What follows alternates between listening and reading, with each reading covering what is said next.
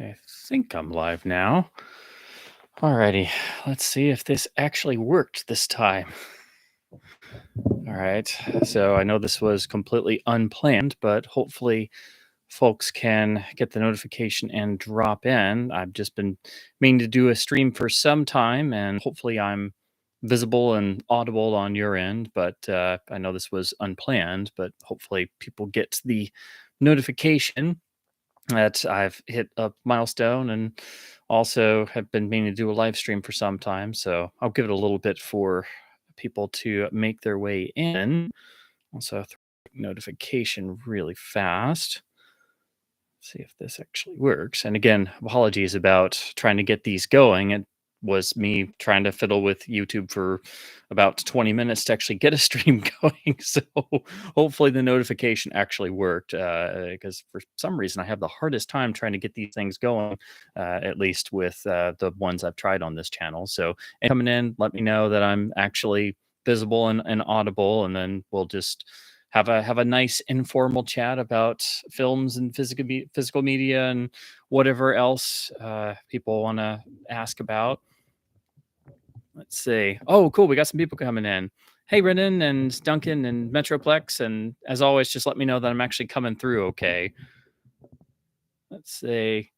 Yeah, I want to thank everybody for the 6,000 subscriber milestone. I just couldn't believe it. That 5,000 was crazy, and I know there's been a massive influx since Retro Blasting did their video on the Warner DVD rot. Watery Wizard. Okay, cool. I'm coming through. Awesome. Thanks. Awesome. Yeah, I don't know why I have the hardest time getting these things going. I was sitting here for like 20 solid minutes trying over and over and over, and then finally just it seems like when I do that, I have to just start from scratch, and then finally it decides to work on like the fourth or fifth attempt. So, if you haven't done one of these, if you haven't tried doing a live stream on your own, it's never as easy as you think it's going to be. Just getting started. But anyway, I just wanted to do this to because I always mean to do more live streams and just felt like having a nice chat, and also as a sort of thank you for everybody getting me to the 6,000 subscriber milestone, which is again still crazy to think of. So again, thanks to everyone, both longtime followers of the channel and newcomers alike. So I just keep chugging along with these videos. Let's see. Dave's here. Hello. 4K Cinema's here. Hello. Evan, Pelvin. Thanks, guys. So anyway, this I don't have anything structured or featured topic. Although with the current events, it's these guys right here that we're all still talking about and thinking about, and it just keeps going and going and going. And I couldn't even fit everything up here because, of course, we've got Titanic too. I just threw these up because they're always the best display piece to have behind me. And of course, the camera laser discs are still super important for many different reasons. So I know everybody's sort of going through the new 4K releases and looking at those masters and trying to figure out for themselves if they can live with it or what's going on, or digging into those further. And now the HDR heat maps and tone maps and examinations that are coming out on Aliens, basically saying that it's only a certain amount of nit usage, so it's not even true HDR. And I'm like, yeah, that fits. So yeah, I know. I can't believe that. I guess I put it out at the right time. I've been debating on how to cover the Cavern Masters for like several months now because they've been on streaming all this time. So I'd been looking at them and stuff, even though I don't stream. I took the time to actually look at them, and I knew the disc releases were coming out, so that's why I tried to wait to at least confirm what we all kind of figured already, that it was just going to be the same masters, but obviously on a disc and higher quality versus streaming. But I did want to make sure that that was indeed the case before you start going off on something that's not even in existence yet, even though it's going to be the same master. So yeah, at least Disney did a good job on the disc themselves, but that, as I've said, that's just polishing a turd. That's just making it worse. That it's got Dolby Vision, but it's not even really the true HDR experience in a lot of ways, and the encoding looks good, and all the technical aspects of the disc itself are well done, and it's like, and yet we can't get this for well done masters across the board. So it's like, this isn't helping. So, oh man. So yeah, and I've been pleasantly surprised that the most of the comments have been positive, and even the people who have pre-ordered them, and again with the supply chain issues, because apparently Disney didn't anticipate these being big sellers, which yeah, I don't think they do good marketing research, actually. And the prices some of those are going for eBay, going on for it at eBay right now. Like, people are paying almost $200 for like the Aliens UHD just because it's in short supply right now. And it's like, that's crazy. And also, it's the Aliens UHD. You're not gonna like it when you get it, especially if you paid that much. Doggone it. Okay, I think I had a dropout there. I think I'm back now. But anyway, I'm just amazed that the Cameron video's gotten that much traction, and I just did that as a loose sort of discussion, because I had tried to figure out for months how I was going to cover these, and again was waiting for the discs to come out so we could at least confirm that they were indeed the same masters, and how they turned out on the disc version. So that's why I just decided, I was just like, you know what? I'm just going to do a single discussion video. I kind of describe them as like my video editorials, where I'm just like, okay, I've done a ton of research. I need to just do all this in one go and just be like, okay, here's my overall thoughts, and then people can go from there and make up their own mind. So I just wanted to at least get that discussion going, and get people to look at these more critically, because this isn't just another case of Cameronizing. This is a whole new, we're in a new era of things that can be messed around with and such. And he's one of the people that if there's a new toy, in the toolbox, then he's gonna play around with it. And I just hope that we don't see other people deciding to play with those same toys in the same ways. So let's see. Oh wow, got some more people in here. Hi, Retromania, King Fem channel, everybody, awesome. Welcome in. Again, this is just a loose informal chat, so feel free to ask anything you want about physical media, or just films in general. I haven't done one of my sort of, well, they're not scripted, but I haven't done one of my sort of themed live streams in a long while. And I think the last one I did was when Friedkin passed away. So I'm trying not to do as many just single live streams where it's unfortunately as a really morbid topic, but I try to do those when I can. The trouble with trying to schedule live streams is life always gets in the way. And especially, I find myself having to record videos now more and more at the oddest times, just to be able to try and get something done, and then finding the time to edit it and do all the technical research I do. And then I'm scouring eBay for random Japanese laser discs or VHS tapes, because I'm looking for audio tracks. And then I'm like, oh god, what am I doing? I don't have the money or space for this. What am I doing? So, and the other thing has been that unfortunately my Panasonic UB820 decided to break again. So I have to tear it apart again, and see if that same fix will work. And that's not easy to diagnose or figure out, because apparently there's only a small amount of us who have this issue with the disc tray just ceasing to work, but it's apparently a growing number of us, because there's a whole Reddit thread, there's some Amazon reviews where people have the same issue. So keep in mind, if you've got a Panasonic UHD player, yes, they're better than the Sonys, but they have some quirks of their own, and hope you don't run into the problem I did and have now had happen again, where the disk drive just stops, and you basically have a $500 thing sitting there that's useless, because it will actually the tray won't work anymore. Which seems like the one thing that would be, that they'd focus on, since that's the one thing you're pretty much using it for, but no, apparently not. And it likes to happen just outside of warranty. All right, so let's catch up with the chat real quick. And as always, do bear with me, because there is always a bit of a delay, and then trying to catch up and everything. And I try to cover as many of the comments as possible. So if I happen to miss yours, just that's not me trying to skip you. It's just me trying to keep up with everything. Let's see. Oh yeah, all the stuff and I think it's primarily from the British tabloids, talking about Aaron Taylor Johnson being cast for James Bond, and that I just chalk up to the usual sort of.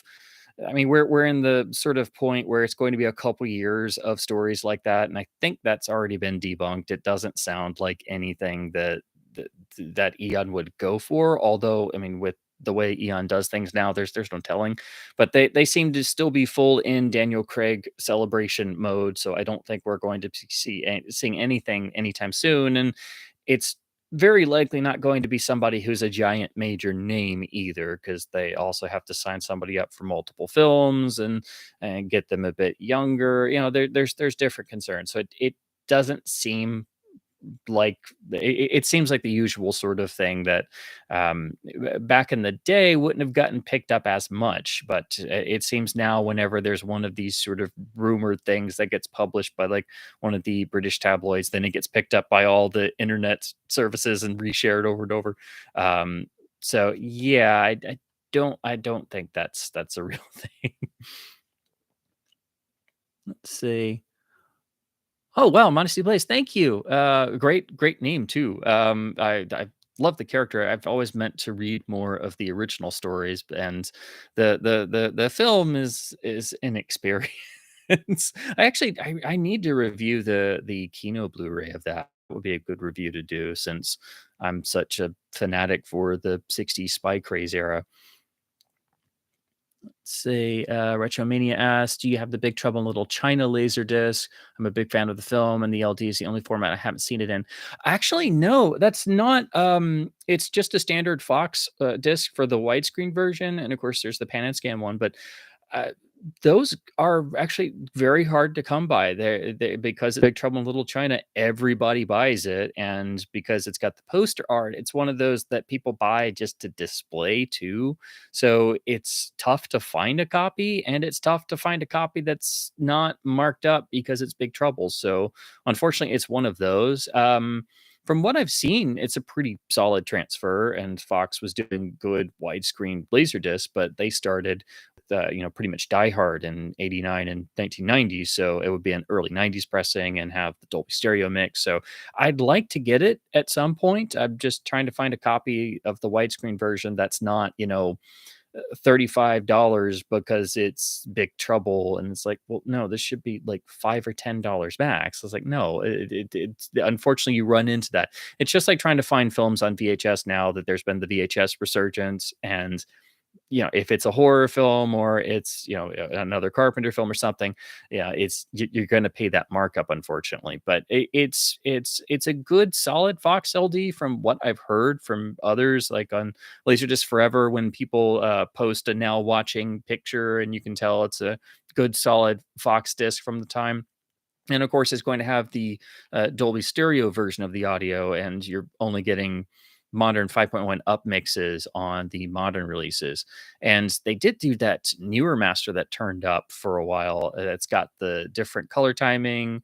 That's supposedly the 4K master, and also it had a. If I'm remembering correctly, it had a particular aspect ratio quirk, but Fox apparently had a 4K master done, and so hopefully that will be a film that turns up with the Disney and Sony deal, because there's all these Fox 4K masters that they're sitting on that, you know, as long as there's not some giant problem or some rights hurdle, then Sony can very easily put those out. But if I what I'm hoping happens where Sony actually is actively working on the Disney held properties in terms of masters and actually doing the discs themselves.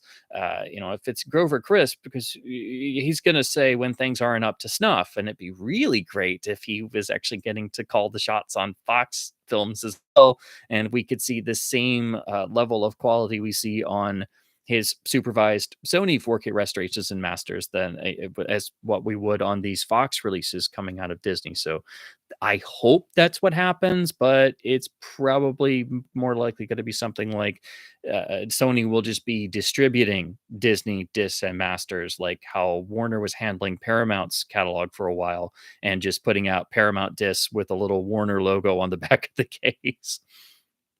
Let's see.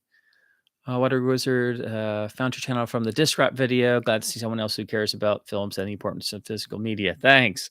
Yeah, I'm surprised actually that because I did that video and I honestly kind of forget about it until I have somebody sort of stumble across it who runs into the same problem and leaves a comment. And that's why I did it in the first place. I wanted people to be aware of what the issue was when they ran into it, because I only knew about it from a random. It was a really old home theater forum thread on Warner Disc Rot, and I saw that years ago and thought, well, that doesn't sound quite right. I know there's isolated cases and things, and I remember it being a few different titles mentioned. And so I sort of kept that in the back of my mind, knowing that apparently there were a couple Warner titles that had some issues, but it didn't really click for me until I went and started rewatching Errol Flynn's filmography. And I went to my Errol Flynn Signature Collection Box 2 and, put in the first disc and what? I'm getting nothing, and the disc refuses to load at all. And I'm like, and then I put in the next disc, and all I could get to was the menu. And then the next disc, the movie would, I think it was like it froze at somewhere around the 20-minute mark and was just completely locked up. And then I couldn't even open the disc in a computer. I couldn't even try to make a backup. It was gone. And then I started backtracking, and I had to dig up that thread again. And lo and behold, there had been more pages. And then I saw that somebody else had the Errol Flynn Signature Collection Volume 2 with nothing but rotters. And I'm like, oh, gee. And then I figured out the year range, and then did the panic check of, several hundred Warner DVDs that I owned. And that was not a pleasant experience, because it's hard to find, actually. If you do, even if you make a backup, you have to still check that, because sometimes the backup will actually retain, like if there's a freeze in the film, or if like the extras don't work, you can still get a backup out of it on some of them, I experienced, but then your backup is compromised. So really the only way to know 100% for sure is to try to actually watch everything 100% through. And trying to find the rotten diagnosis and figure out which disc has what is difficult, because you got to check everything. You got to check the extras, you got to check the trailers, you got to check every part of the disc menu.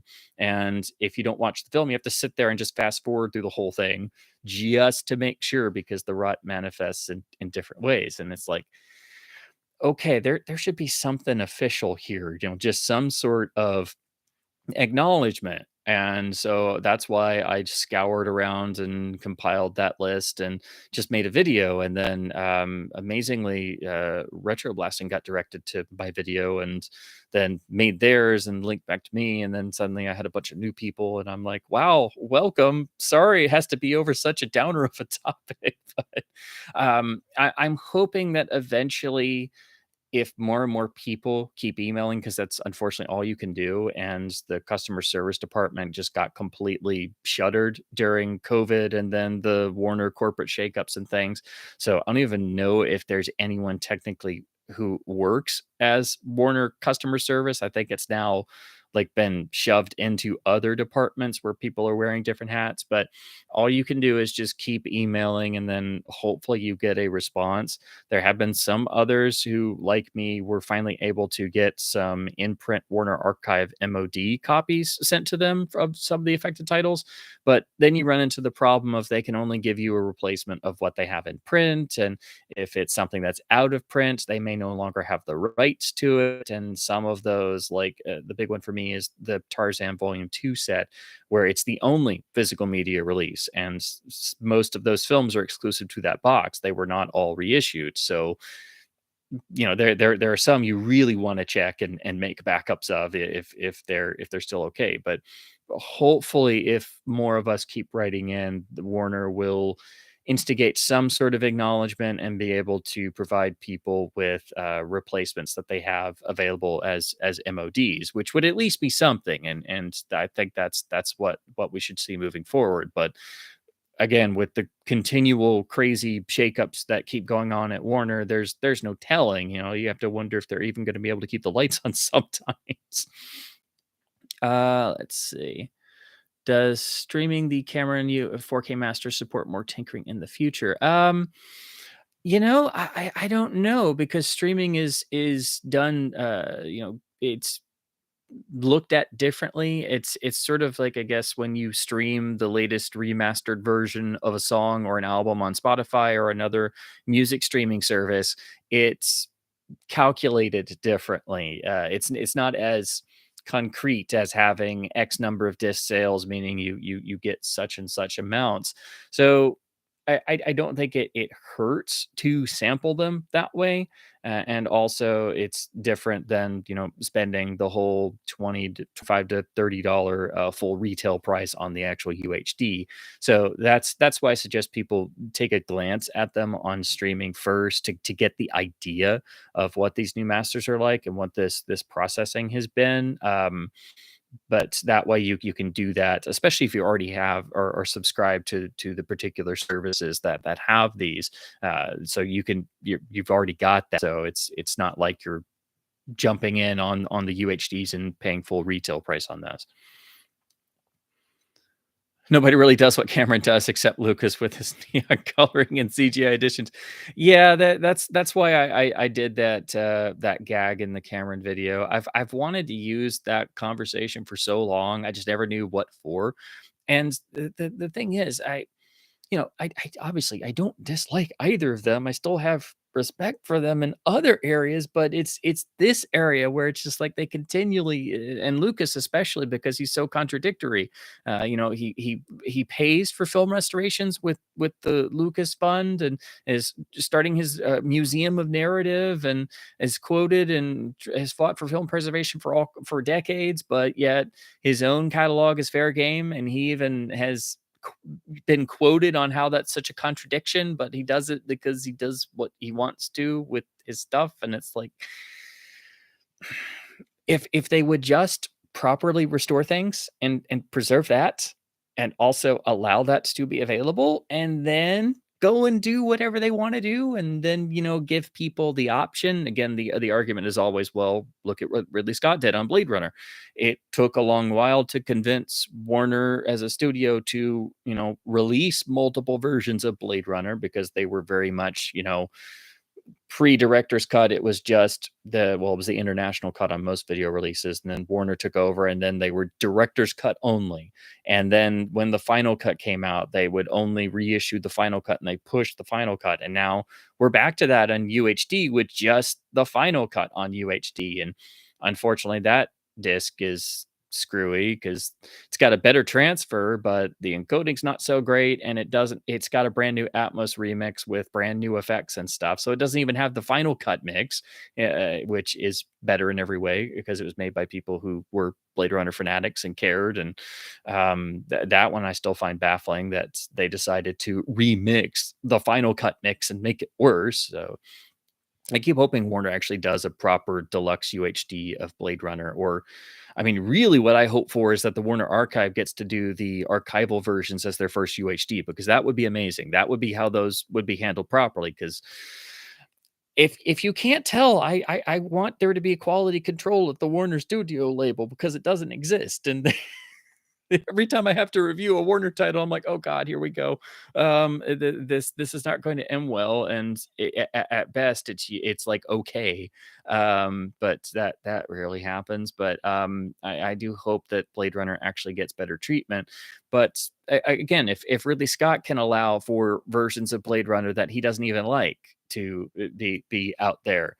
He's not depriving people of at least some method of seeing a version of the other versions, even though I do think the archival versions disc could be better. I think the director's cut mix needs to be there. I think the theatrical cut mix needs to be there because there are slight mixing differences between the 82 and 92 mixes. I still think the best sounding version of Blade Runner is the director's cut laserdisc, and the whole director's cut was done when the negative was, not even a full 10 years old. And I've seen different versions on prints, and the director's cut print is the best Blade Runner experience I've ever had. That's a whole other video in and of itself. I've been wanting to do just a basic Blade Runner versions and home video history, and that'll be a long one. So sorry to get off on a Blade Runner tangent, but I guess that's a preview of what my sort of versions of Blade Runner video I'm tinkering with will be like. Um, Let's see. 4K says, I've heard that the 7 UHD soon to be released got the camera nice treatment with Fincher going that route. Yeah, there's been some mentions of it here and there, and Fincher has talked a little bit about in the past how he's tried to work with the original style that they photographed it in, and of course how it was famously printed on with CCE prints with bleach bypass.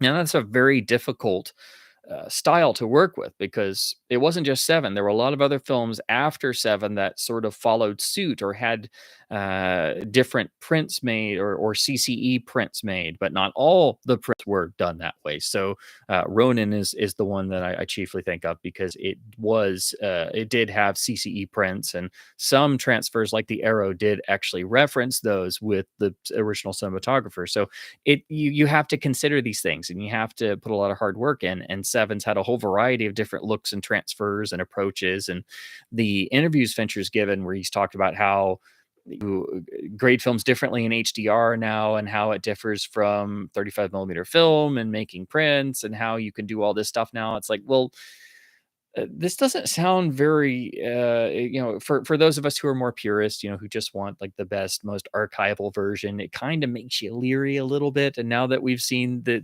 Cameronizing treatment on the Cameron films, it's kind of like, well, I hope Seven turns out at least okay. Again, if you read some of the Fincher interviews and he starts talking about HDR and stuff, you're kind of like, please don't go down to Cameron Town, please. You know? But I'm sure there's going to be something, and it's going to be a whole new look for Seven, because again, every time it's been done, every different master has a different look and feel, and really only the earliest ones, particularly the original Criterion Laserdisc master and the standard Laserdisc as well, because they pretty much share the master. The first DVD or so, and then some of the early HD masters, those are the ones that are ostensibly closer to the original appearance, or at least it was an attempt back then, but it's a bit more hands off than what they can do now. So if I rewatch Seven, I'm usually going for one of my Laserdisc copies, just because I kind of like the feel of those. But you basically have a variety of choices. They're all kind of different. Richard Mini asks, are the new James Cameron 4K UHDs as bad as the Heat UHD? I would say definitely worse, because at least the Heat UHD, for all of the analysis that's been put through, at least it doesn't have all the crazy processing and the weird hodgepodge mixture of old masters and 2K masters. And apparently the Abyss had a 4K scan, but it was a couple years ago, but nobody knows. It's hard to figure out the lineage of the Cameron 4K masters as well. So Heat is another one that's looked a bit different on every release, and I'm not really happy with any of them. I've been meaning to get the UHD and look at it. I remember when the previous remastered Blu-ray came out, that instigated a whole new wave of discussion and analysis, and you also have to deal with demand changes. So you're not getting the theatrical cut, even though it's really just the one line, but you're also not getting the theatrical audio mix. So if I watch Heat, I always watch the Laserdisc. It's not the best transfer in the world. It's a mid 90s Warner transfer. It's even got the shifted up picture like it's a Japanese master with the subtitles cropped off. But it's got the theatrical AC3 track, and it's so ridiculously aggressive that it's one of the great 90s mixes. And I'm I don't want to watch Heat without that. Like, it's much more aggressive than the other versions I've heard. And it's one of those that people aren't prepared for when they get the Laserdisc for the first time. There's been discussion of it on Laserdisc Forever. Even I think in one of the Laserdisc Wolfpack episodes, people mentioned it because you get an RF demodulator for the first time, and you happen to put that disc on for the first time, your neighbors think you're in a war zone or something during the shootouts. It is ridiculously aggressive in spots, and that's a great example, I think, of an audio track that has been tamed to a significant degree in areas. I do believe the first Snapper Case DVD still has that same AC3 track. I need to double check that, but I'm pretty sure it does. So if you're curious, you can usually pick that up for less than $1 these days if you have a good used shop around, and you can check that out for yourself and see a really crappy early DVD port of the already so noisy Warner Laserdisc master. Let's see. Of course, when I look over, it's jumped down some more. So let me try to catch back up. Let me see, where was I? Of course, every time this happens, I realize this is why people have assistants or other people with them helping to run the stream. But of course, I'm just me and trying to keep up with everything. So again, I do apologize if it takes me a second to find my place again. See, see some HD DVD questions. Yeah, I have never gotten into HD DVD. I like learning about different formats. So, like what Eva the Movie Guy says, I want an HD DVD player just for the fun of it. So, yeah, I'd love to play around with it. But uh, outside of a few cases where there was a better transfer on HD DVD versus the Blu-ray in terms of like the encoding or having lossless audio, I mean, we were seeing the same masters on Blu-ray for years. Some films, especially Warner films, are stuck with HD DVD encodes on a Blu-ray. So, you've seen most of the HD DVD releases technically if you have those same films on Blu-ray. That's why you see a lot of Blu-rays with certain very low bit rates, or sometimes they would just get, of course, lossy Dolby Digital audio versus HD DVD having Dolby Digital Plus and having a better codec and stuff. But like for example, the terrible Mission Impossible trilogy Blu-rays that we had for years, that was what was on the HD DVDs. It's the same thing. Most early Warner discs, the terrible Warner Blu-ray of the Wild Bunch that we're still stuck with, is based on the HD DVD encode. So that's why that disc is super crappy. It's also an early Blu-ray, but that's why it doesn't utilize the full specs of the format. And of course, most Warner HD DVDs are rotted to hell and back. So just don't even bother with those if you're curious. If you thought it was just Warner DVD rot, no. I knew about Warner HD DVD rot. I've known about that for years. I'm wondering if maybe it was the same factory because it would fit the timeline and it's Warner. So, there's another thing. But yeah, just if you get into HD DVD, the one rule of thumb, don't buy a Warner disc because it's going to be rotted. That's how bad the Warner HD DVD rot is. Let's see. Zach dug out his True Lies Pan and Scan LD. Yes, I hate that misnomer that Cameron did though. The director's Pan and Scan. It's like, no. I know some people quibble about the term open mat, but all it is just a 133 framing of the Super 35 image. So you're getting more on the top and bottom, losing some on the sides to better accommodate a CRT or 4:3 television of the era. But calling it pan and scan was a bad idea. Let's see. Why don't directors just go all out and change the ending of a film for the 4K release? It's their vision, so just digitally add in a different one. No problem. Don't give them ideas, because some people will. And anytime you make something and you even think about it, you're going to see nothing but the flaws. You're going to remember things you didn't get to do. So that's understandable. If you have the ability to make tweaks and changes, you're most likely going to want to, but don't eradicate what was originally there, especially if you're going to go overboard in particular areas and really start to change stuff, either in a creative sense or in a technical sense. So, again, I understand the idea. It makes sense. Everybody will want to try and patch things up if they can, but you don't need to try and supplant the original work, because the further you go there, that's where you start to get into territory of you're trying to alter the historical record. And also, quite frankly, it's insulting to the original cast and crew who put in so much hard work, because the director did not do everything themselves. It's a team effort. And especially on a technical side, if you start changing effects or replacing elements, you're technically undoing or replacing people's hard work. And you know, one would think that you would get into various guild issues there, but I think no one's really ever gone into that side of things either. But that's another argument that I think people don't consider a lot outside of the basic director's creative one. Have you seen the scan of True Lies as the original theatrical color grading? The D theater version removed some of the blue tints from certain scenes.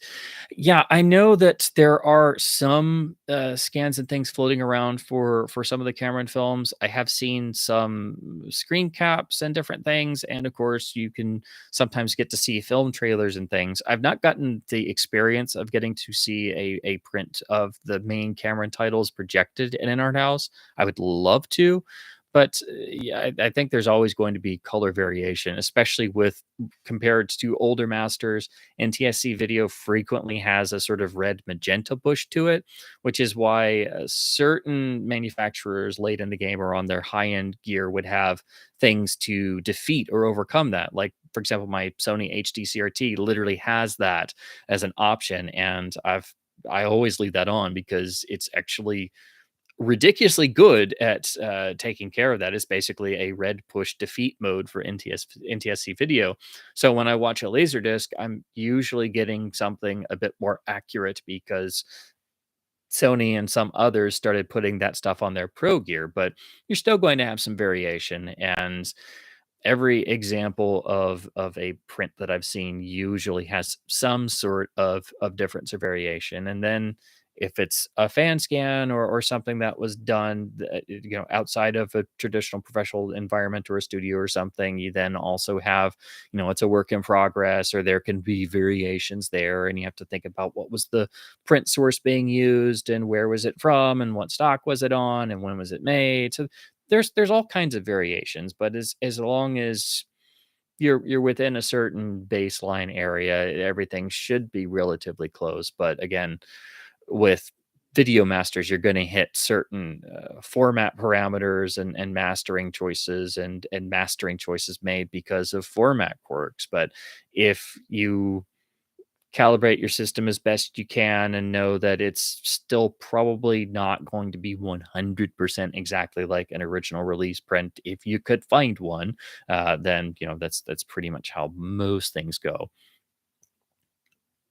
But yeah, I need to look at that Spanish Blu-ray, because I've seen images of it and screen caps of the D Theater Master, but I'm now really curious about that, because I'm sure that the D Theater version, it looks like from some of the images I've seen, it has some particular quirks of its own.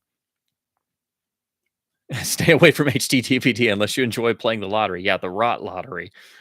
Uh, Yes, modern build quality of gear. Yeah, not so fun. That's so fun. Let's see. Greatly enjoyed your Batman the Animated Series Blu-ray video. You showed so many details, issues that I never noticed. Yeah, that was a lot of notes, a lot of double checking, and a lot of wait, did that just happen? I have to rewind this. I have to look at this more closely. That was far more convoluted than I expected, and that's part of the reason why I haven't done the other shows yet. I wanted to dig around a bit more, and then I upgraded to OLED and finally started looking at UHDs in the interim, and so I wanted to go back. So I've been rewatching the Superman and Batman Beyond Blu-rays on OLED upscaled because, I thought BTAS was bad before on the Blue release, but that was me watching it in 1080p. And now looking at those upscaled to 4K, I was not harsh enough. And I feel like I need to do a whole second video because, oh boy, it really underlines and magnifies the issues there. If ever there was a Blu-ray release from Warner that needs to be redone that isn't the Fleischer Superman Blu-ray, it is BTAS. Yeah. Thankfully, the other shows have fared better, but there are some quirks and weirdness even in the Superman Blu-ray in terms of some episodes having some goofs or different things. And Batman Beyond is pretty solid. The issue there is that you've got the episodes that are film scans, and then you have the ones they had to retransfer from old standard def masters and then upscale them because that show was where they were transitioning from film to digital. And unfortunately, on the shows, the episodes that came are those old files. They look good, but there's something about the frame rate on those that seems weird to me. It doesn't. And this was an issue that's not on the DVDs, even when you upscale those to 4K. So I can't quite put my finger on it yet. So that's another thing I'm trying to dig into more. But both of them are better than BTAS, thankfully. But I wish they had been done by the Warner Archive, of course, because the archive would actually catch things. Let's see. Brian says, I bought Titanic and it was an interesting viewing experience. I honestly thought it was better than the Blu-ray, but it did have issues. Some of the Blu-ray also had as well. That's understandable. Again, as I've said, I think Titanic has the least amount of the new processing applied to it, so I think it masks a lot of that stuff the most. So that's, I think, the one where most people are going to look at it and think it's completely fine or that it looks really good because they were using a higher quality source and they had already done a bunch of work for the 3D conversion and the reissue and stuff. So again, I think those factors kind of make it look obviously the best out of these new Cameron releases. But if you start digging into it, to think you start to find more and more stuff piling up, and like you follow the trail of breadcrumbs and going, wait, what's that weird looking thing? Did they mess with the color here? Like what? And I know that some people have said that the UHD accidentally is missing a couple lines of dialogue or something, or that they were purposely removed. There's never telling with any of this stuff. That's why I quoted in the sketch I did. That's why I quoted the deliberate creative decisions, which, if anybody remembers, that's how they responded to the errors being pointed out in the 2004 Star Wars DVDs, like the flipped surrounds during the Battle of Yavin, where the right surround was coming out of the left and the left surround was coming out of the right, and the force fanfare was muted, and they said that was a deliberate creative decision. All that fun stuff. It's fun, the stuff you never forget. So that phrase is burned into my brain now. Deliberate creative decisions. Let's see.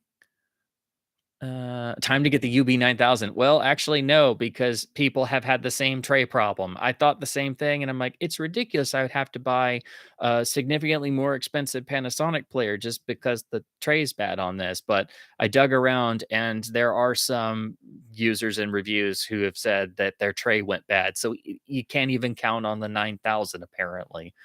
And then, as Evan says, my cheap LG player has been going strong since 2018, ironically. My PS3 Slim is still the best Blu-ray player I've ever owned. It still worked perfectly. going back to that just for Blu-ray watching and getting away from the terrible, annoying Panasonic quirks and menus was like, I forgot how much I missed you, PS3. So that's still going great. Don't have a way to currently watch UHDs though, so that's a problem. Yeah, exactly. As Ava says, only consoles are doing a solid job with disc trays because if you have a bunch of mad gamers, they're very vocal.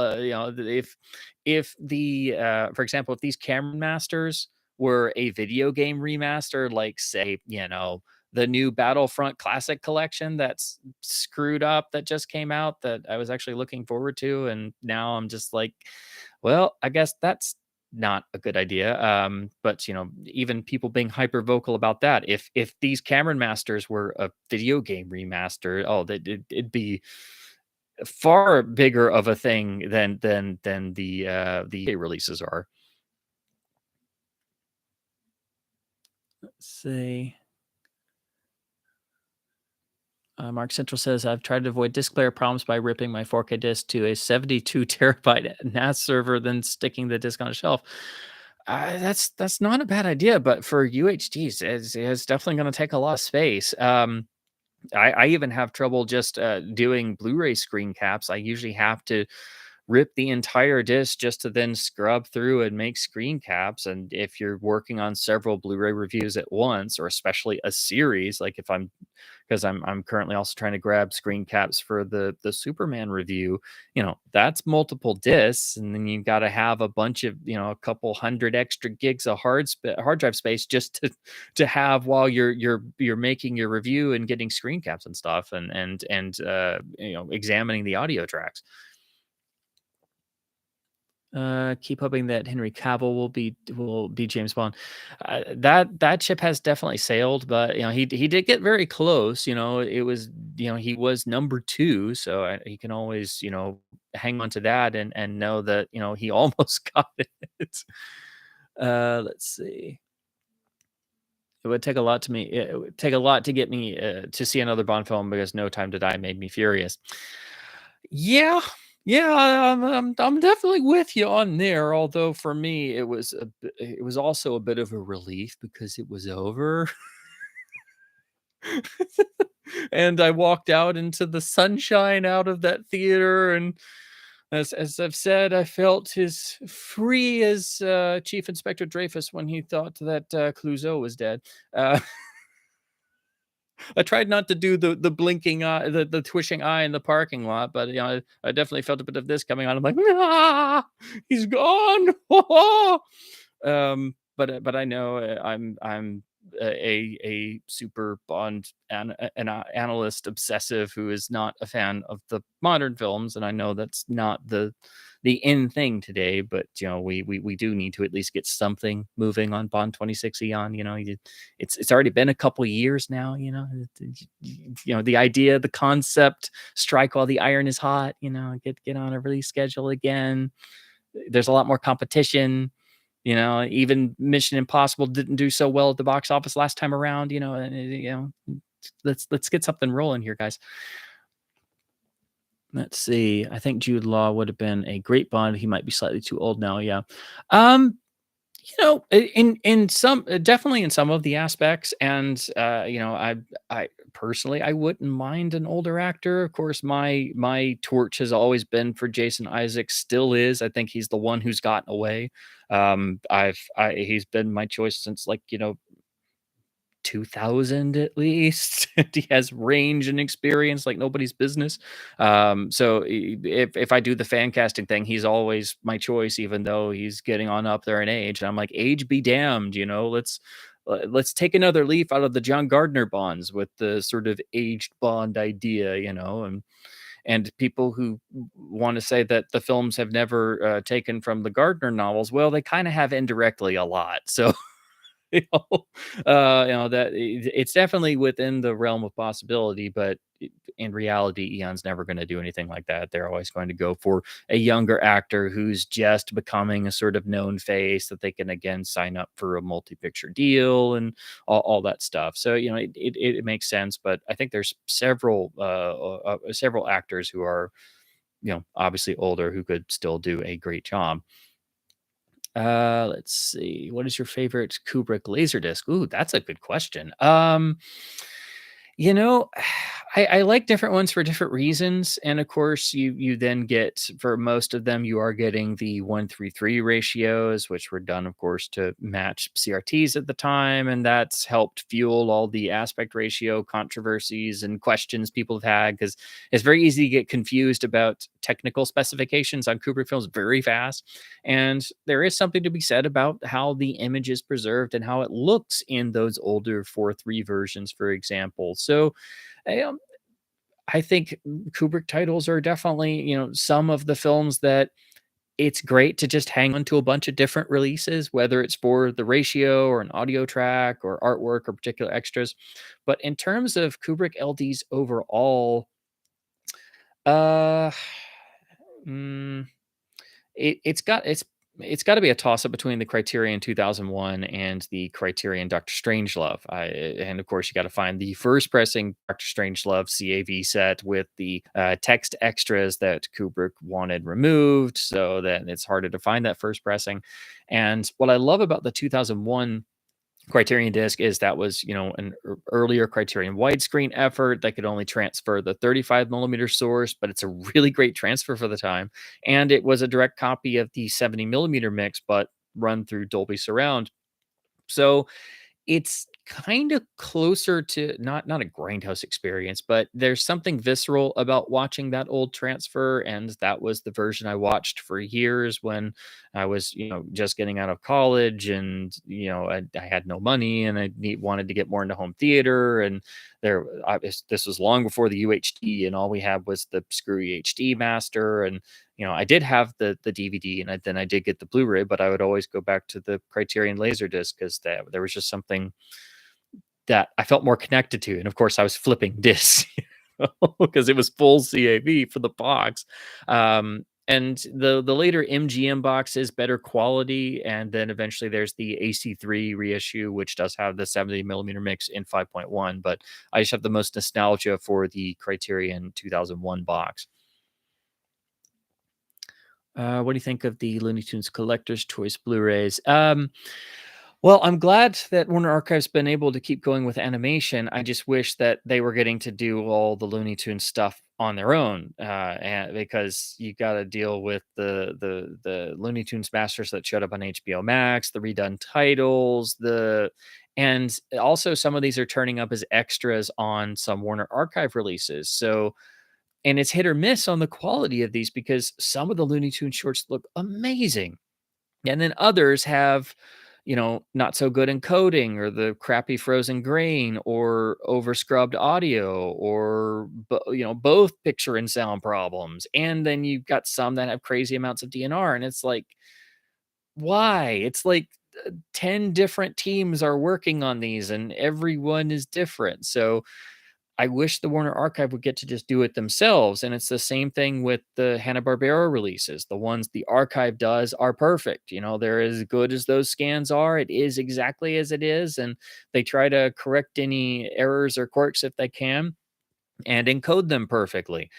And then the Warner Studio does a Hanna-Barbera title from the same series of Warner MPI scans, and they screw up everything possible, like, chiefly the Scooby-Doo release, which I refused to even get because it was so bad and so poorly encoded. And honestly, I'm gonna have to just go ahead and get the slimmed down version so I can do a review of that, because it's so bad. It's so bad that, of course, some of the streaming versions didn't have as much DNR on them, and it's like, and the Blu-rays were single disc, I'm sorry, single layer BD25s, and it's like, "What are you doing? Why?" And then the release of the Scooby-Doo movies had, at least one, a cartoon that had off-sync audio, because Warner's gonna Warner, but if the archive had done it, it would have been perfectly fine. So again, I hope we see more properly done animation releases that are just handed over to the archive. They've just come out with the Hanna-Barbera Superstars 10 set, which is really exciting. I just haven't gotten to pick that up yet, but I really want to, because I want to review those and go through those new transfers. Oh, ginger ale break. Forgot I had this with me. And no, this is not sponsored, but of course, it doesn't feel like one of my streams without me drinking ginger ale. Let's see. All right.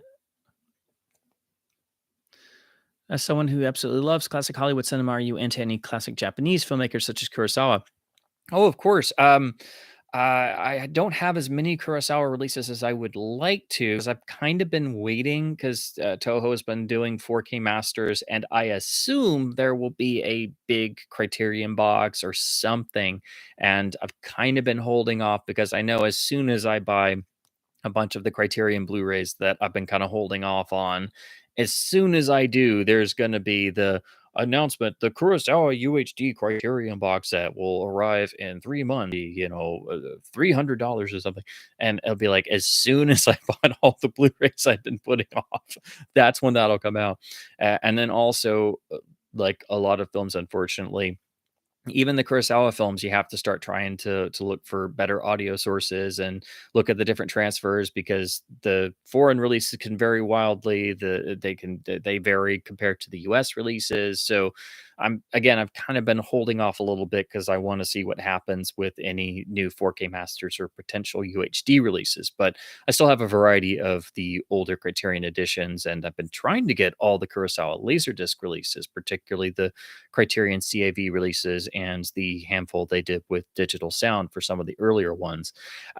There are World cinema is one of the areas of film that I never dig as deeply into as I'd like to, and it's definitely one of the areas that I want to get more, well, at least start digging into more. But also, like, especially with Hong Kong films, it's hard finding good transfers and finding proper versions with original audio and getting the full version. So even if it's just a foreign film I'm interested in, usually I start doing my usual kind of detective work of trying to figure out, okay, well, which version do I need to look at? Which version has the complete original cut? Which has the original audio? Which has proper subtitles? Do I have to somehow buy several and cobble together one just to watch the film properly once?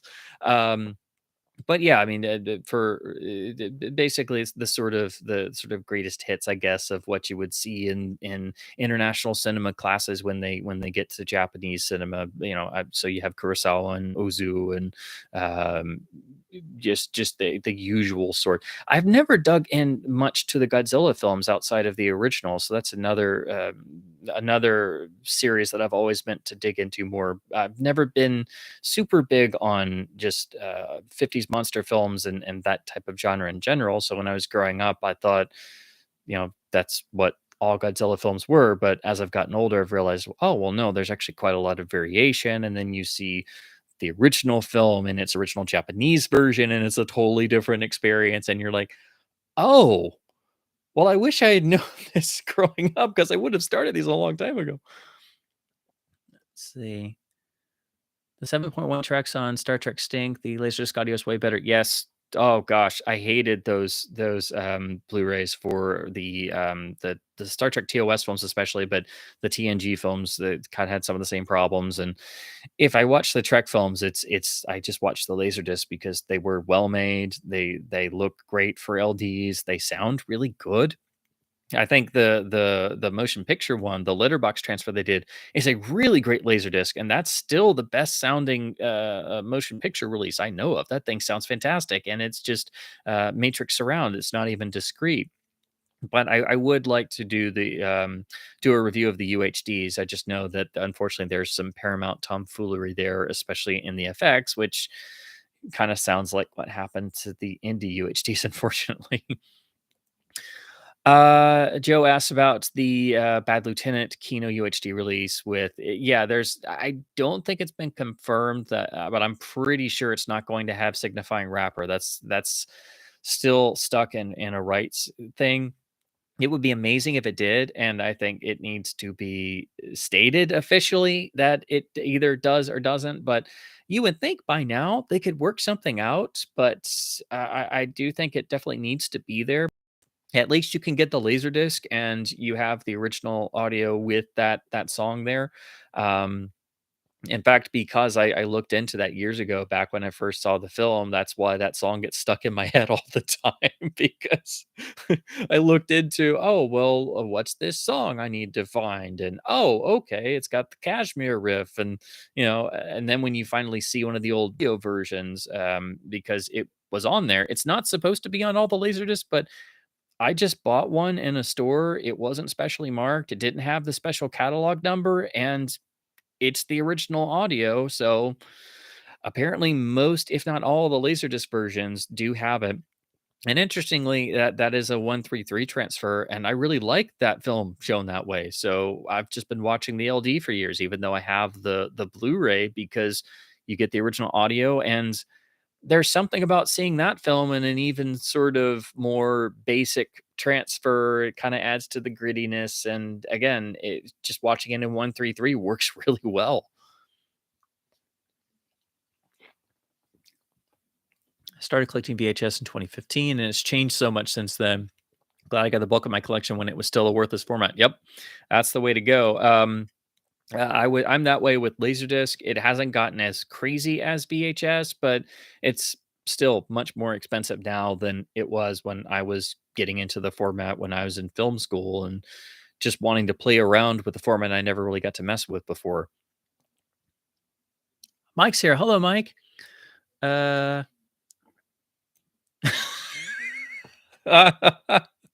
Eric says, behind you lies more proof of James Cameron's better days than all of his ex-wives combined. Oh, jeez. Wow. Oh, that's a burn there. Yeah. Yeah, I couldn't resist, and I was trying to think of what to put behind me, and I don't know if it's obvious, but here you have, the symbols of what you have to go for Cameron films compared to the craptastic new 4K masters, some of which are not even really 4K masters, versus people putting in, untold amounts of hours and manpower and efforts, and just because they were a video label and they cared about these films being screwed up for so long that they wanted to try and fix everything that they could. And, they were doing stuff just out of the sheer love of these films. And, not that they were being paid to do this, they were doing their job, but they went so far beyond that just because they cared. That's the Arrow Bruce Lee set, So that was the sort of mentality when I was doing my usual, what display do I make? What do I do? I worry about this stuff too much. I'm like, I got to have something behind me that fits and is thematic. And you also have to make sure it doesn't have glare and it doesn't fall over and hit you on the head, which happens all too much. I've only put that in some of my videos as goofs because it's, yeah, you got to watch out for falling discs behind you. Let's see. Let me try and catch up real quick. I have a decent amount of Warner DVDs, and I'm unsure of how many will work now. Well, that's why when I did the video, I tried to give like the sort of cliff notes of what to look for. And since I've had so much more traffic, I've been thinking maybe I should do like just a short version to just highlight some of these. So I might do that in the next week or so if I have the time and just make like a sort of distilled version just to hit the high points of what to look for. But essentially, you just want to look for anything manufactured within that time frame of roughly, about 2006 to 2009. But to be on the safe side, you can add 2005 and 2010. That's what I did. But it's mainly 2006 to 2009. It's mostly confined to the titles that I was able to put together in that list. But if you look on the back cover at the bottom, there'll be a manufacture date. If it's 2006 to 2009, just go ahead and check it out. Just just to make sure. The only thing to note that if it's in a reissue or a standalone, it's probably going to be fine. If it's in a reissue from like 2010 or beyond, you're perfectly fine. Like a TV set that's in a standard plastic case reissue, you'll be totally fine. If it's a standalone copy and not a box set copy, and you bought it new as a standalone, you should be fine. And if the case has the disc made in Mexico stamped on the back, you're perfectly fine because that means it came from the Mexican plant, which does not have any problems. So it's kind of like when I look for DADC Austria laserdisc pressings of Sony titles to find a rot-free copy because DADC USA was the bad plant. So you have to pull the disc out and look for manufactured by DADC Austria, and you're in a store going, "Yeah, no rot," and people are looking at you like a crazy person. Well, you can do that with Warner DVDs. You turn it over on the back, and if it has disc made in Mexico stamped on it, you're like, "Yes, no rot." And then people are looking at you like a crazy person in the store because they don't know about these things until they run into them. Let's see. Oh, thanks, Obi-Wan. Thank you. That I do try to have some sort of educational aspect to physical media videos because I had to learn all this stuff myself.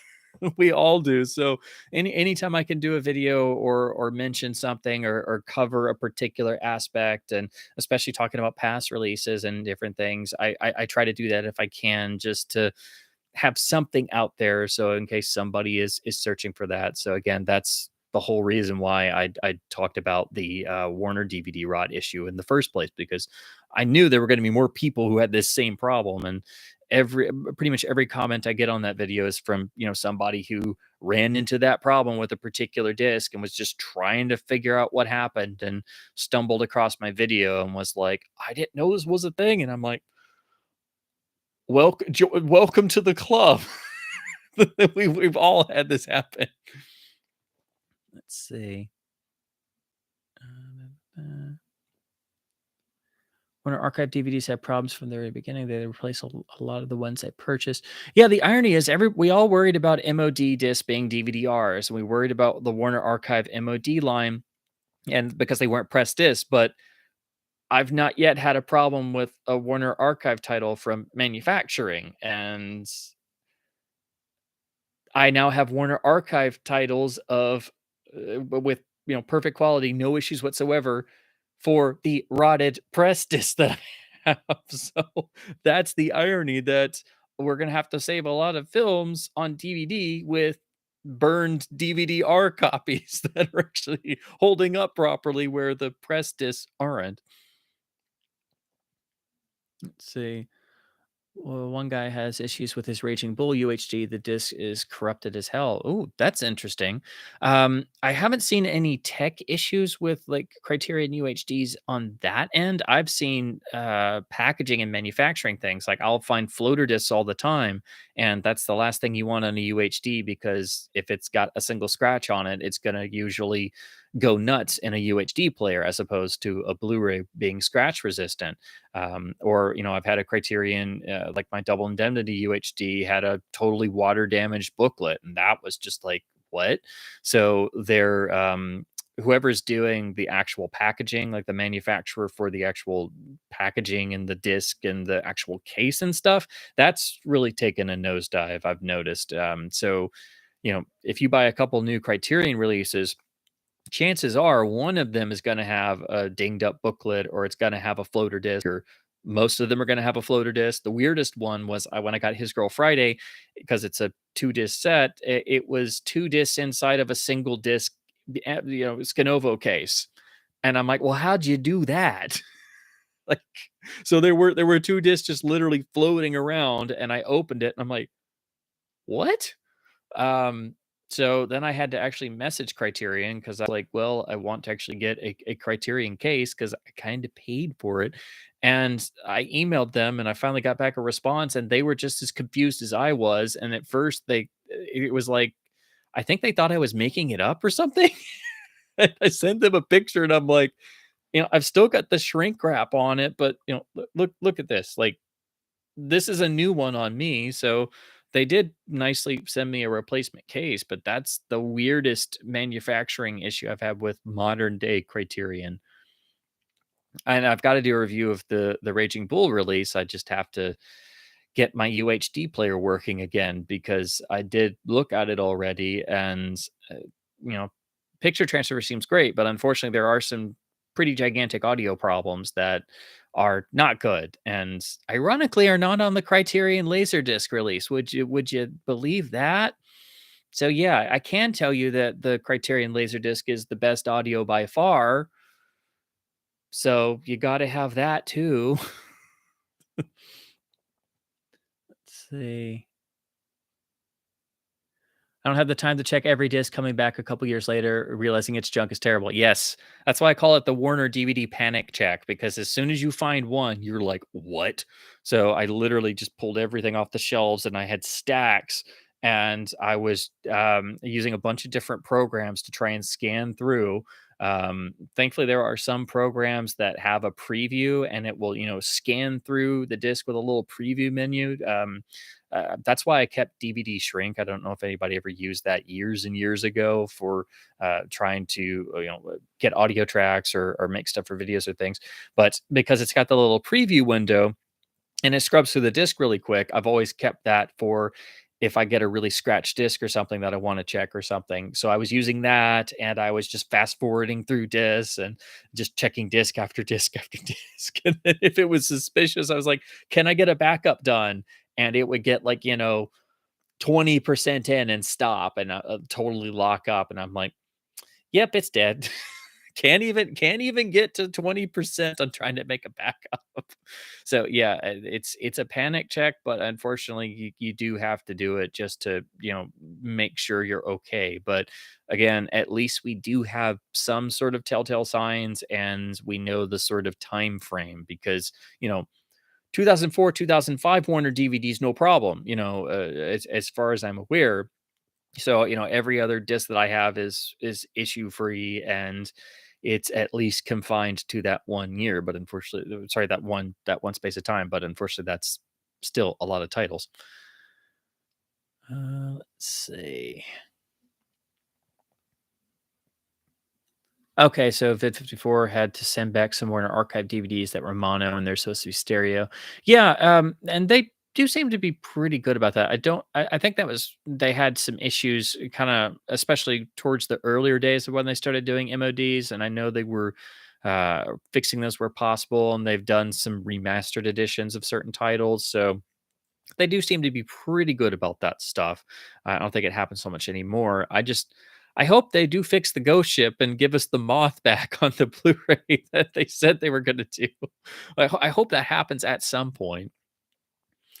Let's see. Can you recommend a Fleischer Superman release? Yeah, my recommendation is actually two.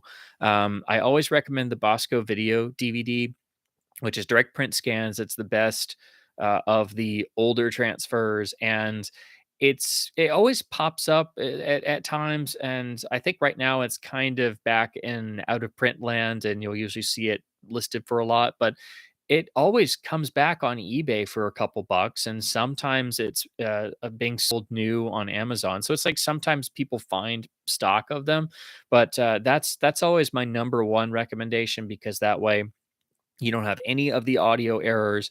You have direct transfers done as best as they could back then. It's not perfect, but it was really well done. And I've run it on my OLED upscaled and it looks amazingly good for how old those transfers are. So that's the number one to have a error-free version. But then I always say supplement it with the Warner DVD master. So I always tell people just go for the standalone 2-disc Warner DVD set with the yellow artwork because that did fix at least one of the errors, and it has significantly better encoding than the versions on the Superman films because they were just put on as extras. It's the same masters, but the standalone is much better encoded and it has the extras they made then, and it does fix it just one or two of the audio errors at least. So if you want to try to make your own fan mix and match version, you can, but that's what the mild mannered effort, the fan version that combines those two, that's what they were working from. So that's why I recommend people just get both of those. You might have to hunt around a little bit for the Bosco version because it kind of comes and goes. But usually, when I go and look for them, $5 or $10 each. They're not super expensive. The Warner one, especially, you can get for cheap. But it's the Bosco one kind of being sporadically around. If you want to, you could get the VCI or the old image DVD. The image DVD is rather hard to come by, and it's just a port of the Laserdisc. But the image and VCI transfers are nowhere near the quality of the Bosco one and the Warner DVD Master itself. The picture quality is great and beyond what the Bosco can do, but it also had some color timing choices of its own. So there's that too. And it's got all the audio errors. So try to get the Bosco if you can, but again, I would say supplement it with the Warner DVD from I think it was 2009 or so, and it does not have any rot problems. I checked that too, of course.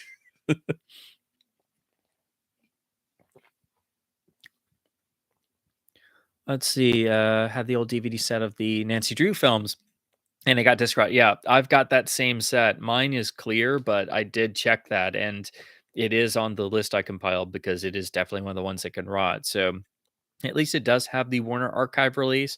Um, Yeah, I guess if you bought a used copy, it's possible somebody could have screwed it up somehow, maybe.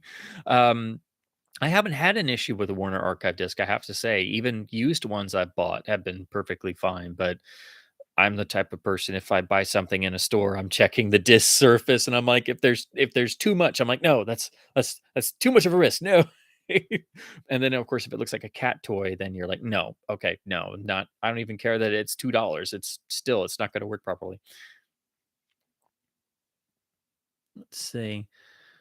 Cheetah Man says I had issues with a couple of Hanna-Barbera series sets from that period I got from eBay, and one was even sealed. And when I figured out about the disc rot issue, I figured that must be it. Yep, that's it. Because you'll buy stuff used, even sealed. The sellers have no idea, especially if it's sealed. It looks perfect, but until you actually put the disc in, you don't know. And then you run into it, and it may be just part of the disc, or it may be the extras, or the menus are shot, or the whole thing's gone. So you don't know until you try it out. Yeah, the, Prisoner of Zenda double feature should be okay if it's the standalone. It's the box set that you'd probably run into more potential issues because I think it's the Literary Masterworks collection box is where that was originally from, and I keep hoping the Warner Archive does a Blu-ray of Prisoner of Zenda. That's one of my biggest wish list titles because that masterpiece needs a proper new transfer and restoration. Oh, cool. Warner replaced all of Vid54's discs. Awesome. Yeah, it's just you have to get to an actual person. That's the trouble. That's the hard part. Sad to see people were more competent in restoring films in the Laserdisc era than the UHD era. In certain ways, that's absolutely true. Part of that is they had less ability to change stuff, and the big thing is in audio, because if you start doing what I do and looking at audio transfers and comparing the audio tracks, you're gonna tear out your hair so fast if this stuff, is noticeable to you, because I already collect records and I already compare music masterings, and when I find a modern remaster that has significantly worse sound, definitely, gets me frustrated, and then I'm like, "Well, why is it like this?" And then realizing the same thing was true of films and you had to check everything you could get your hands on, it's like, "Oh, no. Now what am I gonna do?" Um, the great thing about LD and older transfers is that usually they could be more hands off in picture transfers. So you're just dealing with format limitations, and for the most part, they did the best they could. The real thing is in audio because a lot of times they would transfer stuff without messing around with it, and they were doing a lot of direct transfers from studio elements and vault elements and sometimes master materials, and you get such high quality from these presentations, and then to compare it to every other or modern versions where it's been remixed and EQ'd and scrubbed of detail, and they want to make sure it sounds good on a sound bar or on streaming, or they want to make sure it sounds good on one of these. It's like, this is not good, guys. But because it's not as obvious as picture manipulation, it usually doesn't get covered. And since most films have had this happen over time, you usually have to go back quite a ways to find something that hasn't gotten that, or you have to get as many versions as you can and try to figure out what happened where and which one sounds best. And sometimes the results are scary, like when I find VHS tapes that sound better than everything else I can find, and I'm like, I have no words. You know?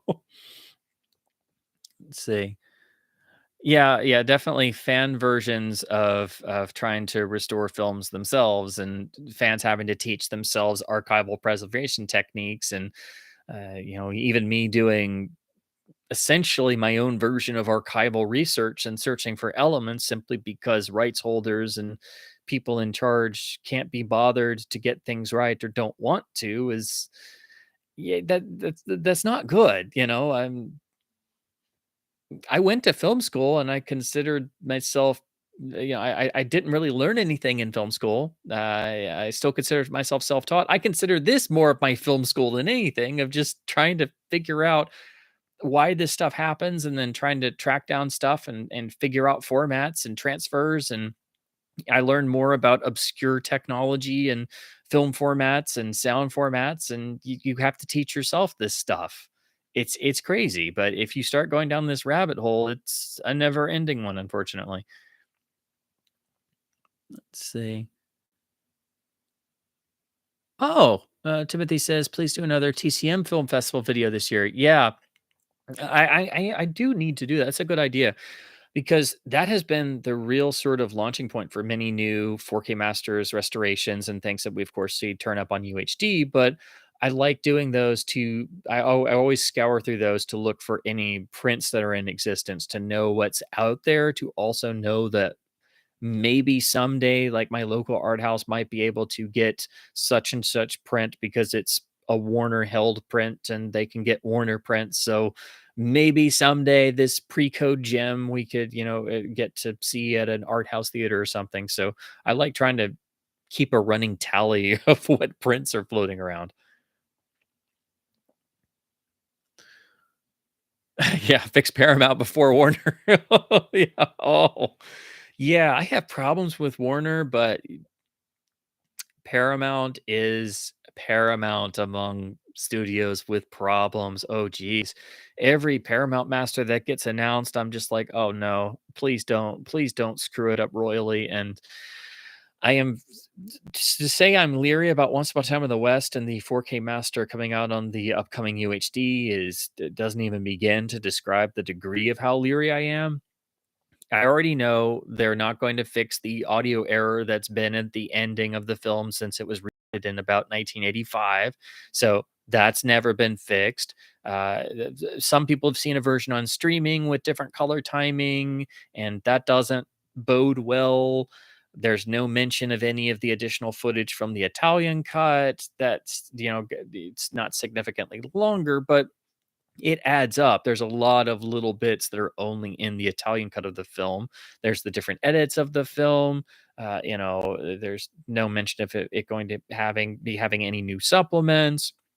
No mention of did they actually restore the mono mix, because what they've done over the past couple releases is just take the Laserdisc mono track, but give it to us in a lossy form with the same noise and dropouts and clicks and things, and it doesn't sound as good as the Laserdisc. So, there's no telling. I'm really leery about that. So I hope it turns out halfway passable, but it's Paramount, so I just go in expecting the worst, with anything Paramount, and if it's not completely the worst, I'm pleasantly surprised. Yeah. And yeah, planes, trains, and automobiles is still, oh geez. When you make a 4K master that's so bad that some people wind up preferring the old DNR and edge enhanced master from hell that was on the old Blu-ray, then you've got problems. Oh, Chronicles here. Hey, man. Oh, yeah. I still can't believe I passed that my subscriber milestone. So again, thank you to everyone. I'm always amazed because I go out of my way to never do the calls to action or like and subscribe and stuff, because I swore when I started making videos I was never going to do that, and I never will. So that means everyone who subscribes to this channel does so because they legitimately want to, and they actually take the time to go and do that. So every subscriber means the world, and I'm just amazed people like to listen to my nerdiness. So every single subscriber is so truly appreciated, and I'm just amazed that I've hit this. So thank you to everyone.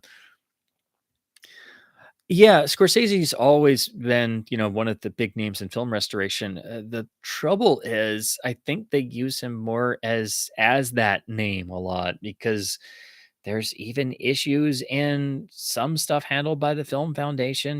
They were on the 4K master of a fistful of dollars, and we know how that turned out. It's got the screwed up English mono mix where all the levels are shot and things are drowned out or obscured or removed.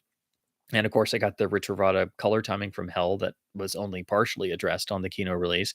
And then Scorsese films keep turning up on these 4K masters, and they're not perfect. Raging Bull has screwy audio, and I'm not real big on some of the color timing in Mean Streets, and the audio there isn't as good as it should be. And it's like, well, if we can't get these perfect, then, what does that mean for everything else? Um, but he is at least out there fighting the good fight, and trying and pushing this, because he's been one of the people to push film preservation for a long time. And without him doing that, he's really the key name individual who's been pushing film preservation and trying to get people to listen. And that's been a major important factor in us having anything surviving in an acceptable state. So always all the credit for that, absolutely. But I would hope that we could get 100% perfect stuff from even Film Foundation supervised stuff or Scorsese films, but unfortunately that doesn't always happen, as I keep unfortunately finding out. Let's see. Yeah, the American Graffiti and THX 1138 are just screwed, really. Eh, THX, you have to have a Laserdisc player. All we have is the letterbox Warner Master of the 1978 version. That's the only option.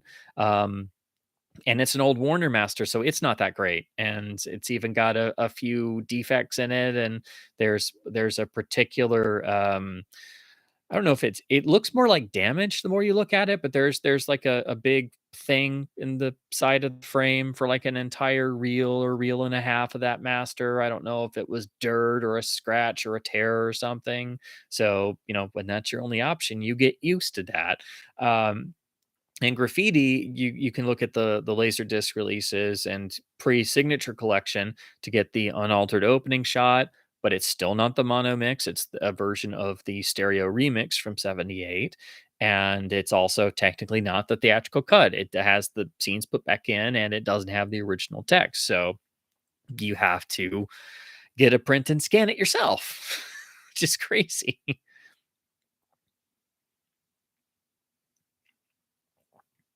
And that's the other crazy thing. As I said before, Lucas will fund amazing preservations. The Lucas Foundation was the major fund, or part of the major funding for the restorations of Mystery of the Wax Museum and Dr. X. And it's like, you're helping such great work on all these other titles, but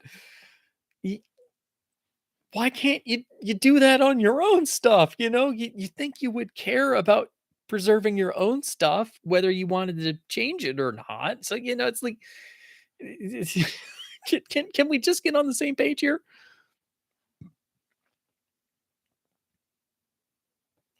Let's see. Have the Errol Flynn box sets, and they're basically unwatchable due to rot or pressing error. Yep, that's. I do have. I've got the signature 1 and 2. I think they're here. If I can reach that. Okay, yeah. I've got signature 1, and that's fine. It's volume 2 that's shot. And then I've got the TCM World War II set, which actually, oh, I forgot. It's right here. So I've got this, and this is still fine. So it's just it seems to mostly be the Signature Collection Volume 2, and a lot of those signature collections from that particular era, because I think that's 2006, 2007, especially when they changed the packaging design to that particular style, those are the ones that you are even more, the rot potential. Like for example, because I just have it on hand here, like the Burt Lancaster set has the same design. Sorry for the glare. Same design as the Errol Flynn Volume 2. This is another one that's a heavy rotter. So, it seems to go in particular spurts of when the affected titles popped up. Let's see. Oh, wow. Had a chat jump. So hang on. Let me catch back up if I can. Dun, dun, dun. Let's see. Uh, Kenneth says, "Do you shop at other places other than Amazon for physical media? I tend to sometimes use Target online and deep discount when they've got reasonable prices." Yeah, I hunt around. I admit I try to always get the best sales I can, or wait for sales like label sales especially.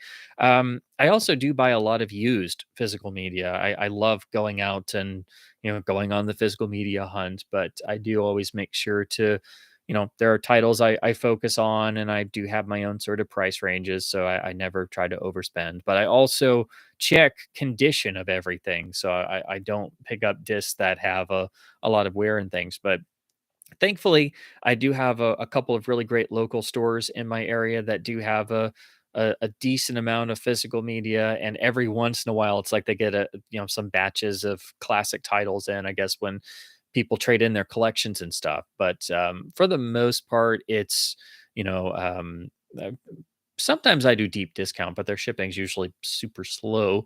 But more and more, I'm doing site sales from labels. Like especially, I try to wait for the indicator sale, and then Amazon, and then eBay. Especially the big sellers that are just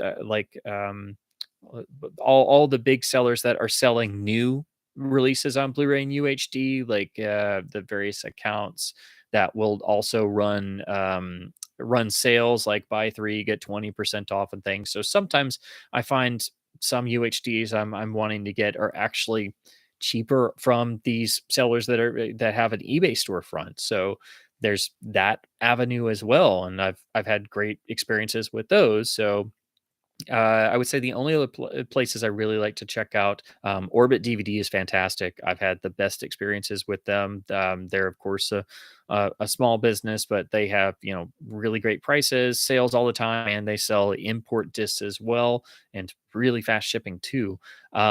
So there's them, and of course Hamilton Books is the best for fantastic deals on books, but also physical media, and they're also a smaller company, and I love supporting small independent companies when I can, and I've always had the best experiences with them. So those would be my two suggestions for people if they've not tried them.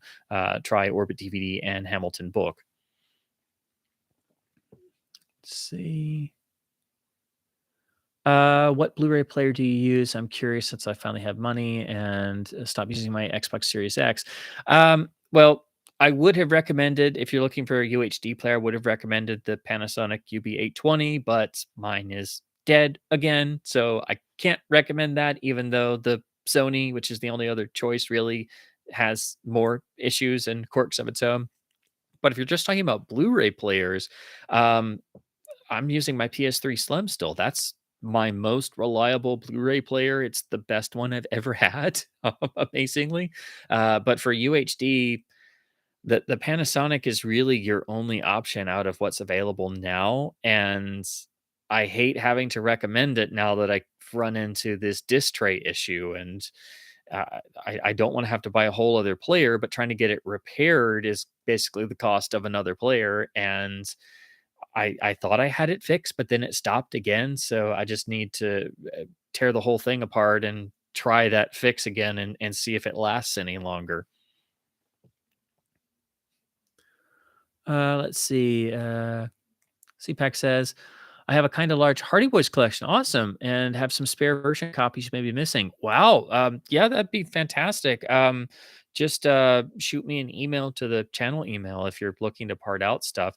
I've been meaning to get back to those. I've just had the hardest time because for whatever reason, well, because it was one of the first to be revised, but I've never had a really good condition copy of the original text of Book 14, which is Hidden Harbor Mystery.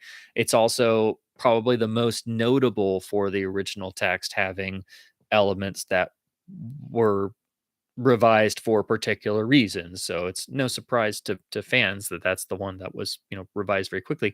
But that means there's less original editions out there. They're usually a little bit pricier to get in good shape. And I've tried to get different ones, and now I've purchased 2 different ones that were misgraded, and, the first one got here, it didn't even have a dust jacket, it was damaged and had, brown spots all over, and I'm like, "What in the world?" And then I got a second one, and it was just about the stinkiest book copy I've ever encountered. It was like, I don't know if this is mildew or what, but I have to just get this away from me physically and just get it out of here and just, donate it or something because it's so bad off. So yeah, I've gone through 2 different, eBay orders on that one book now, so I'm just trying to get a really good solid copy of an original text of book 14 so that I can get back to doing the, series comparison videos. I've read the original text before, I just need to have a good copy to go over for the video in the style that I do. And I thought it would be easy enough because it's the only original text I don't have a good condition copy of. And I thought it would be easy enough to get, but no, it's proving to be elusive. So, it's just one of those things you run into where you think it's going to be easy, but it just turns out not to be. Let's see. Just worry about these studios are cutting corners to save money. How many 4K UHDs today will get rot in the future? That's it. Of course, remains to be seen. They shouldn't, but given the corner cutting we see, and I have a really great UHD player that's now died twice on me, and just at over a year of very regular, but not hard usage at all. There's no telling really. Because this stuff does take a while to manifest usually, but for distant optical media, it shouldn't be for a really, really long time. And with the Warner DVDs, it's really because they had this manufacturing problem. So if it hadn't been for that, your DVDs are not supposed to have any sort of disc rot until it's been an extensively long amount of time. So it's really more of it would be more of somebody cutting corners or there being a manufacturing problem that takes a couple years to manifest. So it's possible we might see this, but the only one I can think of on more modern releases is when Criterion had a run of bad Blu-rays and they did have to do a replacement program. And I'm thinking it was the same plant as the bad Warner DVDs because it was their Blu-rays from like I think 2010 to 2012 or something like that, but they had affected titles that they put a list out and people had to replace them because the discs had rotted because of manufacturing problems. Oh, yes, as Alex points out, there we still don't have reprints of the Indiana Jones comics. I was really hoping we'd get reprints for Dial of Destiny. That was gonna be the one good thing to come out of that, but no. And the Dark Horse omnibuses are going for stupid amounts now. They're hundreds of dollars on eBay each, which is crazy. So I just have a handful of original issues, and I'm just gonna have to pick up the rest of the original comics, and because I can't afford $200 to $300 on just one of the Dark Horse volumes, and they're the slimmed down white omnibuses they were doing for a long while, and yeah, Marvel's reprinted at least some of the Star Wars comics, but there's been nothing on indie, which I find crazy. But yeah, you can't get anything but original issues for the Marvel comics or the Dark Horse comics or anything. And you would think it's a no-brainer, they own the rights, but nothing. So that's unfortunate. Let's see.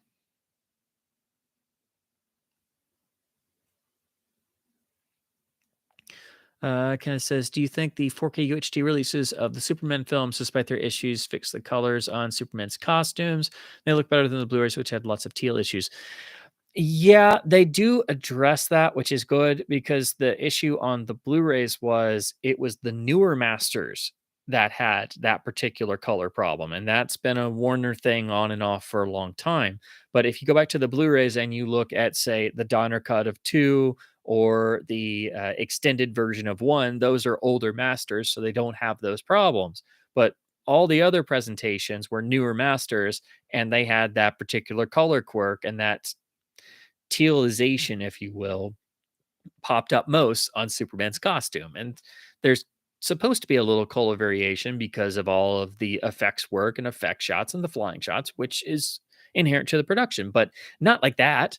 And it's not just his costume. Like there's like the opening of Superman 4, the scene with the are you gonna sell the farm? And there's Clark Kent standing there in blue jeans, except they're teal jeans. It's like, really? It's like we can see this stuff.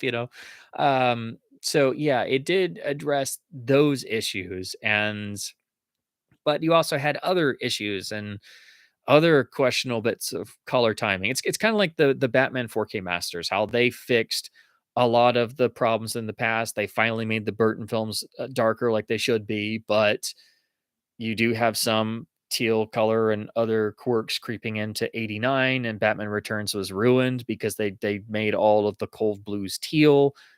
Returns has never looked like that, and I did get to see an original release print, a 1992 Fuji color print in perfect shape, and it looked gorgeous. It had, it was like what we were used to, but much more nuanced.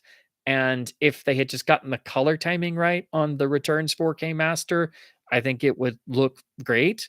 Um, and of course, we didn't get the original audio at all. We just got those terrible Atmos remixes. But and the Schumacher films were significantly improved, and they look really great, but they're not quite perfect either. And it's like, can we get somebody else to handle these, please? Can we just get everything done right the first time and have original audio and all the versions of the original audio because they had different release formats and different mixes, and some mixes sound better than others. And while we're at it, get the at least the work print of Batman Forever release so more people can realize it was radically altered for the theatrical version.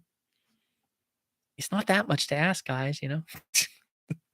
So yeah, I'm still kind of torn on the Superman releases because I'm not really happy with any of them, to be honest, and especially in audio. So at least we do have the first pressing of the original film on UHD, which has the all important 70 millimeter mix, which is the definitive audio. But that master is kind of screwy, and they made a second version that they've not released that's technically better. So uh, so yeah, if I rewatch the Superman films, I don't know which version I'm going to pull. And when I'm in that scenario, I usually just stick with the Laserdisc and rewatch the Laserdisc releases that I've watched for years because there's no giant problem there, and I just run them on my HD CRT. And the only problem is, you don't have a widescreen version of 4, and you have to have the Japanese version to have the longer version. So for 4, you pretty much have to jump over to DVD, but my DVD of Superman 4 is rotted, so I then have to jump over to the Blu-ray, which has color problems. So then I'm like, well, then I might as well go to the UHD, which has the screwed up audio remix. None of this is easy.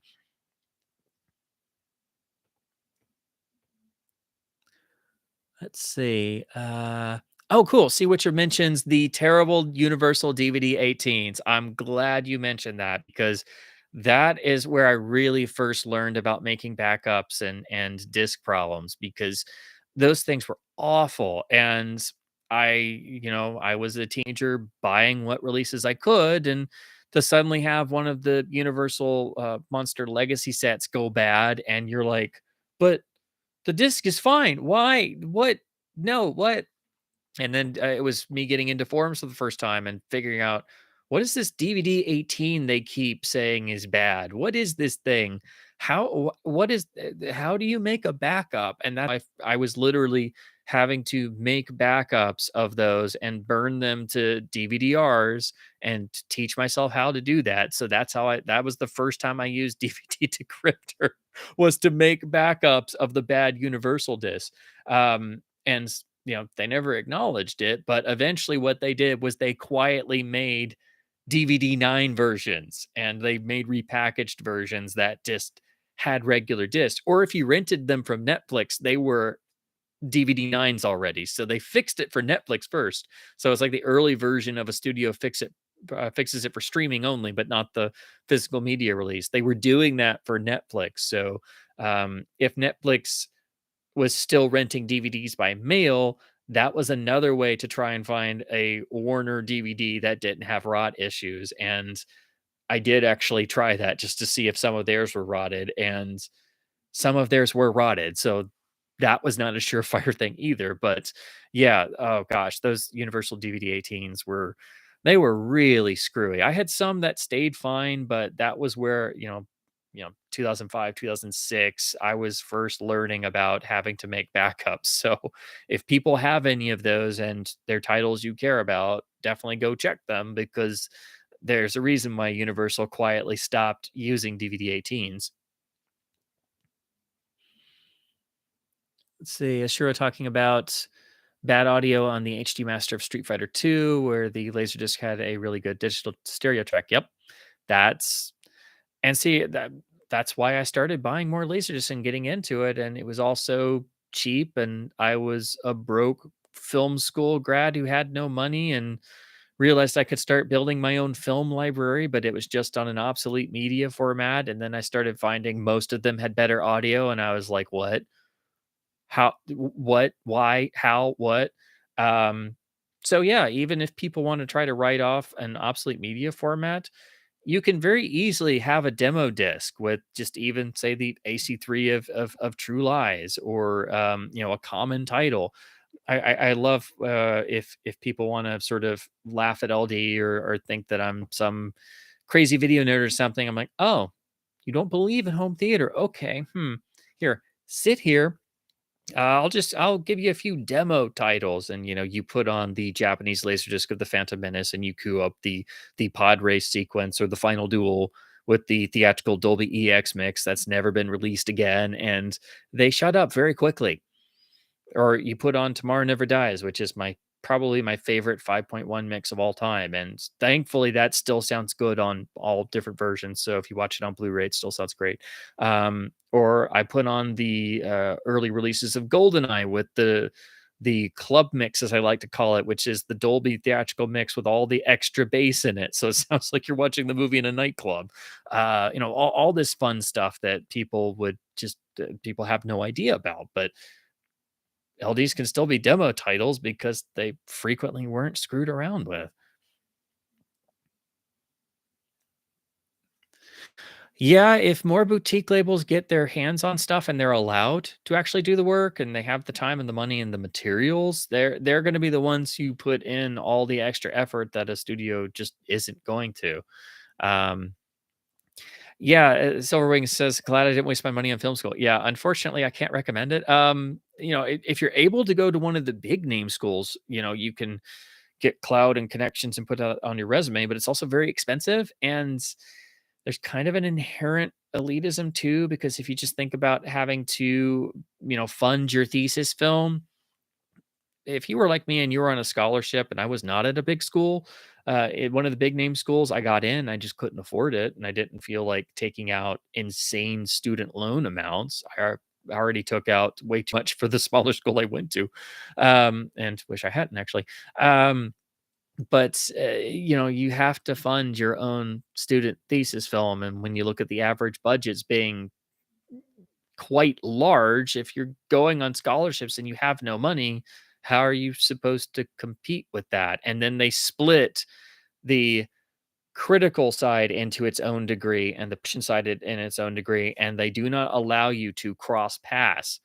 And that to me just defies logic, because a film school degree should mean you have critical aspects and production aspects, and to only focus on one continues this hard divide, and it makes no sense. So that was also very perplexing and disquieting. And I have many issues with the way film schools are run, especially for the fact that the last thing that they seem to want to do is actually run films.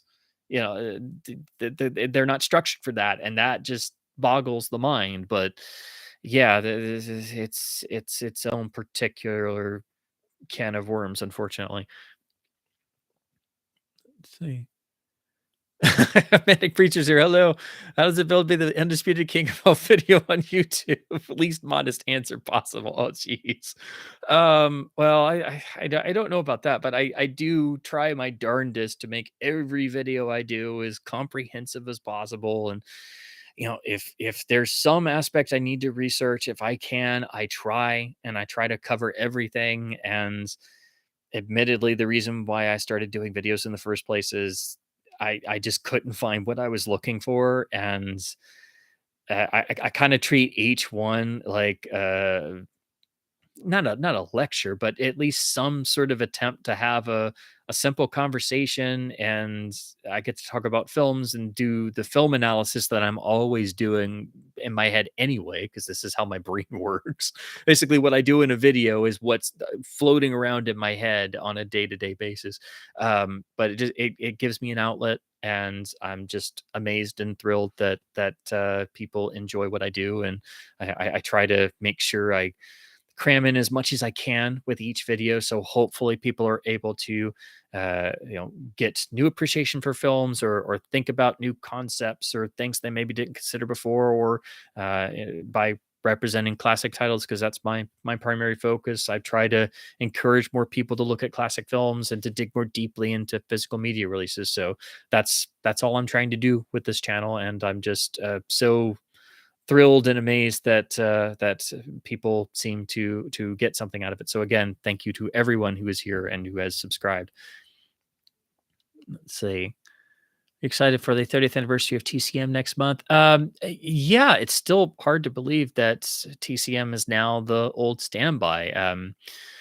I still remember what it was like when we first got TCM, and it was like suddenly realizing as a kid in the 90s, when you didn't even really have internet access, and suddenly it was like, wait, there are other people like me out there. What?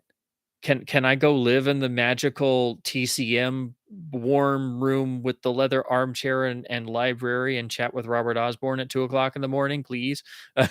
So let's see. Yeah. Yeah, it does. If you start a YouTube channel and you see people referring to you by your channel name, it takes a little while to get used to. I'm used to it now. Um, it's also kind of weird when people figure out your actual name, and then you see it interchangeably used, and then you're like, oh, well, thanks, commenter. It's still kind of weird because we're just talking by text, but yeah, it takes a little while. You have to remind yourself, oh yeah, that's my channel name. Yeah, that's right. What do you think of the Star Trek TOS Blu-rays? That is its own that's a whole video. I've thought that they would do something with TOS, but they don't seem to be doing anything. They keep just repackaging the same Blu-rays. But yeah, they are significantly DNR'd. They are based on older masters, seemingly ones done for the final remastered run of the DVDs at first, and then they did the new effects versions, and then we finally got the Blu-rays, which gave us those masters, but with the original effects. And they have mono tracks on them, but not all of them are completely mono tracks. Some are fold downs, and some have pieces of stereo music. So the audio for the original mono tracks needs a complete overhaul. They need a new mastering. Some of the episodes turned up on that Roddenberry Vault set and look significantly better because they were newly mastered. So one would think that Star Trek of all shows could get a 4K scan and a UHD release. That's the one show where you're not going to lose money because you don't have to do a complete rebuild like you had to do for TNG, so it won't cost as much.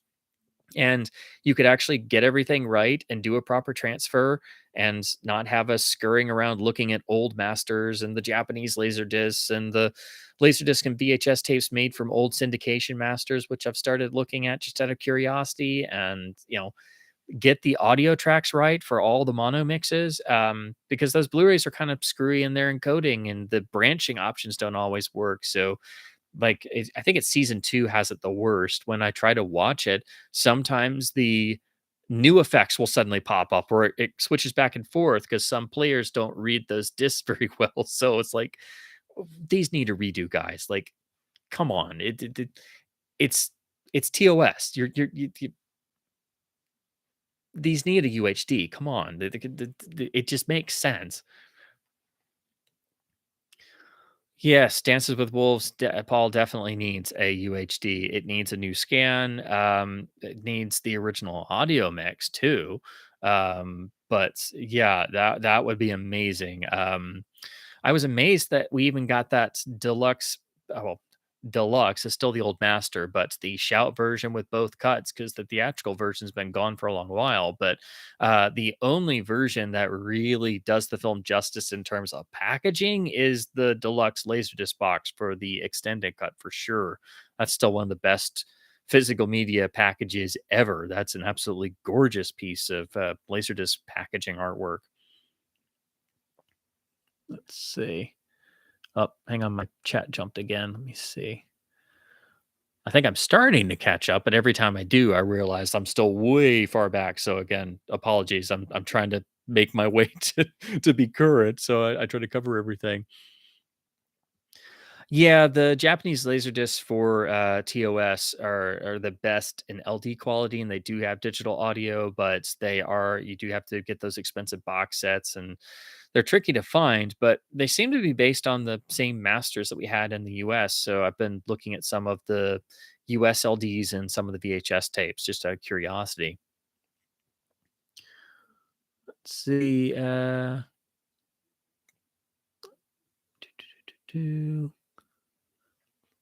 Oh, Kevin's here. Hey, Kevin. If you're not looking for something specific and you're in a good spot, thrift stores are the best way to grow a collection.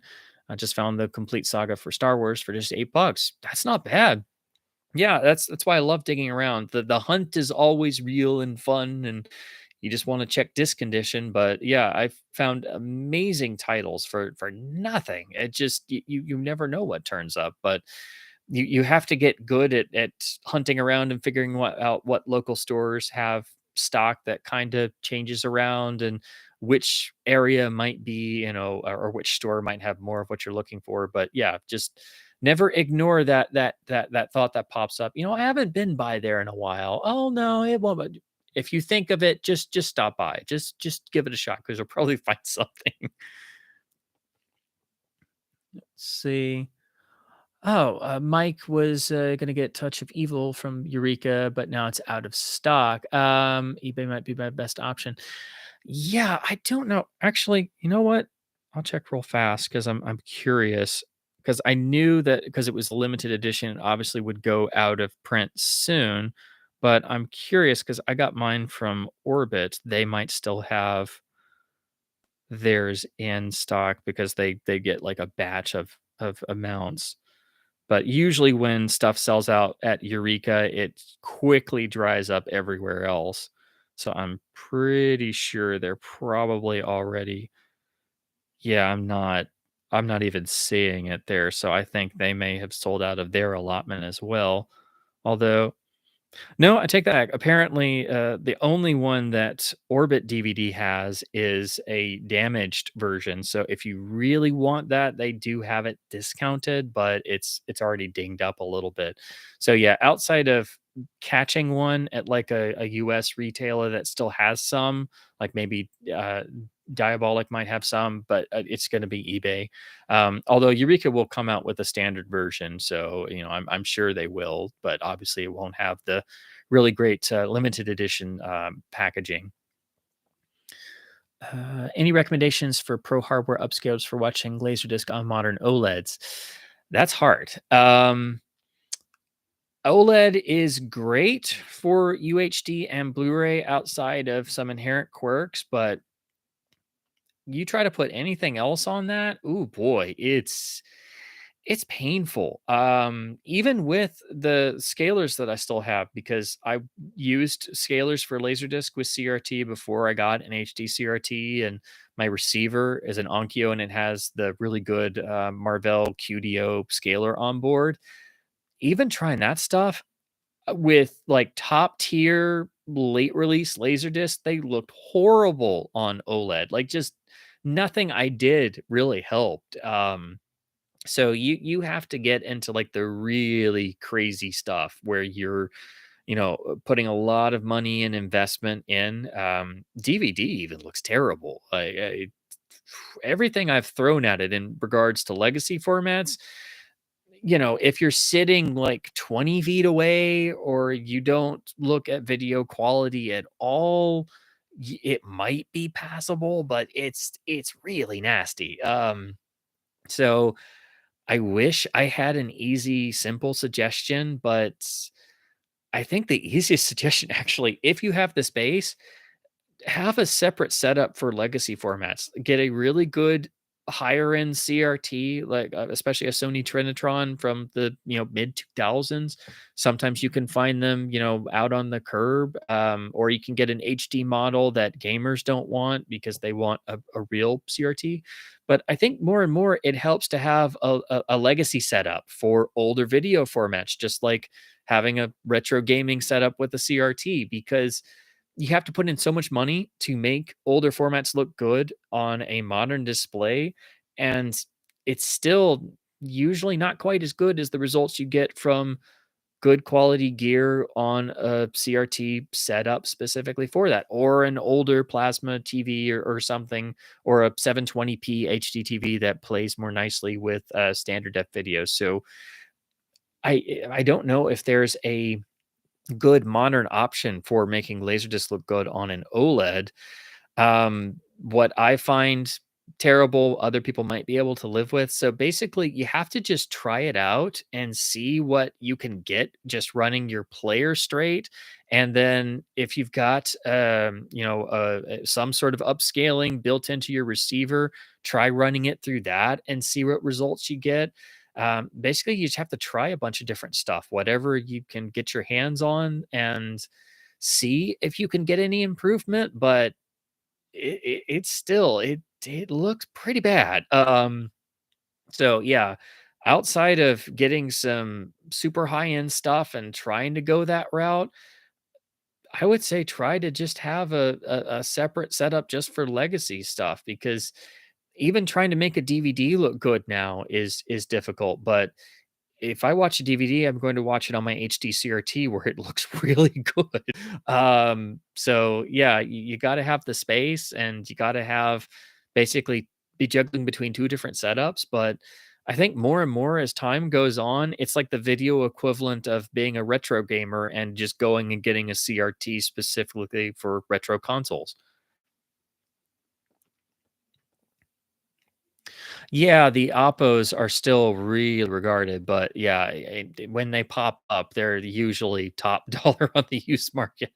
But yeah, if I could find one, that would be really cool. Yeah, Michael, I would be with you on a PS5. The only problem is it doesn't do Dolby Vision. That's the kicker. So you're stuck with the Panasonic and the Sony, unfortunately. Oh, Calvin's here. Hey, man. Yeah. Yes. As I said earlier, more Hardy Boys reviews will be coming. I keep getting thwarted in my hunt for a good condition copy of the original text of book 14. It's like, for some reason, the collecting gods have said, no, you must struggle to find a copy that's not terrible. Let's see.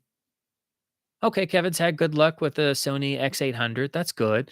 Yeah, that's pretty much the only other option well, it's now like the newer versions of it. But yeah, the Sony is the only other option, but versus Panasonic. But they have a lot more potential errors, or discs they don't want to read as much as compared to the Panasonics. But I don't think the Sony's trays die out on them like the Panasonic apparently loves to do. Let's see. Hardwick has a region-free Sony X800 from 220 Electronics. Yeah, I've still got my region-free Sony Blu-ray player from them, and it's fantastic. So it's just the UHD that format that I'm having player troubles with. Yes, that is something I've noticed. The Sony players cropping 4:3 discs and cropping them to 16:9. I ran into that when I tried to watch a particular disc that was actually a PAL disc that was 4:3, and I was watching it on my Sony player, which is region free and has can play PAL discs, and for whatever reason, it was forcing 16:9. At first, I didn't realize it was a 4:3 disc, and it took me a minute to realize, wait, this is really weird. And no matter what I did, I kept fiddling around with it. So ultimately, I just had to watch it on a PC, and then I did, and it was 4:3, and I'm like, okay, that's what it is. So I think that's a particular quirk of Sony Blu-ray and UHD players for some disc for whatever reason.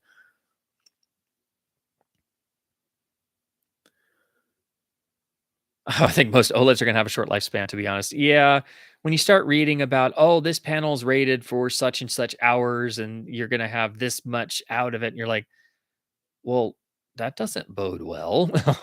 Like, you think of that, hours for plasmas, and that makes sense because you can get burn-in really bad and such, but you can still get burn-in on an OLED, just not to the same degree. But, it's like, well, I'm just babying this, and I was more worried about my OLED than my UB820 player having issues, but my OLED's been perfectly fine. I've been babying it like I do every TV I've ever owned, and it stays off whenever I'm not using it, and I don't ever leave it on a paused screen or anything. No problems there. I thought the TV might be the one that might have issues. It's the player that has issues and is now unusable out of warranty period. Let's see. Dun, dun, dun. In the channel talk section of your Discord, the True Lies comparison, the actors look like the Jack Nicholson Joker with his makeup on. Yeah, that's a good comparison. But in Batman '89, on all the close-ups, you can still make out fine details. Whereas in the True Lies 4K thing, I don't even want to call it a master. It's supposedly people's faces still, but it looks like weird plastic face makeup. Doesn't even look like makeup. It's just so strange. You can't even put it into words. They don't look like people anymore. Yes, it's good to have friends who are good at soldering, because I'm not good at that. When I had to get the power chips replaced on my HD CRT, thankfully I was able to find a TV repair guy who actually knew what I was talking about, and actually came out to my house to actually do that, because that was way beyond my level of skill. But yeah, you get to a point where you start thinking to yourself, well, this is probably going to have to be a skill I have to at least get some skill at or know people, because yeah, eventually you run into so much of this stuff that you need to know somebody. Okay, yeah, Fiction House Press sells paperback reprints of the first 6 Hardy Boys books now. Oh, with the interior and exterior artwork. That's interesting. I've seen a lot of the sort of public domain cheapy editions start popping up of the first 3. And now that we're in another year, I guess that's unlocked a few more. So, but that's good to know that somebody's actually doing public domain reprints, but actually has the original artwork. I hadn't realized that. So I will be looking into those. Wish they were at 14, but that's going to take another few years. Yeah, there are, as Russell points out, there are some CDs that have rot issues, which are supposed to be rated at a longer amount of years of surviving. But yeah, that's not good. Disc rot is a real thing, but it does seem to be mostly confined to manufacturing issues for the most part. So overall, CDs and DVDs and Blu-rays and UHDs, of course, are still, great investments and ideas and things. But do keep in mind that every once in a while there are usually manufacturer issues that can pop up, and Of course, everybody talks about Laserdisc rot, but that was all due to manufacturer issues. So that's why there's certain plants to look out for, DADC USA being the key one. But it's easier to find a rot-free Laserdisc pressing because of fan efforts. So I know exactly which disc to avoid or what to look for or what pressings to get as an alternate. Pretty much any Laserdisc rotter title. Warner DVDs, you just you got to play the rot lottery. Let's see.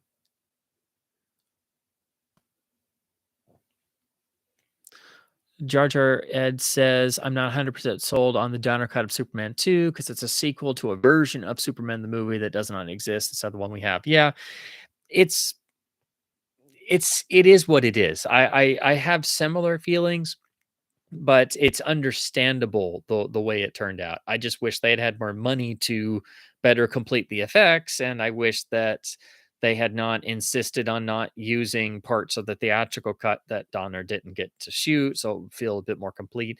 And I wish that it had more of a purist audio mix because that stands out to me more and more because it has some new sound effects and it's 5.1. And again, they didn't have a lot of money to make that master, so it's like so it is the version of Superman 2 I'll reach for if I watch the films, but it's still a compromise. They did the best they could at the time with having a tiny amount of money in the home video department, and at least they had Donner and Tom Mankiewicz there to supervise and be in charge. So considering all those constraints and it being 2006, it's amazing it turned out as well as it did. But yeah, it's one of my old jokes. It's like if I'm thinking about the big questions in life, it's like, what is man's place in the universe? What is the meaning of life?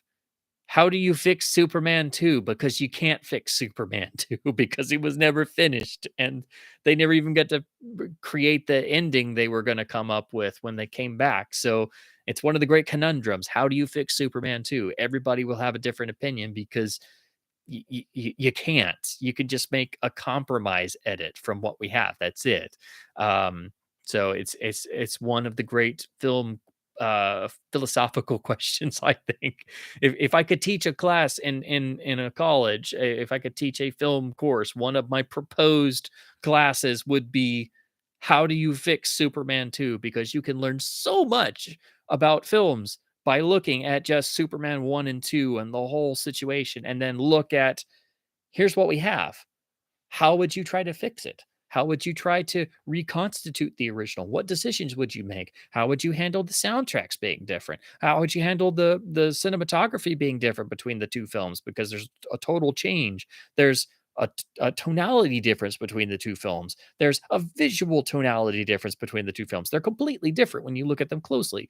So I think you could teach a whole college course just on Superman 2 because it's that much of a conundrum.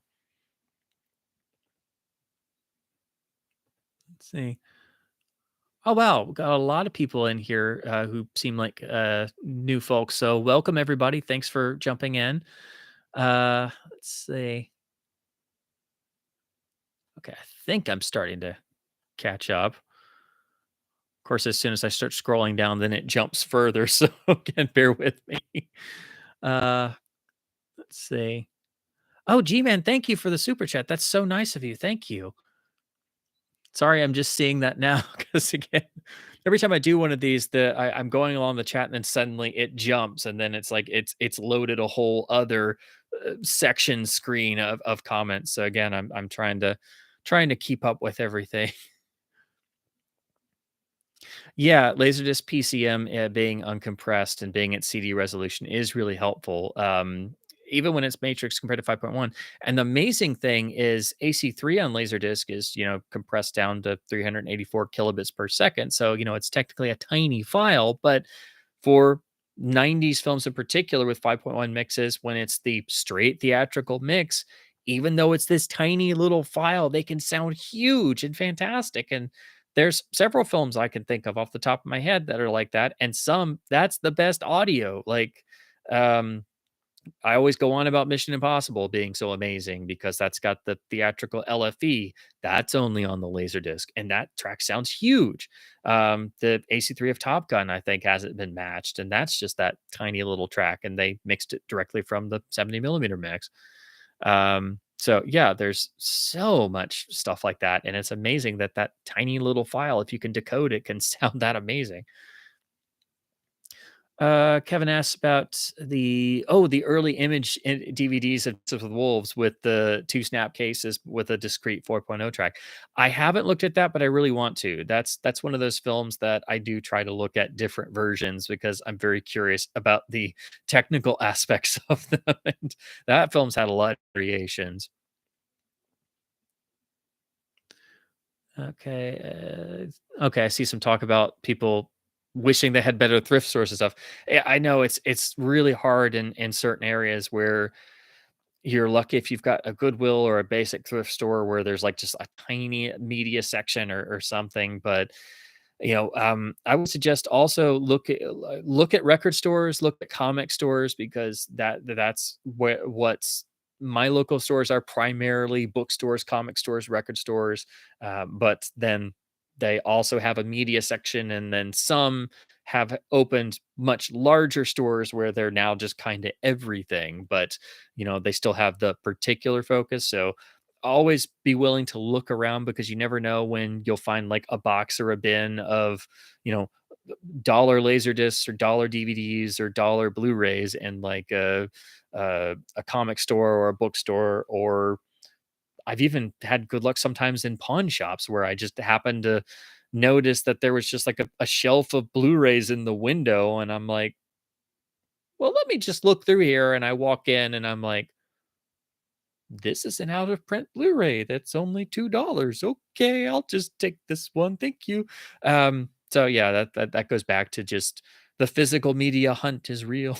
But I totally feel you guys on not having local stores that are really good. I'm lucky in my area that in the past couple years there's been so many uh, great amounts of physical media that have been traded in that they're actually putting out now. Because when I was growing up, the stores that I had around me were it was just kind of sporadic and hit or miss that you might find a rare VHS tape that you wanted, but usually it was just the same common stuff. Let's see, movie, TV show, and video game fan. I'm not gonna say a lot. Oh, thank you. Talking about the my camera video. So thank you. I'm really happy that that seemed to go over pretty well. I was very trepidatious about doing that video. I wanted to do it for months, and I just didn't know how I was going to cover everything, and I just expected to put it out there, and if anybody saw it, I'd probably get a bunch of negative comments and stuff. And so I tried to be even-handed, and I tried to also just encourage people to look at the streaming versions and make up their own mind and stuff. But yeah, I was also very adamant about how bad they were. So I tried to split the difference a little bit and keep it a discussion. So I'm just happy that everybody seems to be getting something out of it, and most of the feedback I've gotten has been very positive. So that's good to know that YouTube is still a place for physical media and transfer discussion, because that's all I'm trying to do on this channel. Let's see. Oh, cool. Evan's got a Samsung HD CRT. Awesome. Yeah. If you've got the ability, more and more, it's just I think it's a wise idea to have a retro video setup. Really, that's the best way to describe it. If retro gamers can track down Sony Trinitrons just for retro gaming, there's no reason you can't do it for video, because in the long run, if you're really into a lot of titles that don't have a modern release, or you have substantial DVD collection, you know looking at DVD on via component on a CRT or an HD CRT looks phenomenal. And then you have a great display thus for VHS and Laserdisc, so you can get more into collecting older formats. Or if you've got a big older format collection, you kind of need something like that just to have as a specific setup for your retro video format. Although it's crazy to think of DVD is now technically retro in ways, because now I really feel old. Yeah, RetroTink has been their new options are pricey. I know some people on Laserdisc Forever did try those out and they got some good results with them, but they're still kind of optimized more for gaming. So I don't know if they necessarily play nicely with NTSC video and trying to, maintain a pure signal path and stuff on a video level. But I don't know. I've just never gotten to play around with one of those. Yeah, hanging on to an LED, as Kevin said, can be really helpful just for watching DVD because, even just 1080p or basic 4K panels or 4K LEDs can be a lot more forgiving. Like, I had to get my mom a new TV because she's not technically minded at all, and trying to explain all the different formats and what's available and how difficult it is to figure out what TV to get nowadays is very difficult when you're trying to explain it to one of your parents who is not technically minded at all. But I finally got her set up with a mid-range TCL and did basic calibration and stuff, and threw on a couple discs just to test it, and I was pleasantly surprised that DVD looked pretty solid on that upscaled, and frankly better looking than what I get trying to upscale a DVD on my OLED, where it just magnifies everything. But yeah, trying to move CRT is not fun. I don't want to move my HD CRT because I'm gonna have to twist a lot of arms to get people to help, and it's gonna take a lot of people because it's big, it's a CRT, it's heavy, but it's also a 16 by 9 screen, which makes it twice as hard to move because then you're spread out and you have to have like at least 4 people to try and move it. Yeah, it not fun. Just like geometry on a CRT, calibrating that, not fun. I got mine about as good as I could when I first got it, and I still feel like I need to tweak it more, and it's still it's not easy, not fun. So we have made certain technological improvements. I don't discount that. You try doing this stuff yourself in this day and age when nobody knows what you're talking about anymore, and you're trying to figure it out. You quickly realize that we have made some improvements, but for certain things, some of us feel it's worth it at least, right? Let's see. A movie TV show asking about the release of the Shield series, which Mill Creek did the Blu-ray. Yeah, Mill Creek's been doing a lot of TV series, but mostly what they and some of the other lower end labels have been doing, they've just been picking up whatever the studio master or syndication master is and just putting that on disc, like their release of the Rockford Files, for example. So basically, when you get the Mill Creek release, it's like the cheaper version of what the studio would have put out if they didn't make a new master and they just put the HD broadcast version on a disc. Um, Mill Creek's not the best at encoding, but at least from what I've seen of those series releases of TV shows, they're solid. The problem is they usually drop the extras. Like I know the Rockford Files, if I'm remembering correctly, was just series only. And then if it's a vintage show, sometimes it's just the new 1.78 16 by 9 matted version and not the original 4:3 ratio. So you have to do some digging around.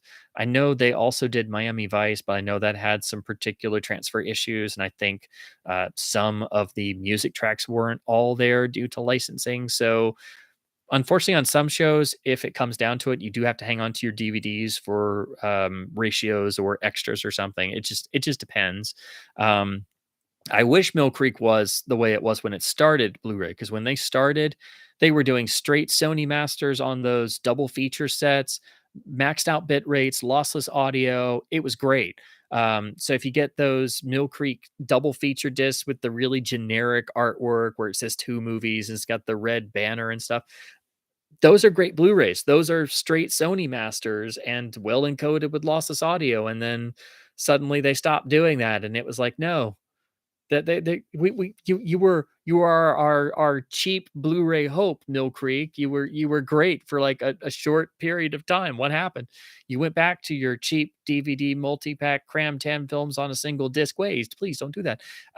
So I wish they made Blu-rays like that still, but at least for a little while we had really great Mill Creek Blu-rays. But at least those TV series releases they've been doing have seemed relatively solid, but they're still working from whatever the HD master source is. It seems like on those. Yeah, as Keith says, if you're looking to get rid of your CRT, then it can be difficult if there's not a demand for it or you don't get it caught just at the right time. But yeah, when people want them, they want them. I still have an egg one that I need to get rid of that's just in my garage, and gonna have to try and find somebody to just take it. But it's it sucks to have them recycled because you have to actually pay for it and it's quite expensive. So you want, if it, still works and is in great shape, somebody somewhere might need it. But it just, you got to put it out at the, or make a Craigslist post at the right time. Let's see. Dun, dun, dun. Ooh, Kevin says the movie that taught me about my Blu-ray player auto cropping DVDs is Passive Glory, the MGM DVD. Yeah, that would tell you real fast. It's still weird seeing Passive Glory for me because I'm still used to it being in 133 from all the old MGM releases. So seeing it in 166 makes sense, but it still throws me to this day because I've watched it so many times growing up, and to see it in anything that's not 133 feels weird. Same thing with The Killing, and so those two films especially. Let's see. Oh, thank you for the super chat, Jar Jar. Thank you. I heard great things about Magnetar UDP 800 UHD player, especially with the audio features. However, it costs roughly the same as the Panasonic UB 9000. Yeah. I've seen several newer UHD players that are, rated high, and, newer companies or ones that I've not heard of before. But then I go and I look at how much they cost, and I'm like, that's do they think many people are going to spend that much or have that much to spend on a UHD player? It's like, I don't know why somebody can't figure out how to make a well-made, cheaper, sort of slimmed down UHD player that does Dolby Vision and does everything. If we could just get a proper UHD player that was, say, $300, that was, this big and did everything and did Dolby Vision and didn't even have all of the streaming capabilities and the other stuff that people want. If we could just get a great, well-made UHD player with every option you need, that was small, normal, average size, that was affordable, then they'd sell like hotcakes because everybody needs a UHD player if they get into the 4K realm, and there's not a good, reliable, affordable option that does Dolby Vision. So it's like you would think somebody could figure out that and corner the market, but I guess companies don't want to do that. Let's see. So Liquid says the most disappointing case of DNR for me is the Blu-ray of Magical Mystery Tour. Not only is it 1080i, but the bonus content shows their raw scan of the 16 millimeter print. It looks gorgeous. Yep. Those are the worst when you have the before examples and you're like, so you made it looked great when you started and you just decided to ruin it. Wow, thank you for pouring salt in the wound. Thank you. And giving me an example of this. Oh, geez.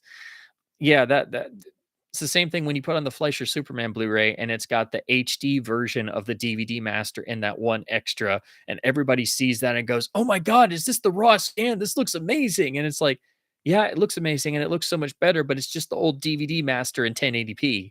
So if they had just given us that, it would have been better. So that just underlines how bad their new master is. Hardwick's talking about the standalone Mystery of the Wax Museum DVD that Warner did. Yeah, it was like a promo.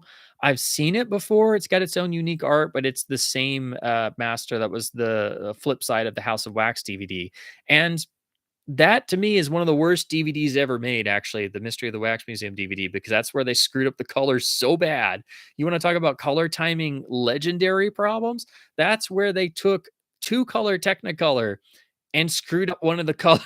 So instead of being a mixture of green and red and it only being variations of green and red like you see in two color Technicolor, they made all the greens blue. So, yeah, that to me is one of the worst examples of a color timing mistake ever on any format, period. And that was how I first experienced the film. And I was like, why does this look so strange? And it wasn't until later that I found some mention online where somebody had included a screen cap where they captured their VHS copy because the VHS and Laserdisc were fine. And so somehow somebody at Warner took that old master from the Laserdisc and in transferring it for DVD decided to either do it themselves or I mean I think it had to be intentional, but yeah, they turned all of the greens blue and that is one of the worst color timing snafus ever because you've only got 2 colors and that's it. And you managed to to completely screw up one of them and it's like yeah, that's been one of my key examples of color timing problems ever since, and that was, the only version people could see until the restoration of the Warner Archive Blu-ray, and so that I still think of that. That's one of the worst DVDs ever. Uh, yeah, Barnes& and Noble has really reduced their media section. Like, my local one, it still has the same space, but it's so gutted that you go through the sort of area where they've got the scanner security stations and stuff, and it's like all this dead space on the floor. And over on the side, they still have the wall rack, and they just have a few CDs on those. And then on the right, they've got the racks with vinyl, and then they've got the one row of Blu-rays and DVDs, and then they have the special section for Criterion. And every time you go there looking for a title, even if the website says it's in stock, it's not there. It's not in the store, nobody can find it, and you can't even usually find anybody to give you a hand, and then if you do, the price isn't at the correct sale price, and it's just a struggle, so I usually just if I get stuff from Barnes& and Noble, I usually just order through the website, and I've even had issues ordering from the website, so it's like, well, since Barnes& and Noble is the most media you find in a chain store nowadays, that's kinda disheartening. Of course, not counting if you have a bigger Walmart's media section, but, of course, that's very limited. Let's see. I think I'm mostly caught up. Let me see what's going on in the chat.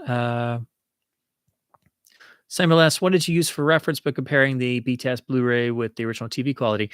Well, you're pretty much stuck just using the original DVDs, and those are they're pretty much what you would see on the original broadcast master. They're pretty great preservations of those. Of course, they're older transfers and they've got some noise and things in them, but for the era in which they were made, that's going to give you pretty much what was on the original broadcast master in terms of color timing and brightness levels and the level of the darkness and things. So I think they're a pretty good encapsulation of what the original broadcasts were, and, for all of the re-airings before the Blu-rays, they were using those DVD masters, and those DVDs were made from the broadcast masters anyway, uh, seemingly sometime in the early to mid-2000s because they started coming out in 2004, 2005. So that's at least that's one case where you can tell it's the broadcast master and it has all the stuff baked into it, so it's a good sort of time capsule for how the show was when you would have seen it on original broadcast, of course without extra compression or commercials obviously, and various stations messing with stuff or running them too bright or something. So it's a good baseline essentially, so that's why it's a case where you can use the DVDs to do a good solid basic comparison between that and the Blu-ray. So the DVDs give you a good example of the original broadcast master, and then you can compare that with all of the color timing tweaks and stuff that they did on the Blu-ray. Plus, you need the DVDs for the defective audio on the Blu-ray episodes that have completely defective audio that they only fixed for streaming because Warner's got a Warner. See. Let's see. Heroes Reforged. Discover your channel. It's been great to watch and learn. Oh, thank you, thank you. That's what I try to do with these videos. I try to cover everything I possibly can to try and help people out if you're looking to pick up physical media releases or to dig into a title you've maybe not seen before. Kriegel asking about the Kino Bad Lieutenant UHD release. Yeah, um, if they've got Abel Ferrara supervising, it may not get botched. That's true. The only thing is, you've got the Schoolie D song, and that was the subject of a whole legal case after the film's theatrical run. So it's going to be a rights issue thing, and I doubt that people are going to want to pay to license the Kashmir riff, and that's what's held it up. So I'm pretty sure that it's not going to have the original sound mix with the song in there. Like, I'm 99% sure. Fingers crossed it does and that it's been resolved, but I doubt it. So at least we have it on Laserdisc. So, at least that's actually pretty easy to find. Have you seen After Hours on the Criterion UHD? I've got it.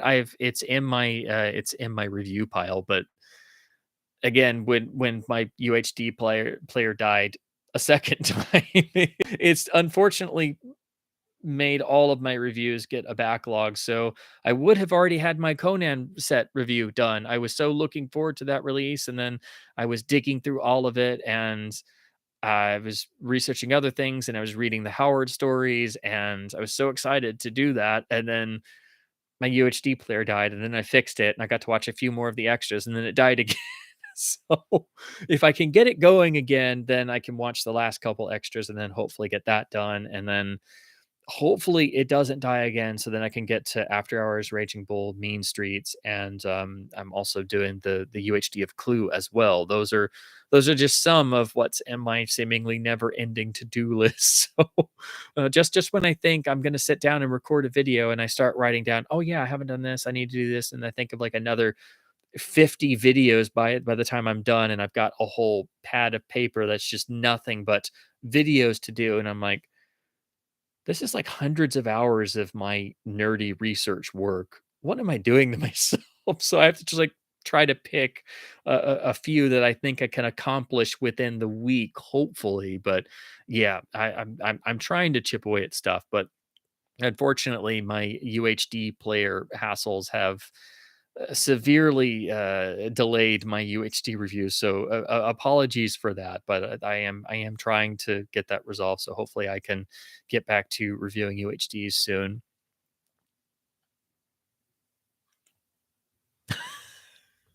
Okay. Oh, geez, it jumped again, but I saw. Let me see. I saw a TCL comment. Keith saying, "I have a TCL too. I'm regretting that now." TCLs are still just about the best bang for your buck in terms of 4K panels, and as long as you take the time to calibrate it, and some even do Dolby Vision, it's not going to hit the performance level of a higher end television or an OLED, but for the money, it's about the best you can do, and you can get really good results out of them. But it's kind of crazy how much 4K TVs can vary in terms of running UHDs or 4K content in HDR from TV to TV, from price bracket to price bracket. So while TCL and Hisense are the main brands most people are able to afford, it's unfortunate that the real best 4K performance is still kind of locked to your higher tiers and your OLEDs. So I if you're looking at trying to get a new 4K television, all I can say is you have to put in as much money as you can. Unfortunately, I had to wait and save up for ages, and there were times where I almost went with the TCL, but I'm glad I waited until I could get an OLED on sale. But even that has headaches of its own. So unfortunately, nothing's perfect. Let's see. I see some Hardwick's asking about the UHD of the 1999 Mummy movie. That was at least a brand new master finally, because that old Blu-ray for those films, of course, old Universal masters, they needed the upgrade. I've been meaning to get that and review it because I know it was a new transfer and that they finally did do some work on it, but I know other people weren't so hot on it. And also, you've got all of that extensive CG from 1999, which already stood out like a sore thumb even watching it on DVD. So I'm sure that just magnified even more on the UHD. But at least it was finally Universal doing new transfers of those, and that film needed it really badly because their Blu-rays were quite crummy. Let's see. Oh wow, retro blasting's dropped in. Hey man, that's that's fantastic to see you here. Thanks for dropping by. Man, I'm still amazed that you even know my channel. It's crazy. I've watched retro blasting on and off for years, even though I haven't collected toys and figures since I was a kid. But it's just amazing to even know that people know my videos exist. I just feel like I'm such a tiny niche corner of YouTube. So this is just I'm still amazed that people know my channel, so that's just fantastic. Yes, and definitely the physical media message needs to get out, and all I try to do with the reviews I do is just encourage people to look more closely at transfers, and it's not like I'm looking for problems, but I like to think that I have a bit of a trained eye and ear, and if I notice stuff, I have to say something, and I don't sit on my phone and take transfer notes for nothing. I have an entire section. I've got over 100 in here right now of just when I watch something, if I can get this to focus, I'm just taking transfer notes because I have problems. So and it started out small, but when I'm like writing stuff down and then I have to put a timestamp and I have to pause something and then I'm like, oh, wait a minute. Oh yeah, that was a missing frame. Oh yeah. Is that a new effect in the audio remix? Did they scrub the mono track here? Is the color timing right? Is that a print defect? So then I'm like by the end, I haven't just watched the movie. I've also just kind of driven myself crazy. So this is what you don't see. It's me taking transfer notes and writing timestamps and things. So that's when you this is kind of your unofficial job that you've given yourself, that you're taking that degree of transfer notes every time you watch something. I even take transfer notes for Laserdisc and VHS tapes because I have problems. Not the way to watch a film for the first time, admittedly. If it's something I haven't seen before, obviously I'm not going to do that. But I'm if I see something big, I try to write it down because otherwise you're going to forget it. That's the only way you keep track of stuff. If you're trying to do a really diligent transfer review and talk about the picture and sound transfer as best as you can, and that's before I even get into looking at older releases and doing comparisons and such. So it is a bit distracting. It's not the most enjoyable way to watch something, but it also means I'm very much invested in what I'm watching because I'm suddenly like, "Oh crap, there's a hair in the upper left corner. Write that down." Or there's a cue blip there, so that's a real change. Or there's a tear there. Or oh look, there's some encoding noise there because it's all fugly now on the skyline with compression artifacts on this UHD. And yeah, of course, this is a Paramount UHD, so of course it's going to do that. So yeah, not the most enjoyable way to watch a movie, but it does mean you are actually very much focused on what you're doing and very connected to the material, just to a degree that most people would probably not enjoy, which is understandable because you can drive yourself crazy doing this stuff. Let's see. Dennis Ferris talking about Dolby Vision is a tiny bit better than HDR10 Plus, from what I've gathered. Not that big. It seems like that on paper, but every experience I've had with a UHD disc, I have found that the Dolby Vision experience is far superior. But it's also sometimes due to studios not really looking at the HDR10, not really caring about it. It's also that Dolby Vision can be more nuanced in its application. So I prefer having Dolby Vision on a UHD. It is the more premium format. I do think it gives you better results, and I do think studios are cheaping out when they just do HDR10 only, which are that's most Warner and Universal UHDs, for example. But sometimes Dolby Vision can help if the disc isn't encoded super great, or if the HDR on a catalog title isn't handled as well as it could be. Sometimes Dolby Vision can help mitigate some of that. So that's another benefit of it being there. So I wish it was on every UHD actually, because I think in real world experiences, in every case, it has been better in HD than in the HDR10 version, than from what I've seen, except for when a disc is specifically mastered for those, such as what we have on the Arrow UHDs in the Bruce Lee box. Because if you notice when Arrow puts out a UHD and they describe their transfer, they'll have parentheses and they'll say, also HDR10, because they actually had to sit there and make sure that it was good in HDR10 and Dolby Vision, and of course SDR for the Blu-ray as well. So it just means there has to be more quality control and people checking things and doing stuff. But usually Dolby Vision is a sign that a studio is at least putting a little bit more money into their UHDs. Okay, Hardwick gives a full thumbs up to the Mummy UHD. Excellent. Just that it looks a little bit yellow in the color timing. Yeah. Well, most anything would be an improvement over that old Blu-ray, and it coming from a new scan is automatically going to be the gigantic benefit there. So if anything has had a master for a long time or not had a good master, if it can at least get a new scan, that's a whole new benchmark right there. At least it's a new foundation to work off of. So even if they screw stuff up or they don't do stuff right or they tweak something, you've at least got that new foundation to work from, and you're not working from some master from maybe 20 or 30 years ago. Would the 1931 Dracula on the UHD be the closest thing we have to what the audience viewed in theaters back in 1931 as far as quality goes? That's a bit of a tough question, actually, because quality wise and the restoration efforts and everything, yes.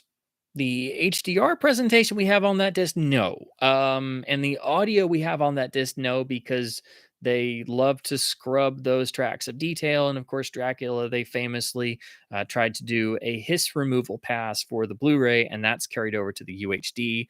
So it's hard. So in terms of the visual picture quality from the restoration efforts, yes, it's the closest you can get to the what would have been seen on a nitrate print in 1931. I can say that for sure. The HDR application, no, because it causes pop out moments throughout, and Dracula has it the worst. It has the most of these. So every time there's a lantern or a light source or shirt collar or light reflecting on metal, that's popping out of the image. And I've obviously not seen a nitrate print of Dracula, but I've seen a reprint of Dracula theatrically, and it certainly didn't look like that. That's never been a part of the film before. Um, and you're not getting a fully archival presentation of the audio either. And then of course with Dracula, it's possible and quite likely that some prints were actually tinted in 1931, and then there was also a separate silent version in 1931 with intertitles, which is kind of lost to time. And then of course we don't have the original tag ending that was on the prints, where Edward Van Sloan comes out and does the stage version speech from Dracula. The remember there are such things as vampires. So we don't technically have that either, but for the restoration quality, yes, it's the closest you can get to what the original experience must have been like, except for the HDR being too much and causing pop out moments in areas. So if you could see this new master in SDR or before the HDR application, or with HDR that was more tasteful and archivally minded, then I would say wholeheartedly. But it's still significantly better than the Blu-ray, but the Blu-ray doesn't have the HDR problem. So I wish I had a better answer, unfortunately. Let's see. Kriegel says, Drew McWhinney's claiming on Twitter that Seven's 4K UHD may go the way of the Cameron reissues. Do other Fincher Blu-rays have explicit grain scrubbing? Well, I kind of talked about Seven earlier in the stream. Somebody asked, but yeah, but there's no way to know because Sevens look different on practically every release, and every master takes a different approach, and Fincher's taken different approaches to his own films over the years. Fight Club's had a lot of different variations in its visual style and how it's been mastered. So we'll just have to wait and see. There's no way of knowing. Oh, cool. Elvis here. Hey, thanks, man. Let's see. Oh, awesome. So you're getting the George Reeves Superman 50s TV series on the Laserdisc volumes. That's awesome. Yeah. There it's only those late release volumes, but I need to find those others because they have really great versions of the Fleischer cartoons. I just have that first volume, but yeah, it's great if you found all four because those are quite hard to come by. And then, especially the Laserdisc of Superman and the Mole Men as well. It's kinda crazy that they didn't think about TV for so long, and then just at the tail end of LD, they're like, "Oh, we'll just do a couple of these, Superman shows," and then their late releases in Super Unobtainium. Okay, let's see. Harbeck talking about, talking about the Egg and I has a Blu-ray, but the other series don't. Yeah. They with classic Hollywood series, they usually seem to do like the first or most popular film, and then if it sells enough or if it's known as a series, they might do a box set, but it means new masters for all of them. With the Warner Archive, they'll do the first film in the series, and then if it sells enough, they can greenlight from the studio doing the sequel. So that's how we got all the Thin Mans. And please, people go and buy the Tarzan Blu-ray because if we can get enough of those sold, they'll get to do Tarzan and his mate, and then hopefully they'll get to do the rest of the Johnny Weissmuller MGM Tarzan. So it's just we have to all buy Tarzan the 8 man to get Tarzan and his mate, which is arguably as good. It's hard to pick which is the best Tarzan film between the first two of the MGMs, but that's the only way they can greenlight that. But at least they tell us these things in podcasts. So again, if there's ever a Warner Archive Blu-ray release of a series film that you really want more of the series, you have to make sure you tell people to also go buy that Blu-ray so the archive can get the studio to greenlight funding a new scan so they can put it out on Blu-ray. Yeah, there's it's very rare, as Kevin points out, that the silent alternate version of a film pops up. All Quiet on the Western Front is one. The other that was really hard to see for a long time and is still you have to track it down is the silent version of Hitchcock's Blackmail, which is in some ways better than the sound version. And it was very hard to come by, and it was not hardly discussed ever. You just heard about Blackmail being Hitchcock's first talkie and a breakthrough with sound and stuff, but the silent version is really important. And unfortunately, while we do have a Keynote Blu-ray now, it's got particular aspect ratio problems. So unfortunately, that's not perfect, but that would be one I suggest people to check out if you haven't seen it. It's just you have to try and find it, or you get the Kino release and live with the sort of aspect ratio stretching problems. But yeah, the silent version of Blackmail is the one I always think of.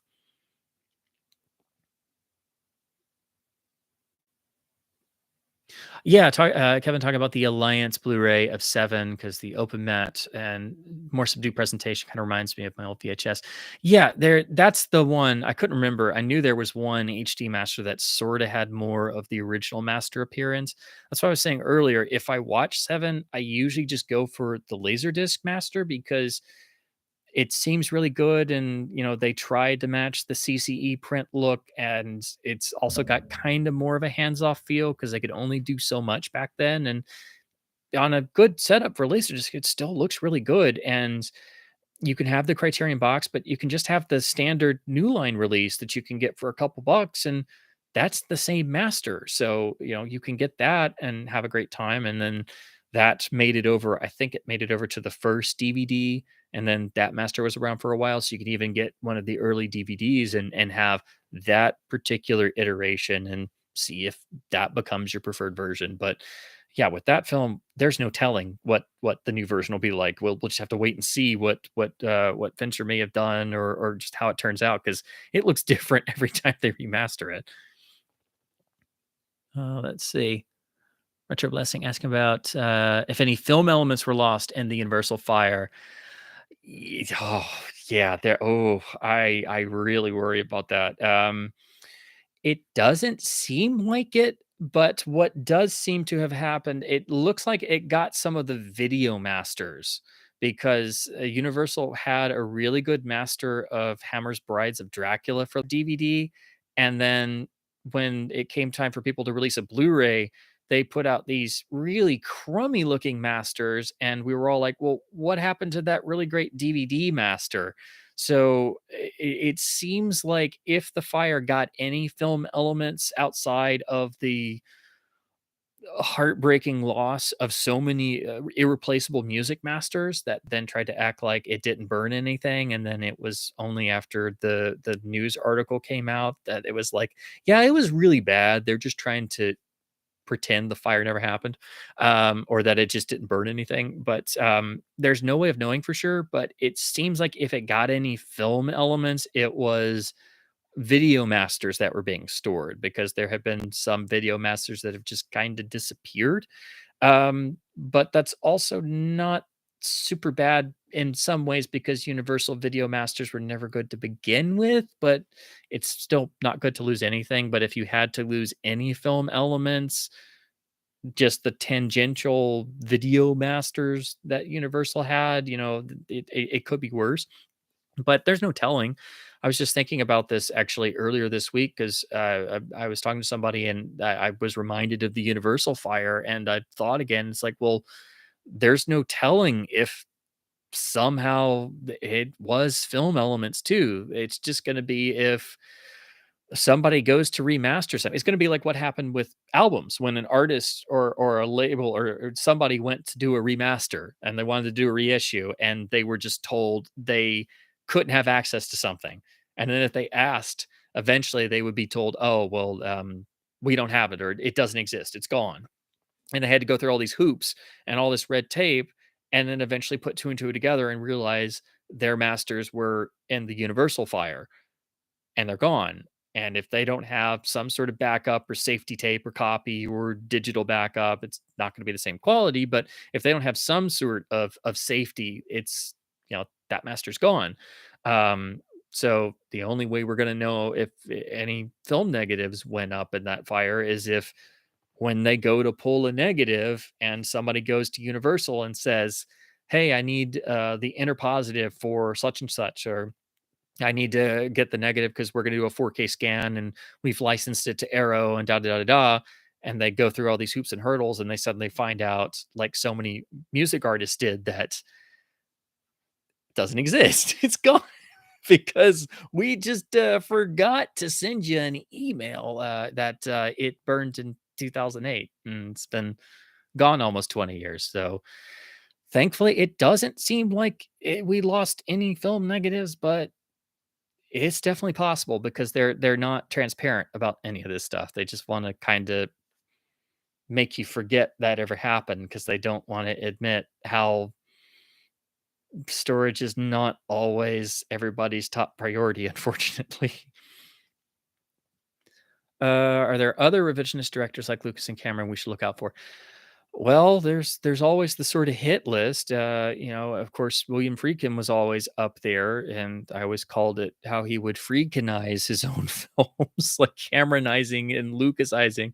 But Friedkin never got as crazy as Lucas and Cameron. It was just really when he did that first Blu-ray of The French Connection, that was like the craziest experiment he tried. But yeah, there's not really a modern release of a Friedkin film that doesn't have some kind of tweaking, unless you've got that signature series release of The French Connection that the cinematographer Owen Roisman supervised, that actually gave us the mono mix for The French Connection for the first time in decades. So that's, off the top of my head, that's the only Friedkin film on a Blu-ray or UHD release I could think of that doesn't have some Friedkinizing somewhere. And of course, David Fincher likes to oversee his masters and do stuff. And Michael Mann is infamous for it. That's another one. He likes to recut his own films, remix his own films. He's done that to Heat now multiple times. And the only way you can hear the theatrical audio mix of Heat is the AC3 Laserdisc, which has the theatrical cut as well. And it's a much more aggressive mix. And that's again, I'm not 100%, but I do think that also made it over to the snapper case DVD, which ported the LD master, so you can get that for like a buck or two and check that out because I think that has the same theatrical AC3 track. But yeah, Michael Mann's another one because he doesn't leave stuff alone. So yeah, there's a sort of hit list of those guys and a few others, and I wish I could say Spielberg films were left alone, but unfortunately, that's not true. It's much more minor stuff that most people aren't going to notice. But if you get me started on what's happened to the indie trilogy over the years, if you haven't seen my video on that, that's just like a tiny amount of my frustrations even the indie films can't get left alone. But yeah, even Spielberg's catalog has tweaks and changes all over the place. We can't even get Duel with its mono mix and without edits and stuff. So yeah, that's another one, unfortunately. I guess I see Kang said the same thing about Spielberg. Thank goodness some other people know that even Spielberg's catalog is spotty in that regard. Yeah, oh, yes, and Wong Kar-wai. Yes, that's the big modern one because he went back and completely changed the visual appearance and color timing of practically his entire catalog, and so now that's all you can see for Chungking Express and all of his most iconic films, and the Criterion Blu-rays are I wouldn't even really bother with them because that kind of stuff really bothers me, and it's not the same. With Sony partnering up with Disney, is there any Fox, Hollywood Pictures, and Touchstone titles you're looking forward to getting a Blu-ray or UHD? A lot. I just hope that Sony's actually getting to do the work because, as I said before, wow, I can't talk. If Grover Crisp can be in charge of doing masters the way he's done at Sony for decades, I mean, we will see Fox catalog releases like we've never seen before. If you can imagine a Fox title being at the level of a Sony 4K master now, wow. The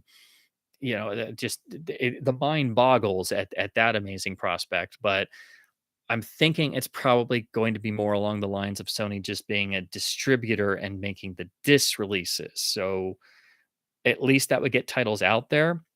And we'd see the Fox 4K masters they've been sitting on, like the Die Hard sequels have been done for years, and Disney just sat on them. Big Trouble in Little China's been done for years. Disney, that's turned up on streaming, but then just kind of disappeared again. So there's a number of 4K masters that are just sitting on a shelf somewhere that Sony could put out. But I would hope that it's Sony getting to go in and just do their work, and we could get a lot of Fox HD masters fixed that have major color timing problems. Because when Fox was doing Blu-ray and catalog titles for color films, they were the progenitors of like Teal City. They did so much of that in their catalog releases. All you have to do is look at any of the Marilyn Monroe films on the HD masters on Blu-ray, or the terrible Blu-ray of The King and I with those color problems, which they did do a fixed master, which I think turned up on streaming. So that there's a version of The King and I without the color problems. But yeah, all the Fox HD masters and the ones that they licensed to Twilight Time as well. If you look at those, they've got color hues in there that you would not find in a 50s color film. The classic Death set had it, and I remember when that disc came out, and when some of us questioned why the color timing was the way it was, and all the reviews said we were wrong and that it was fine. And then if you look at every Fox HD master from that era, they all have that because whoever was grading those just apparently thought that was a good thing. And it's like, if Disney hadn't bought Fox, they were starting to correct those. So could we at least get, color Fox films without the Teal HD master coloring? Because that would be great, if we could at least get those.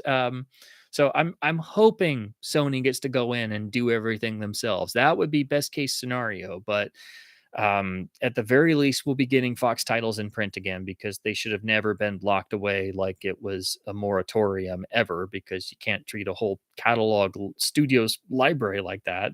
But At least Disney is starting to see the error of their ways in that regard. But it remains to be seen how it's going to play out. I hope it turns out well, but at the very least, we will be getting Fox titles in print again. So there's at least that upside. So at least they won't be on forced moratorium. And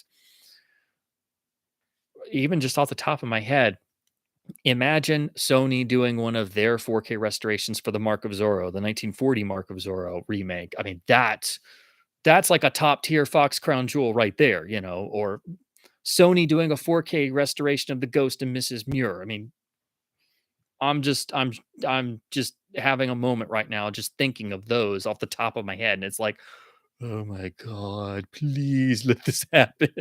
Fingers crossed. So yeah, we'll just have to wait and see, I guess. Let's see.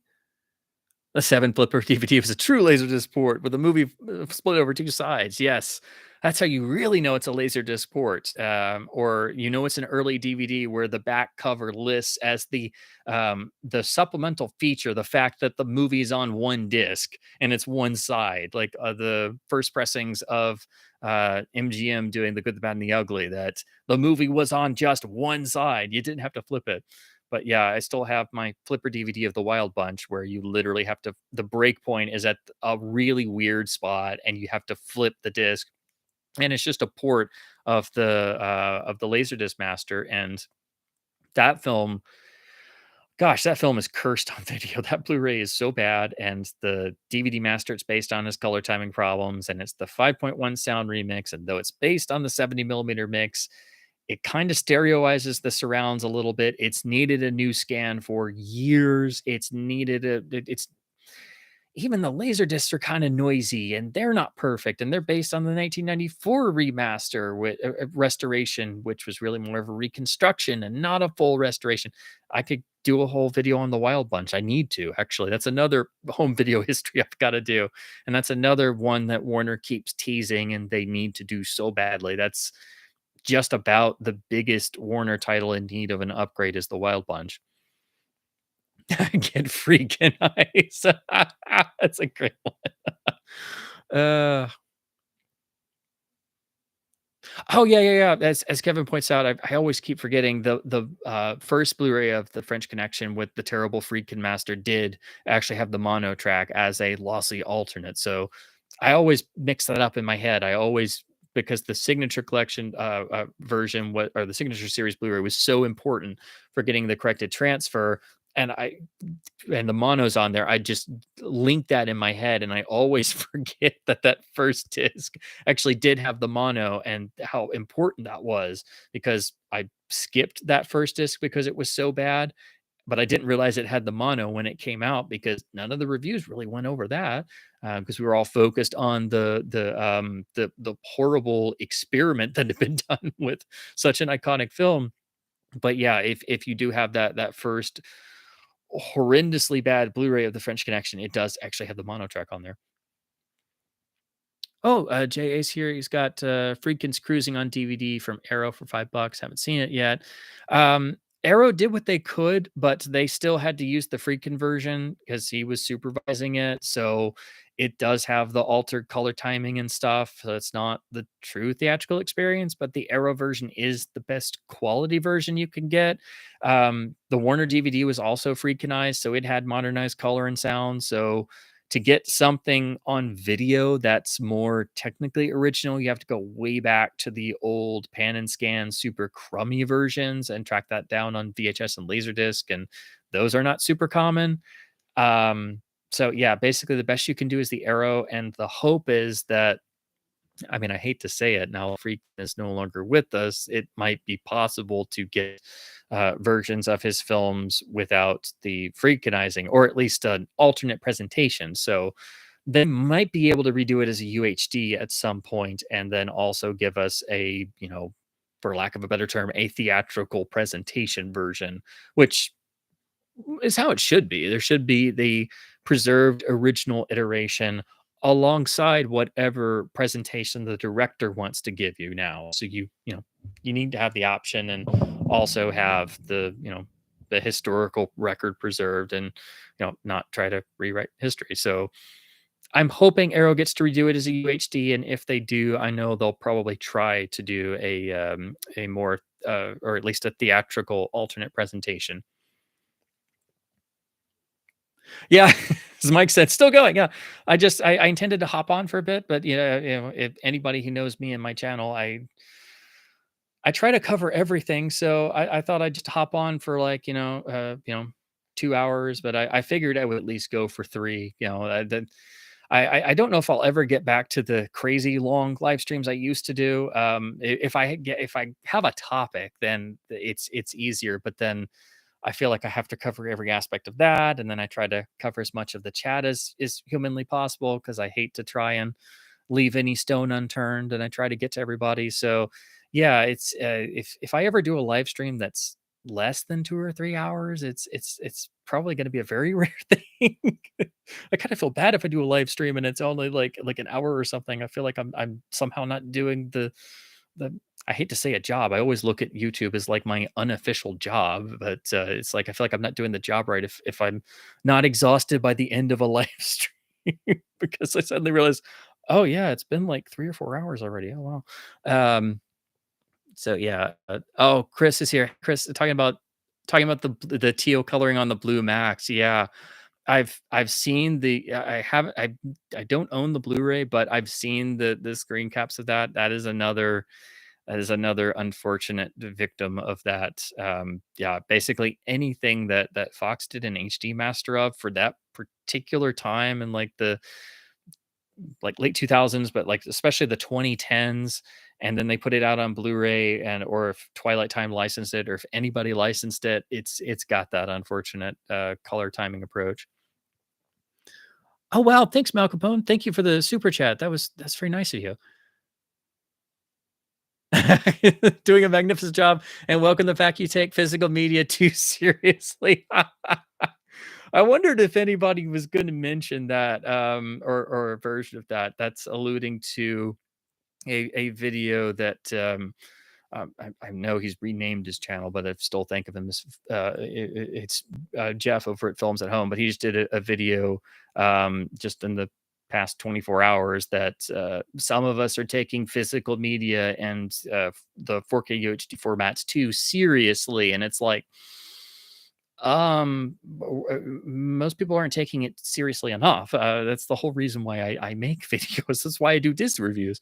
I just started finding this stuff out on my own, and just it went from scratching my head to being perplexed to bewildered to frustrated to infuriated to beside myself. So, and I couldn't find disc review, not to make myself sound better or high and mighty or anything, but for lack of a better term, I couldn't find disc reviews that were on my level, if that makes sense. Just looking for a disc review that covered everything I was looking for and made comparisons to past releases and looked at Laserdisc audio tracks and went to print screenings when they could and took notes when you left the theater when you saw a 35 millimeter print being screened and tried to find out the origin of that print and what print it was and if you could get the projectionist to tell you the date codes on it, because I do that. I'm that guy. The people at my art house, the theater, have known me by email for years, and then when they meet me, they go, "You're that guy? We passed your emails around the office. We thought you were like a retired industry guy. We all thought you were like 80." And I'm like, "No, that's okay. I get that a lot." So I couldn't find that kind of stuff in reviews anywhere, whether on YouTube or written reviews or things. So I just do this as a means to actually put this stuff down somewhere because otherwise it's rattling around my brain and I drive myself nuts. So I'm happy people get something out of my rambles. All right, let's see. Which T2 Blu-ray is the one to get? There are so many. That is one thing I can actually give you an easy answer. Just get the 2015 Lionsgate Blu-ray. It's the best you can do. It's very inexpensive. Sometimes it's on sale for $5 or less, but it is I wish I had it on me. Of course, it's like on the other side of the room, but it's the 2015 Lionsgate Blu-ray. It has both the theatrical cut and the special edition. It's the best rendering of the old HD master, so it has less of the DNR going on compared to previous editions like the Skynet edition. Um, Yeah, it's really the best she can do.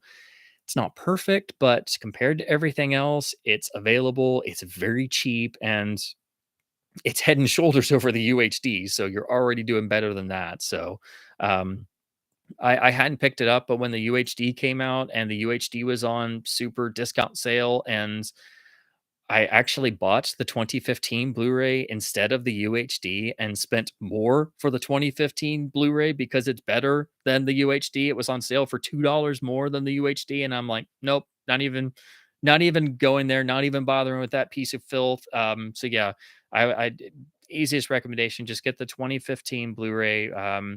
And then if you're still wanting like all of the old supplements, you can pick up some of the older DVD editions for nothing in like used shops. Like I went and started picking up other T2 editions just to compare with ones I didn't have. And, you can find some of the old DVDs for nothing. The only thing I would say, to supplement that, if you wanna go down the rabbit hole more, if you get the first DVD of T2, which is theatrical cut only, it's a port of the late release Laserdisc master, and that has a version of the original CDS 5.1 mix, which was the real groundbreaking sound element for T2. It was the short-lived cinema digital sound format, it was the first 5.1 format, and it was digital sound, but it was, you know, notoriously finicky, and that's why it quickly died out and we got Dolby Digital and DTS and SDDS instead. But only the big premiere engagements of T2 had the CDS best presentation of the mix. And that only made it to a handful of home releases. And the easiest one to get your hands on is that first release DVD, which, you know, if you go look for it online, you might have to pay, 10 or $20 from a seller or something, unless you find a cheap eBay listing. But if you go in like a local store that has used DVDs and you dig around, you can find it for like $1. So just see if you can find that. And just if you want to do an audio comparison. Oh, wow. Mike saw The Wild Bunch as a DCP theatrically, and it wasn't bad. It's a really great experience. Okay. Oh, cool. You're getting to see Vertigo. Those are two of the films that I mean, obviously you've seen them before, but they're such a new experience seeing them on the big screen for the first time, even if it's not in the best version. It's really hard to see a print of the Wild Bunch. Like it took me, I finally got to see the 1994 print and only the 35 millimeter version, not the 70 millimeter version, which is insanely hard to see. But even the 35 millimeter version took me until I got to see it, like, right after theaters were reopening from COVID, so it was like yeah, I saw it about 2 years ago, and it's the best I've ever seen, and it's the best you're gonna be able to see, and it has the all-important reinstated footage, but you can tell it was done in 1994, and they could only do so much, and they weren't being super meticulous about the restoration, but that is still by far the best Wild Bunch presentation I've ever seen, and none of the video versions hold a candle to that, but the, Laserdisc and first DVD are directly made from that, so it resembles the color timing there. So if you're ever curious about the color timing of the Wild Bunch, the older video versions are made from that 1994 print, so they look pretty much like a video master version of that. And of course, Vertigo is a whole other if you wanna talk about Vertigo variations, yeah, there's a lot of those. The best I've seen is the 1996 restoration, but I've only seen it in 35 millimeter. The best overall would be, if you could somehow see a preserved IB Tech Vertigo print, which I know some people have had that amazing experience, but, you also need to see it with the original mono mix because the 96 remix is horrible with all those new Foley effects and the music being too loud, and then they sort of redid it and made it better for the Blu-ray and the UHD, but it's still not what it should be, and the mono mix is not present on most releases, and then we finally got it back, but it doesn't sound super great. So the best sounding version of the mono mix is actually still the old 2005 Masterpiece Collection DVD. Randomly, it's better than even the Japanese Laserdisc I tried, so there's another DVD worth its weight in gold. Uh, let's see. Oh gosh. I I hate to reference other channels and stuff sometimes, but yeah, there are certain times where things happen and you kind of almost wonder, okay, is this directed at me because of the timing? But yeah, I'm glad other people have noticed the because Kevin says who will be films at home's research assistant now because I don't, if people aren't aware, I posted a comment on one of his videos once.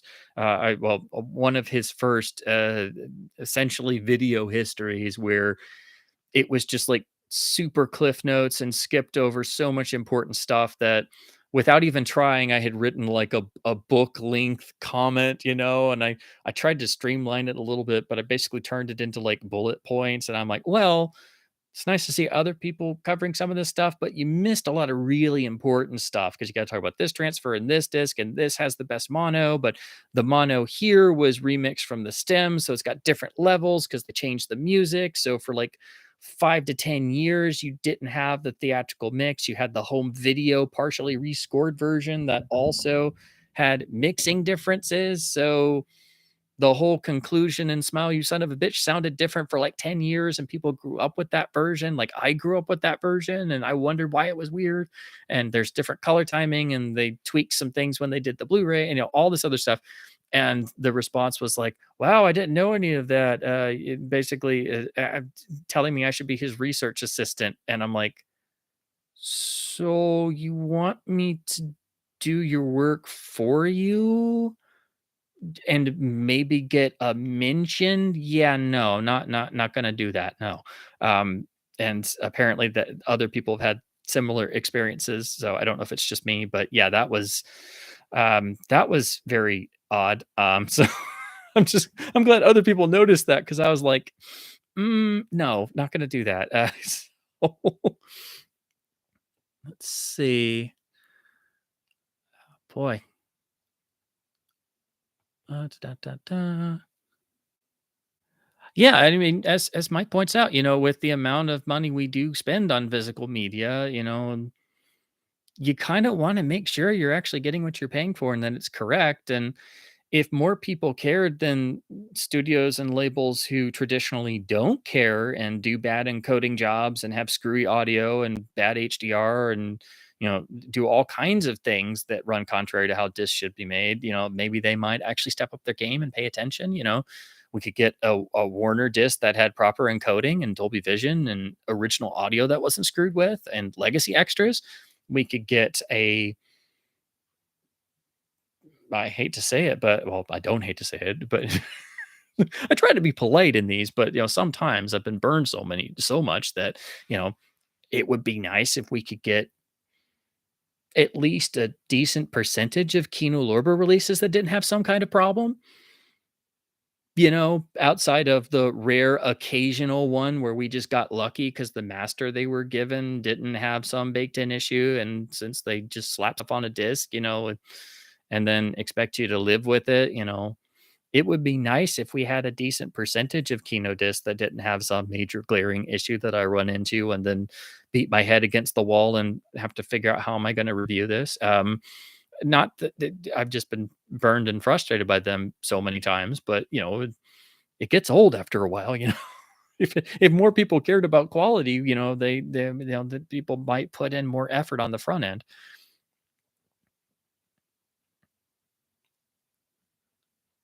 Yeah, again, not to I don't ever want to go off or be negative about other channels in the same orbit, but there are times where it's just i- there are some people who don't seem to be in it for the right reasons really, and it does bug me when people say they're doing reviews, but it's just more generalities. And if you're going to do a review, I don't mind people just being excited to talk about the movie in physical media. That's fine. You could tell if somebody doesn't have a technical background. That's totally fine.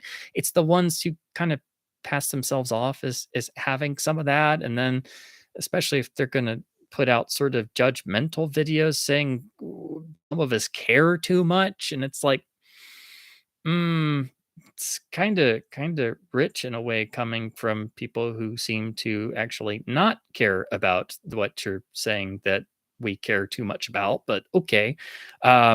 And there's a whole bunch of channels that I just kind of I try to steer clear of. So as with any section of YouTube, I think you run into some of that. But I try to I try to put a brave face on and try to stay polite and positive minded. But I the whole reason why I started doing videos is when I saw that not only could I not find online written reviews that really gave me what I was looking for, but it didn't even occur to me that you could do real disc review videos on YouTube. And then when I started seeing what was passing for disc reviews, and people weren't digging into the technical side of things or the history side of things or past releases, I'm like, hey, wait a minute, no, this you have the ability to go long form here. You can cover as much as you want to. You don't have to worry about writing for a newspaper or a website or something. You don't have to worry about those constraints. There's no reason to not dig into everything you can. So that's because I do this stuff anyway. So I figured this was the only outlet I had, because when I would do a blog post, I could never really get traction, and then people stopped kind of reading blogs to begin with, so that didn't help. So I've only really had success doing videos of even getting feedback from much of anyone. So that's why I just started doing these and kept kind of fell further into it. But yeah, it's admittedly disheartening sometimes when you see what passes for a video, and you think about how much work you put in and how long it took you to get something done, and then editing it and getting 1080p screen caps for a Blu-ray that you took by hand, and you took like 1,000 of them, and you only used like 600 of them, and then layering them and doing research and audio comparisons, and going on eBay and buying VHS tapes because you have problems, because you're just buying them to check audio tracks because that's what you have to check. And you're like, I guess I could have just done a 10-minute video where I didn't talk about any of this, because it would be so much easier if I did that. Um, be even easier if I got a free review copy. I think if I ever got noticed by a label, I would probably. I've been retweeted by a few labels a few times and talked with some of the Arrow guys, and when that happened, it was just like head explode. I'm like, you guys know I exist. This is crazy. So yeah, I know I'm way deep far in the home video physical media niche, but that's fine with me. Yeah, as Mark points out, I was kind of alluding to that. It's if I ever got a review copy, I mean, I wouldn't want to just go looking for errors. I don't ever do that. But if I find something, I'm gonna say something. So I've figured if I ever was somehow lucky enough to be able to be worthy of consideration, I guess, for being provided with a review copy. If that ever happens, I'm going to put up a disclaimer or something saying, I was provided with a review copy from such and such, but that does not, change any of my review practices. I will still cover this exactly the way that I do everything that I cover. So hopefully they don't get mad at me if I find errors and stuff. So, but yeah, that's just my own sort of pipe dream. I figured if I ever did get a review copy, that's what I'll do. So that's if you ever see that, that's because I got lucky to get a review copy, I guess.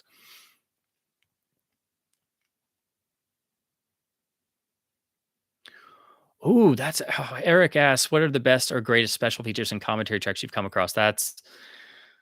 Oh gosh, that's a whole video in of itself. I've actually been working on I've been wanting to do like a best commentaries of all time. So I've been actually trying to build my own list, and just to even cap it somewhere, just like at top 100 is so hard because there's so many great ones.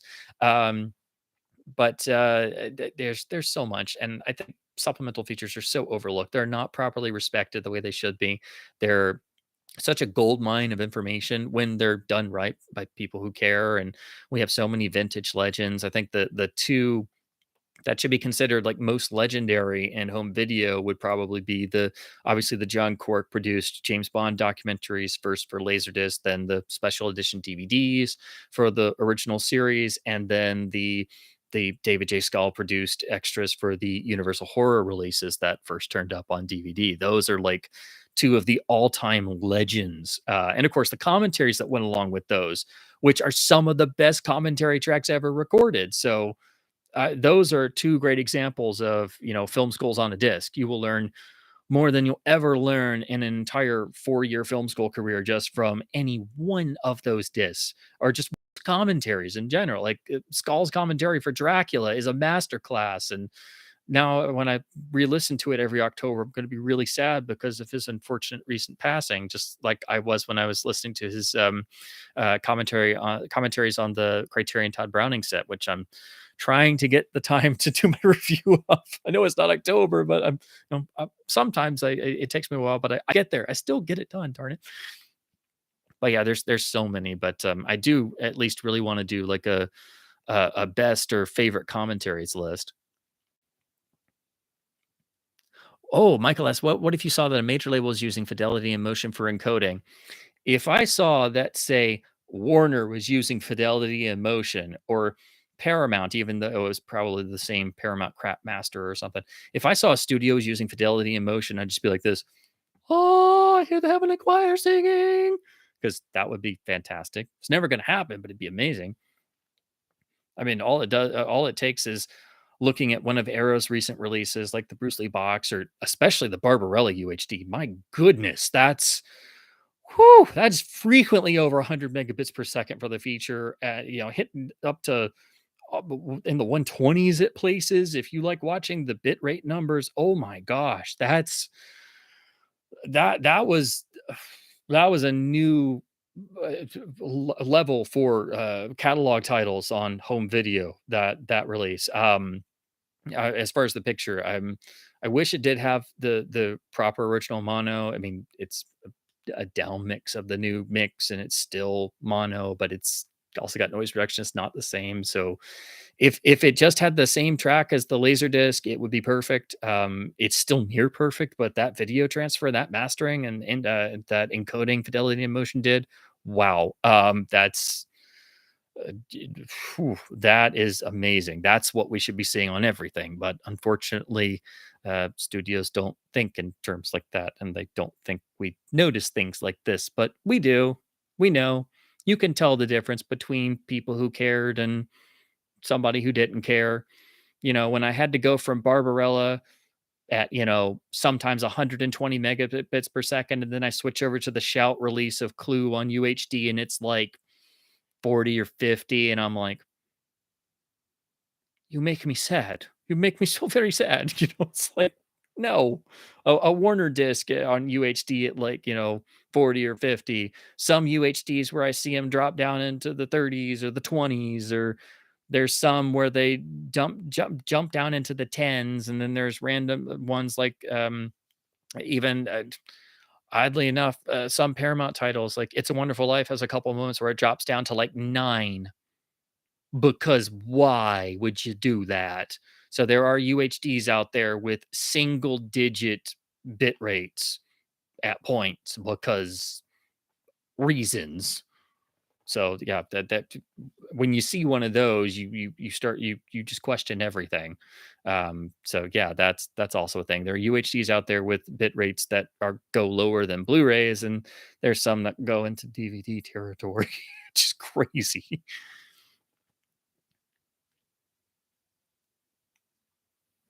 Yep, as BHVD says, or sorry, BHVRD says, when you realize people's main form of audio consumption these days is primarily Spotify, and it's at a super highly compressed streaming bit rate. Yeah, honestly, if people actually got more of a proper audio experience and had better gear and just had more experience with this stuff, I think they'd notice this a lot more. I think that's in a lot of ways what fuels the vinyl trend. And you hear people talk about, oh, I love vinyl because it just has this warmth to it.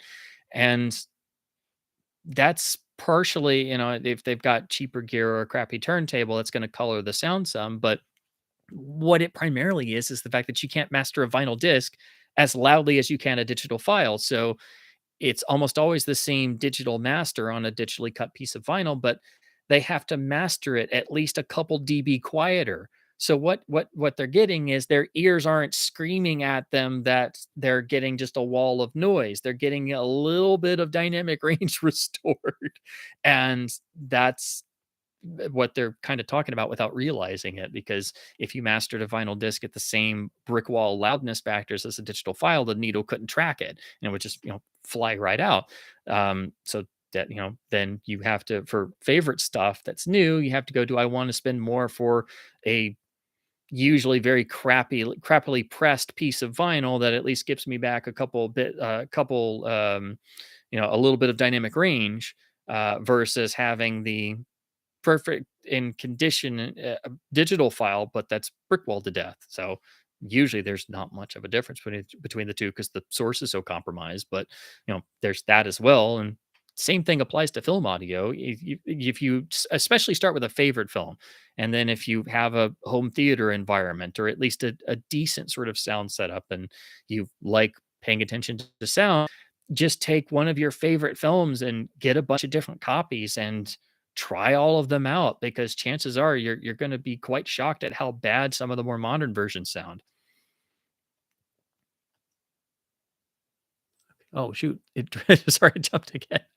Oh, cool! Midnight Touch is here. Thank you. Oh, and thank you for the super chat. That's so nice of you. Um, oh gosh, favorite scan of all time so far. Ooh, well, I guess just in the 4K realm, my sort of go-tos for like top tier, what I would sort of, because I've tried to think about like what are my sort of top 10 for 4K UHDs and stuff, or just the UHDs that I can think of without some problem or compromise or something. There's not many, unfortunately. So the Arrow Bruce Lee UHDs for sure would be on there. The Arrow UHD of Barbarella has just about the best catalog video quality I've seen. It's stunning. The HDR is perfectly handled, and that is a film all about its visuals and color. And the encoding on there is a dream from Fidelity and Motion.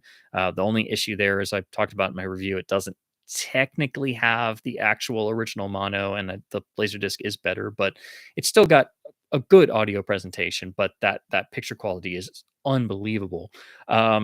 The BFI UHD of Get Carter is an absolute must for that masterpiece. That is so well done. The Arrow UHD of Croupier of that masterpiece, and of course I'm a Mike Hodges fan, but that film was so kicked around on terrible video releases for years, and that was a godsend. That was a dream disc for me. I never thought in a million years that film would get that level of care, but that's a really great UHD. Think a few others. The another that springs to mind, the Arrow UHD of Robin Hood, Prince of Thieves is freaking beautiful. That was the first UHD that I saw once I got my OLED, where I was like, okay, I'm totally on board now.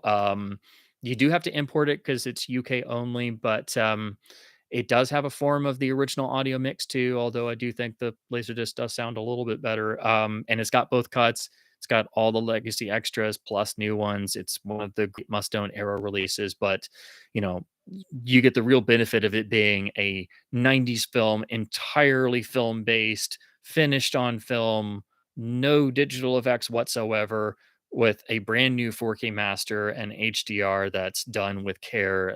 That is a gorgeous looking disc. So those would be a couple highlights, I think, here and there. There are more. Um, the Criterion UHDs of Citizen Kane and Double Indemnity are as good as they can be for picture, considering the elements they're having to work from. The HDR is well done. The only issues with those is the audio is a little bit scrubbed, so that could be better. And you have to go to older releases for those. And that's where I found that the VHS tape of Citizen Kane has the best mono of Citizen Kane, and that's when I really got scared.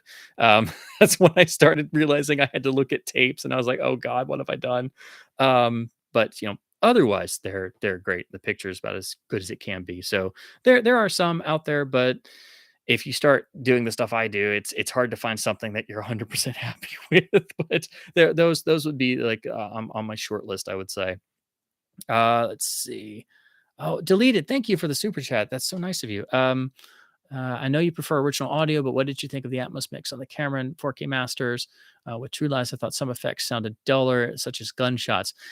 Yeah.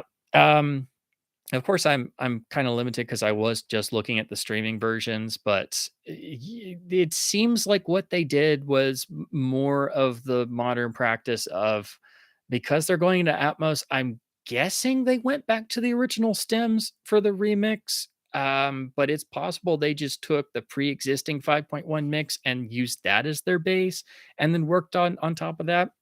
But because they don't tell us anything, there's no real way to know. All you can do is guess, and they are definitely duller sounding. That's almost always what you're going to run into, where it's working from some mix but not really changing a whole lot. And that's when you run into, they decide they want to EQ things differently. They want to put some noise reduction on the dialogue. They want to change the balance levels.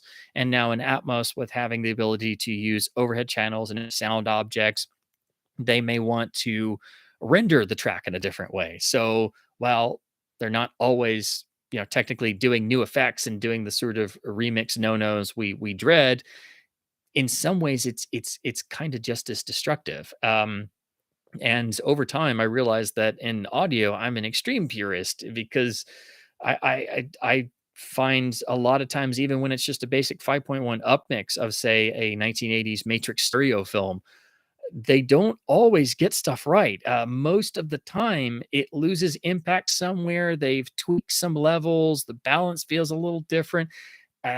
Even when it's well done, sometimes it doesn't have the same punch to it, because when you go in, if you don't have an exact one-to-one transfer from like the original four-channel stems, you're going to lose something somewhere. And when it was designed for, say, Matrix Stereo, it was designed for those parameters. And when you undo that, it's still not the same. So that's what I've seen. I think it was Arrow who mentioned that once on one of their releases, which is why they included the Matrix Stereo track on there. And I know some others labels are doing that now, because even when you can have a 4.0 discrete or a 5.1 version of a Matrix Stereo film, you still need to have that Matrix Stereo version on there, because it's never quite the same otherwise. Um, so yeah, I think original audio always needs to be there, and I think there needs to be a purist option. Really, that's probably my sign. Okay, I think I'm back now. That's probably my sign, along with my throat starting to get a little sore. Well, not sore, but that's probably my sign that I should probably be winding it down. But anyway, I think there should be a purist audio option on every release, just to have something that's well transferred and representative of the original mix. But yeah, I do think the new Atmos remixes on the camera and 4K masters are tweaked into a modern space. And while they may not necessarily be changing effects, they're not indicative of the eras in which they were made, and they don't sound as good as past releases. And I can tell you for sure, they don't make me grin like a little kid, bouncing up and down in my chair like this guy does. The DTS, or even just the AC3 Laserdisc of True Lies, is, right up there on the list of your neighbors hate you releases. I have that short list of the neighbor killers, of the ones that will kill your neighbors because they will hate you, or you have to run it super, super low in volume, because if you're in an apartment, you're screwed, because they're just, they're sonic powerhouses.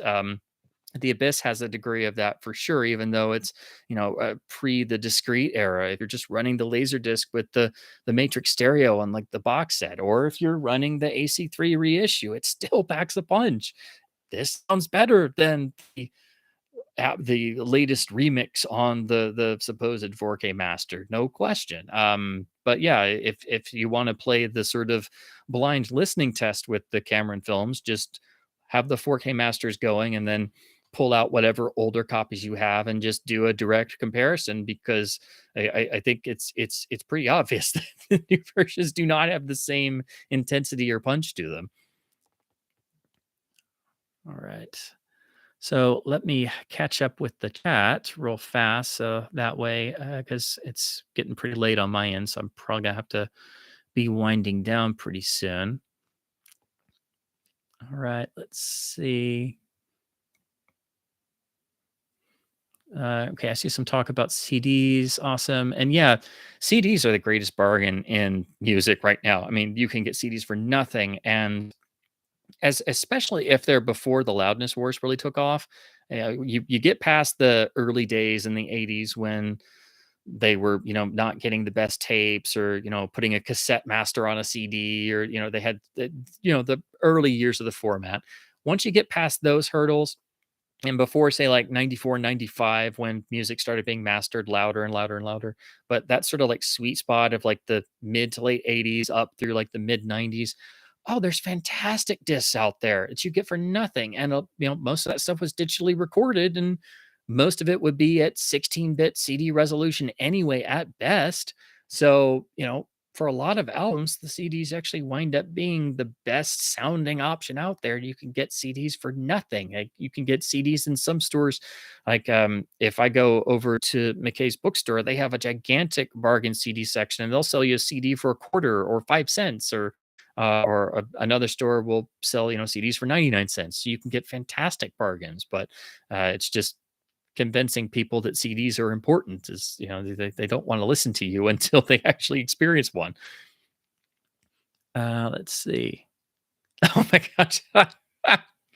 Manic Preacher Preaching, bringing up one of our, well, it's sort of a joke we came up with, I guess, when we were talking once, because I was going through the Mr. Moto films finally, and that's another video I really want to do. That and the Charlie Chan films, which I finally watched through, which I don't think get the coverage they should. But because if you've never seen the Mr. Moto films, they are such an interesting product of their era, because of course the studio insisted on casting Peter Lorre as essentially as a Japanese Interpol agent, which is bizarre and obviously not PC in and of itself. But you had Peter Lorre and Norman Foster, who's one of the great underrated Hollywood journeyman writer, director, actors, because he started as an actor. They were tasked with making this adventure series all about globetrotting and essentially spy films as well, but spinning off of the Charlie Chan series. But they had to do it all in the Fox backlot as small B films on super tight schedules for no money. And what they did was wind up producing, honestly, the closest thing that Hollywood made to a James Bond film in terms of tone, that you can find in, especially the 1930s. But yeah, the Moto films, Peter Lorre is Moto. He is an enigma. He's like a cross between the pulp version of The Shadow, James Bond, The Saint, with some of Charlie Chan thrown in. He's a master of disguise. He's the master magician, and he's a complete assassin, because he just straight up kills everybody. And just sitting there watching Peter Lorre have an amazing judo fight, and then stab a guy to death, or chuck a guy overboard. Or my personal favorite, the climax of one of the films, they found the secret arms stockade, and he threatens to blow it to hell with a reel of nitrate film that he's about to light. And I'm just like, where has this been all my life? But anyway, I made a joke once that it made the over the top intensity action of Mission Impossible 2 look like nothing. So ever since, it's been Moto Impossible. But if you've never seen one of the Mr. Moto films, I strongly encourage people to go check them out. Obviously, the casting practices of the time are severely outdated.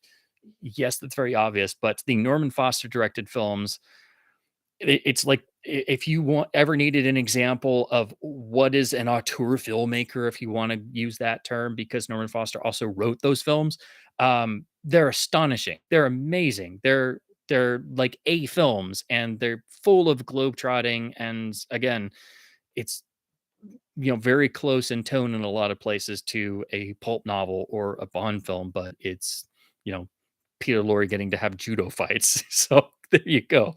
But yeah, that's man, that you want to talk about Fox films that I hope get worked on. It's the Charlie Chan films and the Moto films most of all, because those have not been properly critically appreciated. They are so historically important, but they kind of get damned just because of the casting practices of the central characters. But they're so much more than just that, and they did some work on them for the DVDs, but those are still really rough, and they were so popular that they were just run to death. We don't even have all of the Chan films. A good number of them are actually lost, and those are sound films that are lost, not silent films. So those are in dire need of help. Even though they did get some work on them for DVD, those if I could choose anything from the Fox library to start with, it would actually be those because they need the most help actually.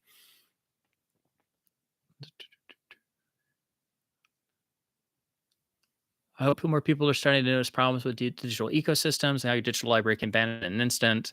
Yeah.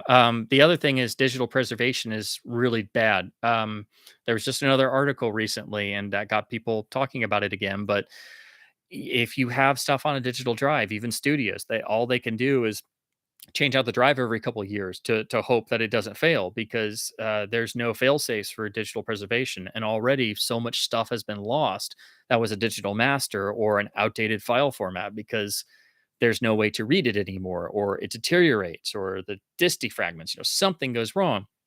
So the only tried and true method you have for preserving a film actually is celluloid. That's why they do film outs, because if you put something on a drive, it may last a couple of years. It may last 6 months and the drive goes bad and you come back to it 2 years later and oops, oh, your master's gone. I don't know. You're screwed.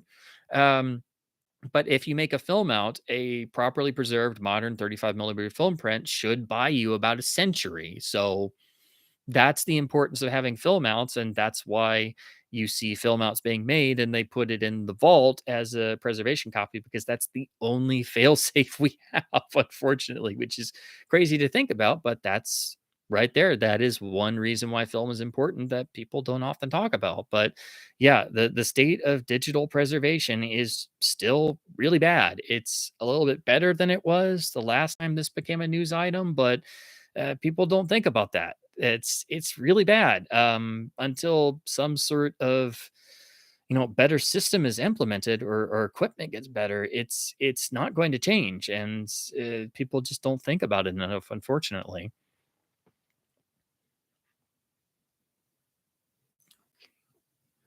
Mike points out Radiance.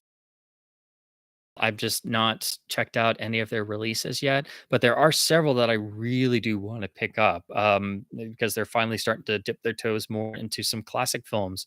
They're and they're also the label that actually they do their own obi strips. So for those of us who know all about obi strips on Japanese releases, they're the label that are doing the Blu-rays with essentially their own paper obi strip on them. So that's a cute thing they do. That's like sort of their unifier image that you think of for them. So I can't wait to check out some of their stuff. Yeah, deleted talking about the Get Carter UHD, possibly having some black crust or very close. I did sort of debate on that. I was lucky enough. I have seen a print of Get Carter, and that's a really hard thing to do in the US because its distribution history has been really bad, and Warner never puts that out. But so I have seen it theatrically. It is a very dark film, but they're also super limited on the elements they have to work with. So I think from what they had to work with and trying to retain that sort of look that was frankly not there on the previous Warner Masters, I think they did a really good job. It's not perfect, but considering what they had, and they only have the one audio mix recreation to give us the actual British version of the film's audio track, and the encoding's really good. I think they did the best they could with it, but I do think it much better represents the look of the film than the old Warner Blu-ray did, which was not only a bit bright, but it also had some of the dreaded teal color problems creeping in. And of course, it was defective at first because it had the American audio track with the dubbed lines at the opening.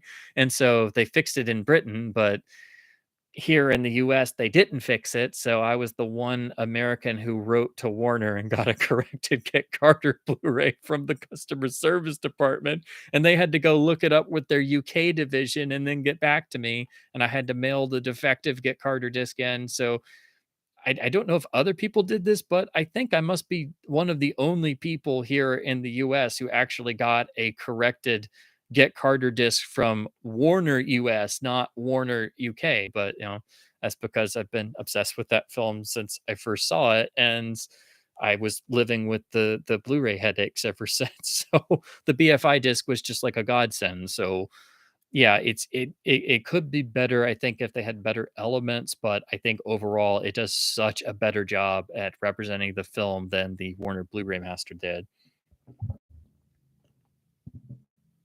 Let's see. Uh,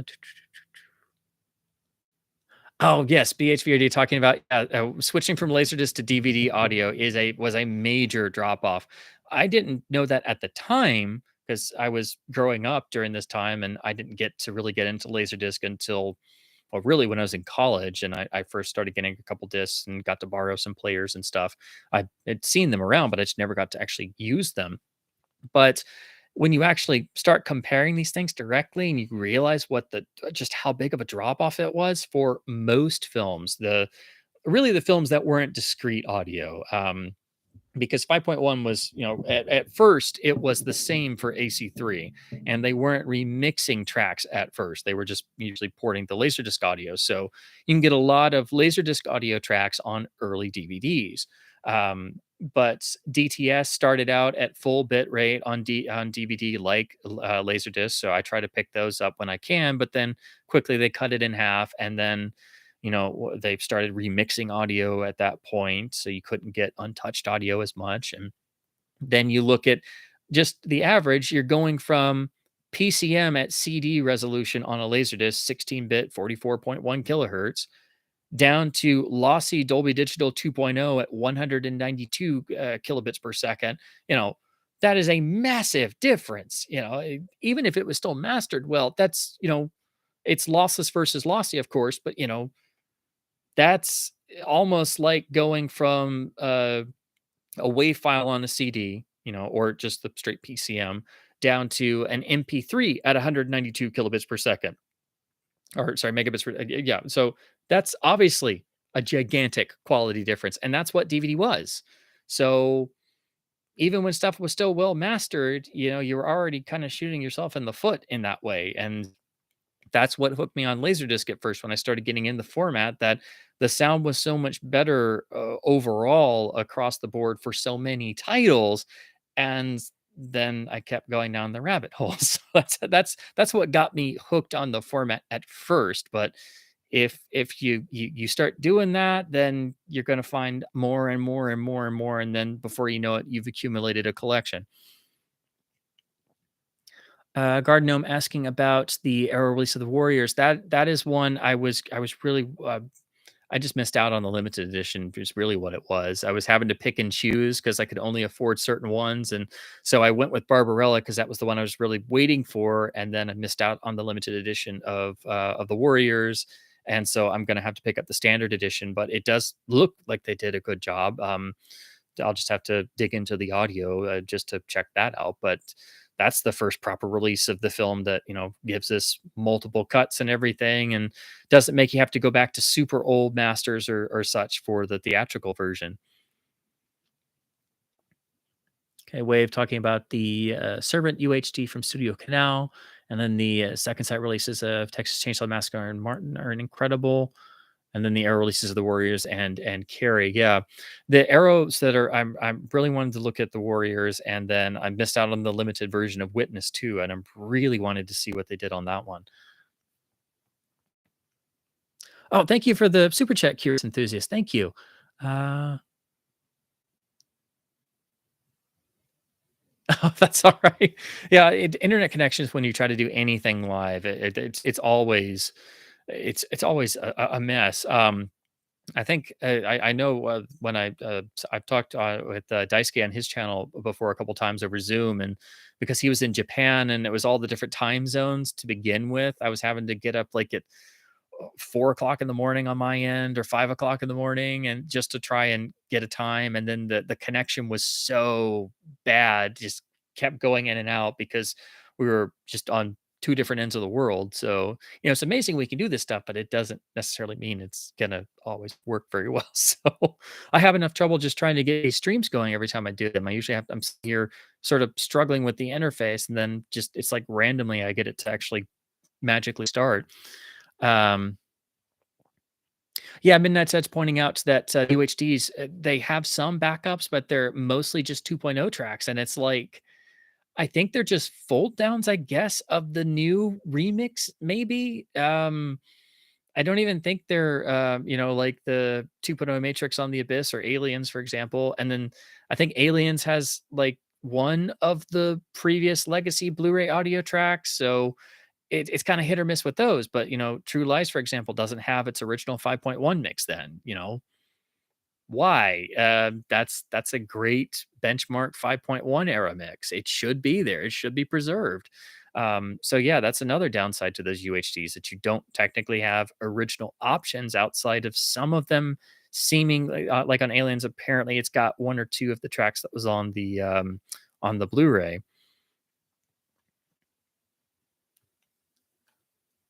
Okay. So I think I'm getting towards the end of the chat. So let me try and make sure I cover most everything else. Sorry on this. It seems like on this stream it's been loading a little bit slowly, so it's like I get them in bursts all of a sudden. So sorry, it's taking me a minute to try and make sure I get to everybody. Thank you for the super chat, Mark Central. Thank you. Um, so let's see. OCP Communications, thank you. Just want to say I think you're doing a great job. And how bad do you think the Terminator 4K is going to be? Oh, well, the rumors are floating around that maybe both T1 and T2 will get this same treatment. I'm sure they probably will. Yeah, there was that clip that turned up on the MGM YouTube channel of Terminator clips recently that looked really bad. I kind of shared it around, and some people think it might be just it was uploaded in the wrong color space, which looks like maybe what happened. Like somebody just goofed up on that. But it made some people kind of wonder, oh no, is this the new T1 master? Oh no, it looks terrible. So yeah, if if it happens, I expect the same crazy tomfoolery. And yeah, the only way it's going to turn out well is if somebody else does it. If Cameron decides he just doesn't want to bother with it, and let's hope that happens. And then maybe we can get the mono mix back and properly restored. The current Blu-ray of T1, great new scan. If it didn't have the color timing issues and it had the original mono mix, it'd be fine. People have tried to do regrades, and that's really the only way that master is watchable, really, I think.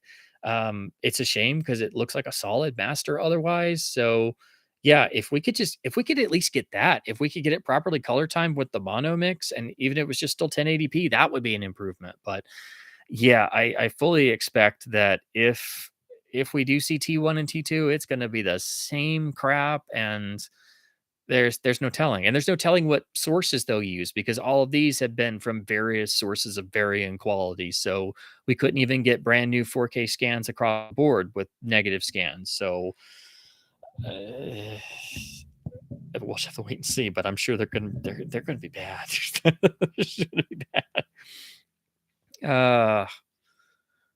Yes, Curious Enthusiast pointing out the Dire Straits, who of course longtime audiophile favorites, but Brothers in Arms is a digital recording. The original CD is technically the best original version, but I do have a copy of the original Bob Ludwig mastered US vinyl release, even though they had to edit some of the tracks to fit on a single vinyl disc.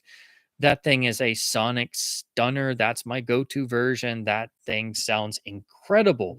But you could master vinyl really well from digital sources back then because you had great engineers, and that was still the primary delivery method. But that's one of those albums where I think you need multiple copies, because you need the original CD, you need the RL cut vinyl, and there's been some great audiophile reissues as well. So there's now like 4 or 5 different great Brothers in Arms and audiophiles debate over which is best, but that original RL cut vinyl is the original issue to look for, and it still sounds fantastic to this day.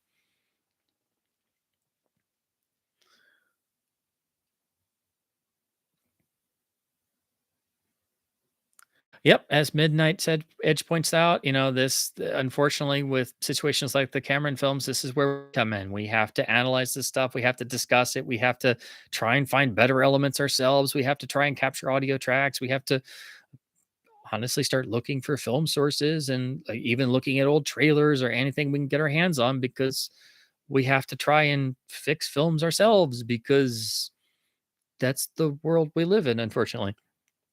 MS57, thank you for the super chat. Thank you. Do you ever have a movie you wish had a director's cut? Um, I can't.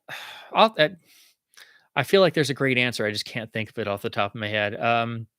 It would obviously be a situation where we didn't get like the actual director's cut. Like it was taken away or it was compromised somehow. So it would always be a situation like that. I would say. Of course, when I'm on the spot, I can't think of a specific example. And then, of course, as soon as I end, I'm gonna think of like 1,000. But yeah, that would be my number one. Where you have to have a sort of reconstruction or something.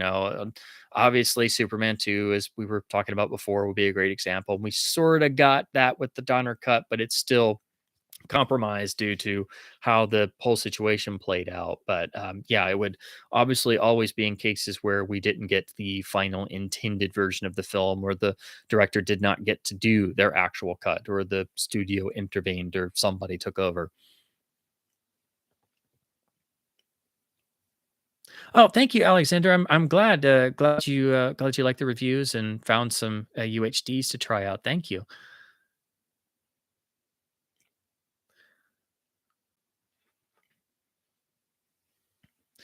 Okay, so it is getting pretty late on my end, so I will have to be winding down. So I'm going to try and scrub through the rest of the chat and try to cover as much as I can. But I just realized it's after midnight on my end, so I do have to wrap it up. But let me try and get to the last couple on here I can cover. Let's see. Do.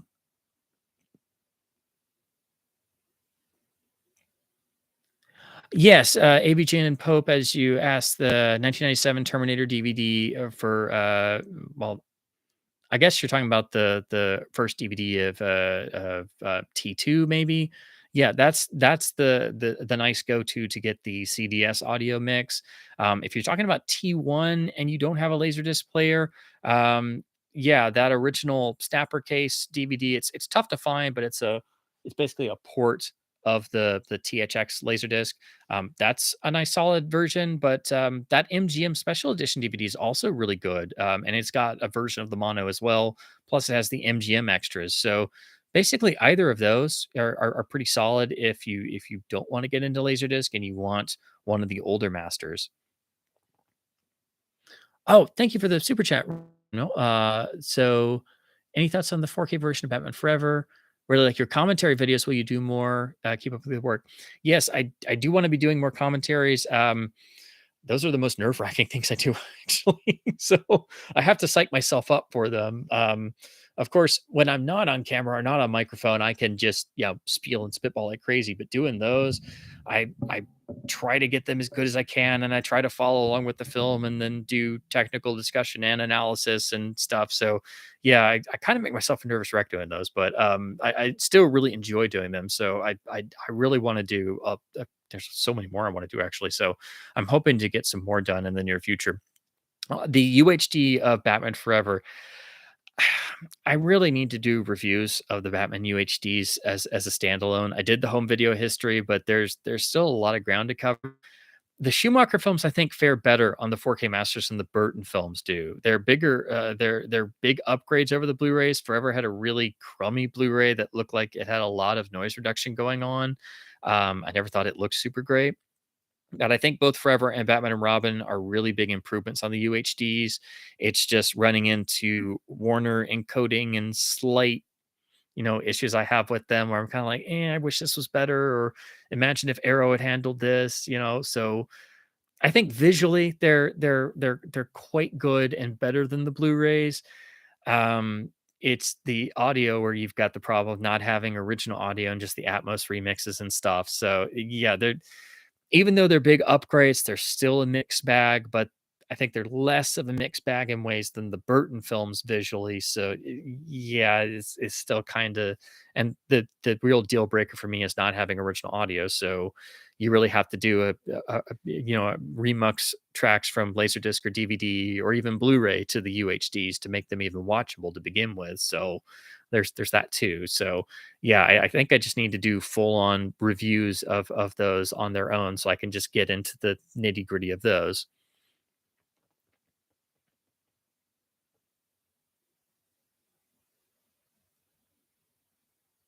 Yes, Chris, these are just laser discs I have, for example. So yeah, they are really nice display pieces, and some people do get laser discs just to display them. So that does make certain, even some of these, sometimes a little bit more pricey than what they should be, because people just want them. That's why I was talking about Big Trouble in Little China earlier, and why I've never gotten the laser disc, because it's expensive just because it's Big Trouble in Little China and it's got the poster artwork, so some people just buy it to display, but they make really great display pieces, and if you've got a favorite film that's a super common disc, like some Laserdisc can be, like, of course, Speed is the greatest example, you can get a copy of Speed for, like, $1, or you can get the amazing GoldenEye Laserdisc with all of its special features, and that has the what I call the Dolby Club mix of GoldenEye with all the extra bass in it.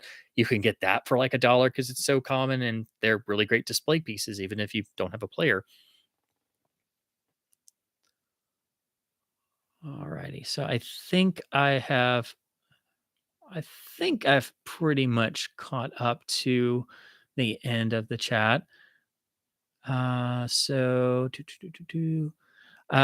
Reels, the Keep is a very tough laser disc to get just because of the rarity of the film in general. So usually you pay quite a premium for it. A lot of Laserdisc collectors can't even get a good copy of The Keep because that's one of those films everybody knows about, so it's always very expensive.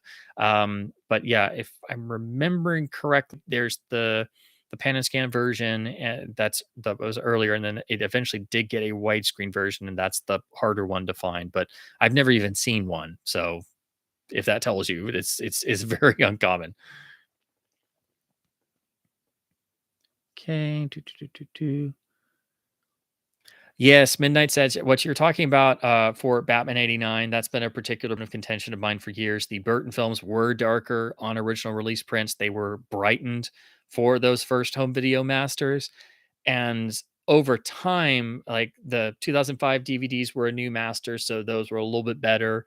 And then the Blu-rays were just 1080p upgrades of those.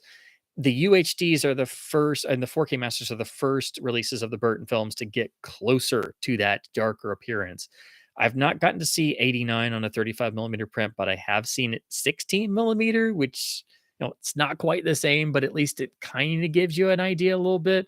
And I've always played around with the video releases, even on CRT, playing around trying to darken them a little bit. You can sort of give yourself a little bit of that presence, but yeah, the 4K masters are the first time we've gotten both 89 and returns being darker. I have seen a print of returns as I was talking about before, so I can tell you that it definitely does have that darker feel, which also hides the sets more because that was shot on the Warner backlot, and on video you've always been able to tell that it's more of a set compared to the Anton First '89 set at Pinewood, all on the backlot. But when you see a print of returns, the darkness hides that because it was, obviously intended for film prints. So yeah, that's another thing that, they were always designing films for how they're going to be exhibited. So I can say the UHD is the first release of the Burton films on home video that seems to get more of that intended darkness. That was really great to see. We had some of it before on the 2005 master and the Blu-ray, but not as much as it was originally. The trouble with the 4K masters is no original audio and some color timing issues on 89 and gigantic color timing problems on returns, which makes it unwatchable for me. So I'm like, you were so close, Warner. You were so close. You had one job, and you managed to mess up both the picture and sound. And I still get flack for calling out the returns transfer, and it's like, guys, I saw a 1992 Fuji color release print from Warner's vault. Like, I actually got to look at the print can, and this was just a couple years ago. So, you know, I have a frame of reference, you know. So, yeah, that's one that really gets me. I must admit. Um, But yeah, I don't think they've ever quite nailed the 4 Batman films, really. Some come closer than others. Some are pretty good, but then you start digging into the audio and there's quirks. Like the mix of '89, when they redid it in 2005, it's no longer as warm in the low end. So I always find myself preferring the old Laserdisc Matrix stereo or the 1997 Flipper disc DVD 5.1 Dolby AC3. Same source, much warmer low end, sounds so much more impactful to me, but yet I don't hear many other people talking about that, but that's another quirk. And you want to talk about really weird sound quirks? If you look at the Matrix stereo mix of Batman Forever, it's a better mix than the discrete because it's better integrated. It's got a mono surround that's more engaging than the discrete surrounds of the 5.1, which I can only chalk that up to the crazy post-production of that film and the editing and the restructuring and things, but overall, the Matrix stereo of Batman Forever is one of the handful of '90s Warner films randomly that sounds better in ways than the discrete. So there's another weird one that I go on about that nobody else talks about. So there you go.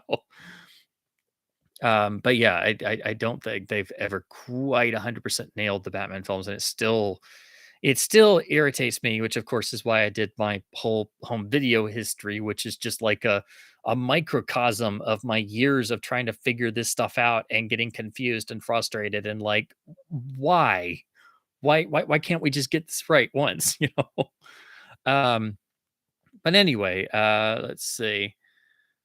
Is there a film that currently looks best on Laserdisc? Yes, unfortunately. Well, THX 1138 is the easiest because that's the only way you can see the film properly, and you get the widescreen Laserdisc. It's not a super great transfer, but that's all you got. So there's one. I would say there's a couple more examples like that where it's like an exclusive cut or theatrical version or something where it doesn't have super crazy revisionist color timing and such. And even though it's an old master within NTSC video parameters on a good setup, I would much rather have something like that I'm looking at. So if I watch an official copy of Star Wars, I'm not watching Blu-ray. I'm not watching UHD. I'm not watching DVD. I'm watching the Technodisc Laserdisc of Star Wars. The Technodisc pressing is the best version, or I'm watching the Japanese special collection, or I'm watching the Fox special widescreen edition. So the widescreen versions that predate the 1993 definitive collection. Yeah, it's an old master, but you know what? They did it right back in the day, and on a good setup for Laserdisc or on a CRT, they still hold up remarkably well all these years later. If I'm watching the Indie trilogy, I'm watching it on Laserdisc. I don't have to compromise in the ways that I do on the other releases. I think the audio is actually better overall on amazingly on Temple and Crusade. Those Matrix tracks sound so good, and the pressings are good for the time. But that disc of Raiders is unbeatable because it has the snake reflection. It doesn't have any changes. It's in a widescreen aspect ratio. And the mix on that disc, wherever it came from, thank goodness we have it because that is the best sounding Raiders experience I've ever had. Ever since I got that disc, that's been my go to. If I watch Raiders, it's that disc because that mix is so good. Where it comes from, I don't know. I wish I did, but I can only make guesses that maybe it's one of the alternate theatrical tracks or the Vista Sonic mix that got scrapped because it was a short-lived format that Paramount backed, and then they dropped it because it was very defective and didn't really work right. So they remixed the film into Dolby Stereo and Dolby for 70 millimeter.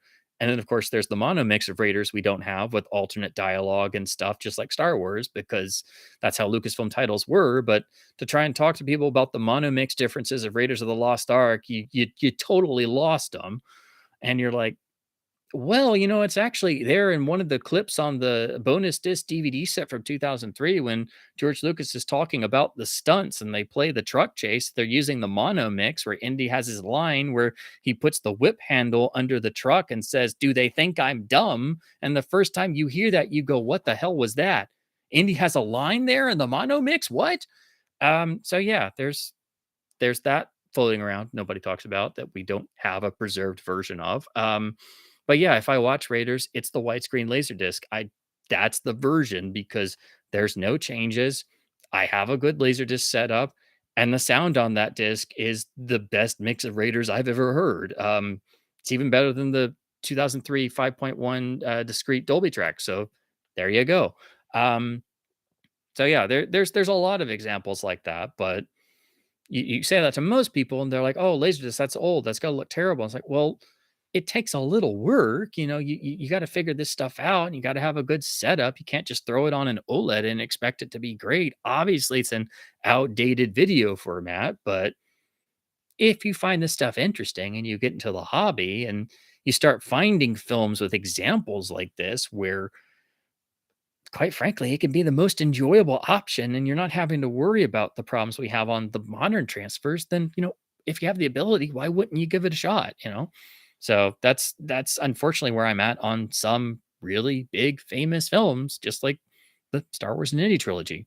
And don't even get me started on the Bond films because I only watch the laser discs of the Bond films because oh boy, that's I'm going to do a Bond video history, but I have to do a separate video for each of the original films because there's so much ground to cover and so many variations and so many differences in the masters that I've got to do a video history on each of the original 20 films.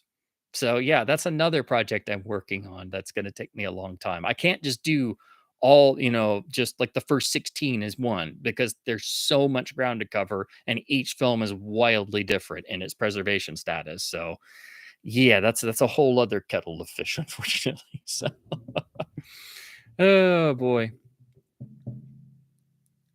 Yes, as Kevin says, if some of the mono mix stuff about even just Star Wars, but India especially, yeah, even just the "Do they think I'm dumb?" line. If Twitter saw that, they'd freak out, and it's like we've been talking about this for ages, in the fan community, But okay, it's been there on the DVD since 2003, if you noticed it, but only some of us watch all the extras over and over again. Let's see.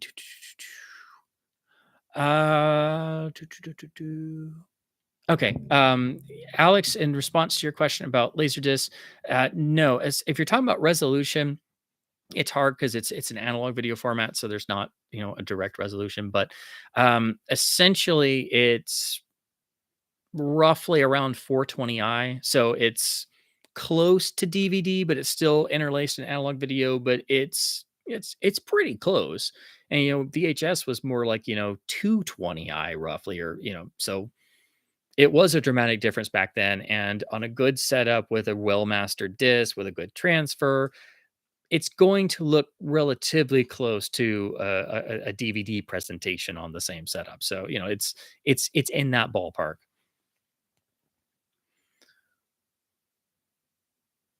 Thank you, Kang. Thank you. I try. I try. So, oh boy. Oh geez, I've crossed over into 4 hours. I've really got to wind down. Hey, if you've never been on one of my streams before, I go on just for a general chat like this, and before I know it, it's been 3 or 4 hours, and I'm like, oh, I've done it again. Whoops. So, so let me get through the last couple of these, and then I'll have to call it a night. But Tanner asked, "What is the best laserdisc setup?" As I've been saying, it's kind of getting more along the lines of you kind of have to have a retro video setup, just like a retro gaming setup. So the easiest thing is if you can get a good CRT and pair that with a good laser disc player, then that's your best option. getting the players the hard part nowadays, and players are very different in their video output quality. Some are much better than others, so it's not always the, fan favorites people go for that will get you the best picture quality. And then you have to make sure you get a player that can do digital output for, PCM audio and stuff. So, um, if you want to get into LD, just get the best working player you can that's affordable. That would be the best starting point. And then if you want to go further, you can decide if you want to, go the CRT route, or, go into trying to upscale to monitor displays and stuff. But that can be very difficult. So your easiest option is going the CRT route and seeing what you can find locally on Craigslist. Sometimes getting a great CRT for free that somebody puts on the curb. So that would be my sort of general basic starting advice.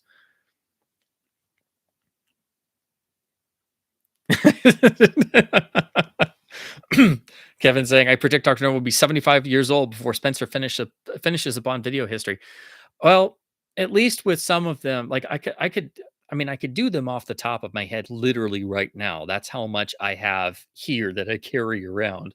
I just can't quite do all of the audio analysis yet because I still have to capture some of the variants I've picked up of the later films. That way I can say that I compared to the 1982 Japanese evergreen laserdisc pressing of The Man with the Golden Gun, because I try to be thorough if you couldn't tell.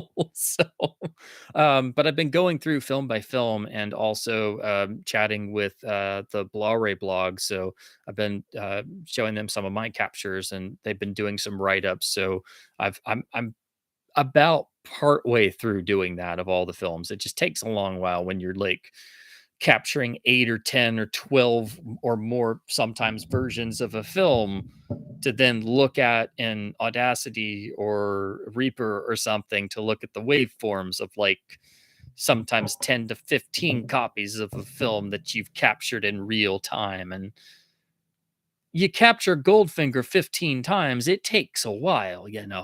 So that also eats into my available time, which I don't have much of, unfortunately. So I do hope to at least get the first couple of those going. So, yeah, outside of that, I could pretty much do them literally talking into my webcam start to finish because that's how long I've done this stuff. But yeah, I'm just trying to be a bit more thorough on looking at some of the other releases in terms of the audio if I can.